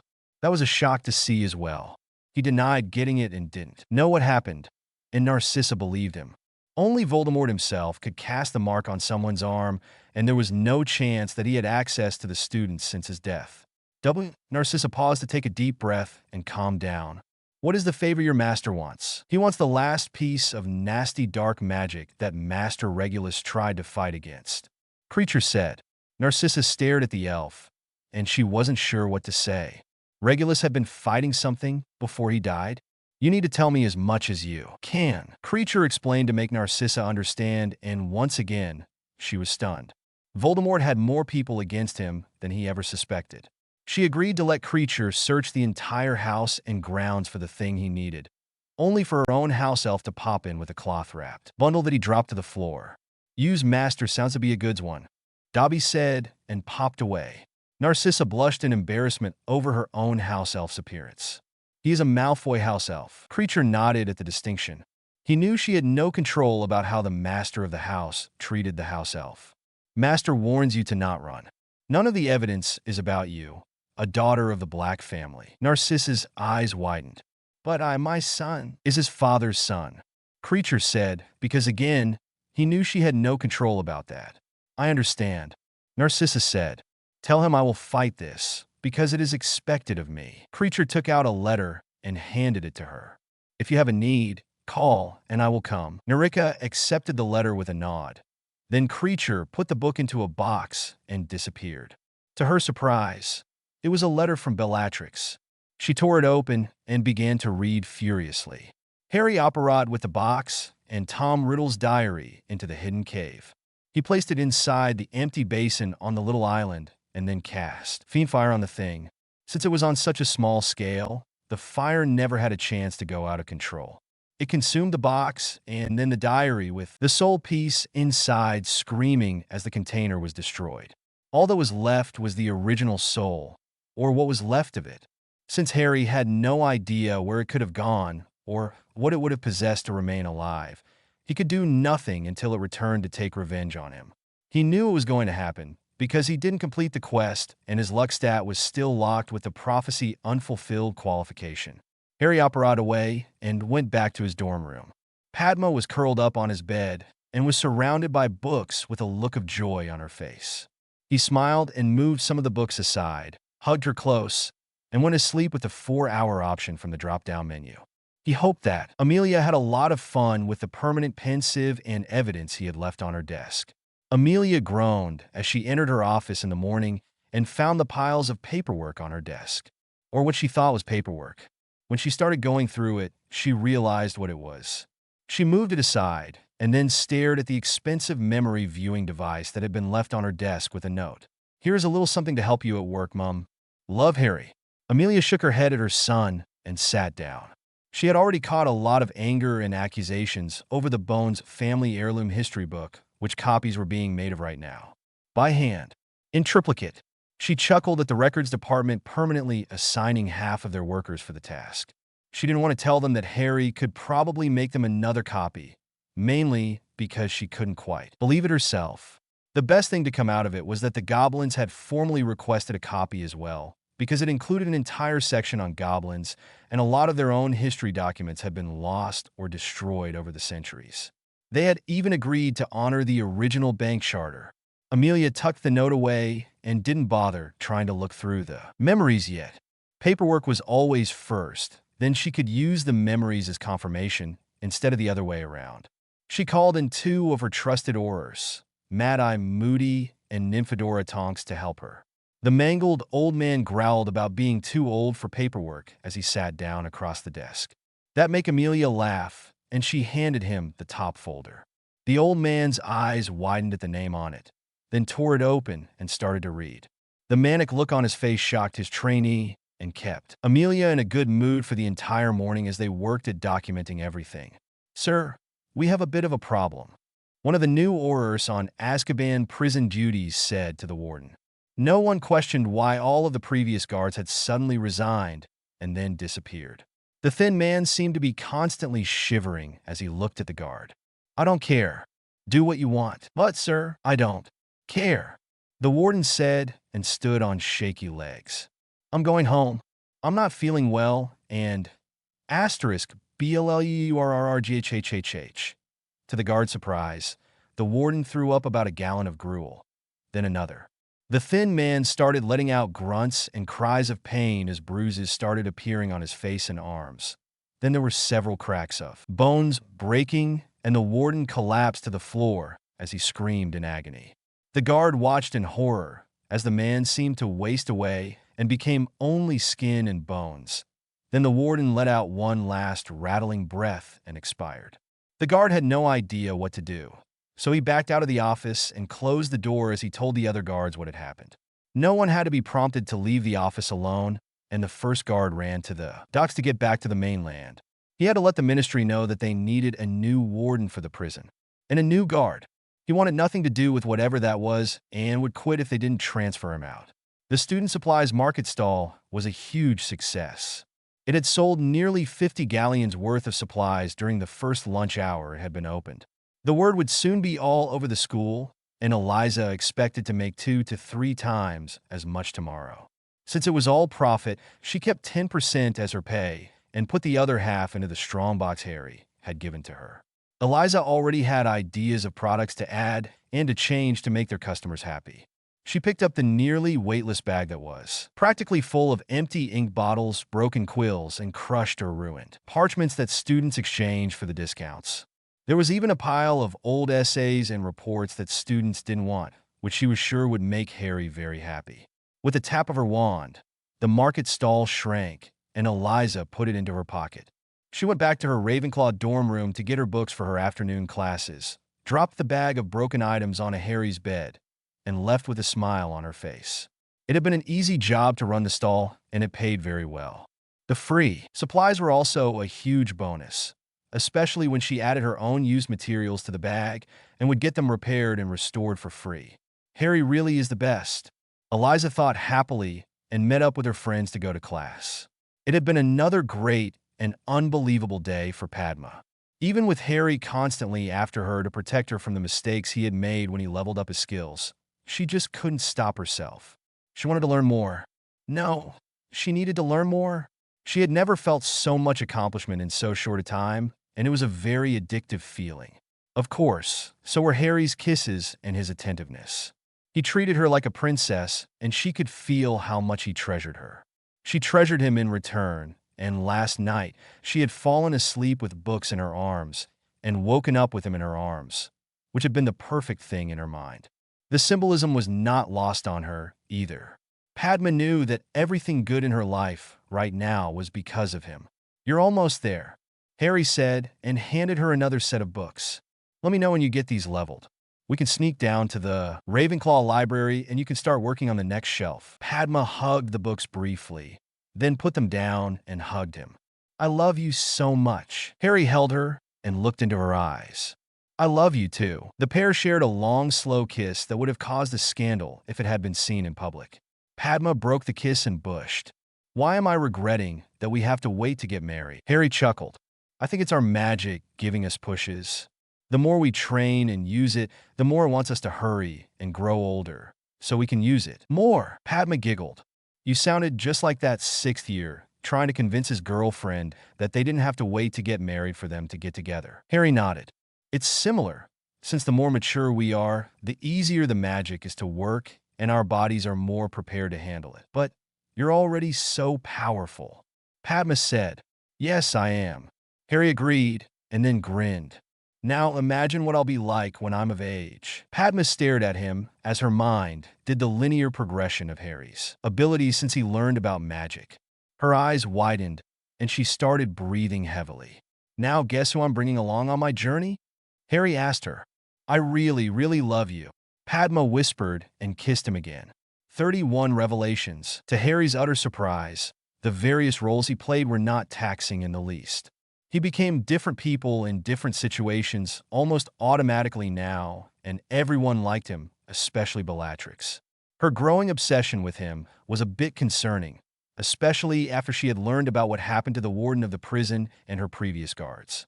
The old Egyptian curse called an eye for an eye was a very good spell. It paid someone back with an equivalent amount of wounds and hardships that they had inflicted or allowed inflicted upon others. It was a very useful spell and quite efficient. It started with slights at first and escalated to the worst offenses. The thing was, Harry seemed to have inadvertently found a kindred spirit as he played the role that was best suited to sway Bellatrix into cooperating with him. Confused dark gray lord. She had latched onto him, and her thoughts of corrupting him were both intriguing and concerning. Her utter desire for him to have her as much as she wanted him to in a few years was also alarming and flattering. Mind you, Bellatrix was 40 years old and had been in prison for 10 years. He was the only male that had talked to her like a normal person in all that time, so she would have some favorable thoughts about him because of that. That she also assumed he was Voldemort reincarnated was just extra motivation for her. Harry loved Padma and would marry her, as he promised her and contracted with her family to do. He would make her more powerful, and their children might inherit their prodigious abilities. If not, then by then he might have enough party slots open to include them. Then again, he had already set aside the next 3 slots for Padma's sister, Susan, and Hermione. His latest level benchmark of level 50 had given him the party slot he had expected, which meant he should get another at 75 and another at 100, if the pattern of every 25 levels held true. Padma, on the other hand, had a lot of skills and was leveling them up quickly, thanks to his own experience. The problem was she was not gaining a lot of personal levels to raise or boost her normal stats. Of course, Harry would discuss things with Padma and see what she wanted to do. She loved her sister, but maybe they could defer her getting a spot until after Susan, or perhaps after both Susan and Hermione. He couldn't deny that he believed that they would benefit the most from the abilities that they would gain by becoming a party member. The problem with that idea was that if he invited Susan, she would want her best friend Hannah to be next. The same would be true if they added Parvati, and she would want Lavender to be added next. It would also let his secret out to a lot more people, because he was sure that there was no way that either of those girls wouldn't tell their best friends about it. Harry sighed and pushed those thoughts aside, especially his ridiculous thought about adding Bellatrix as a party member. There would be no way to hide Bellatrix from Padma if she was a party member, so that was off the table. For now anyway. He had already added Creature as a familiar, and the little elf gained the minion devoted class, which opened up a lot of possibilities. Could Padma also add a house elf as a familiar? Would they also benefit from it like Creature had? Harry asked himself as he popped away from his bed to Grimmauld Place to pick up the elf, and then they both popped over to Azkaban prison. Things were quiet in the prison hallway, and they walked over to Bellatrix's cell. Once again, she wore a nearly see-through nightgown, and Harry was glad that he hadn't started puberty yet, because even concealed behind a bra and panties, he could easily tell that Bellatrix benefited greatly from the nutrition and health potions he had been feeding her every night.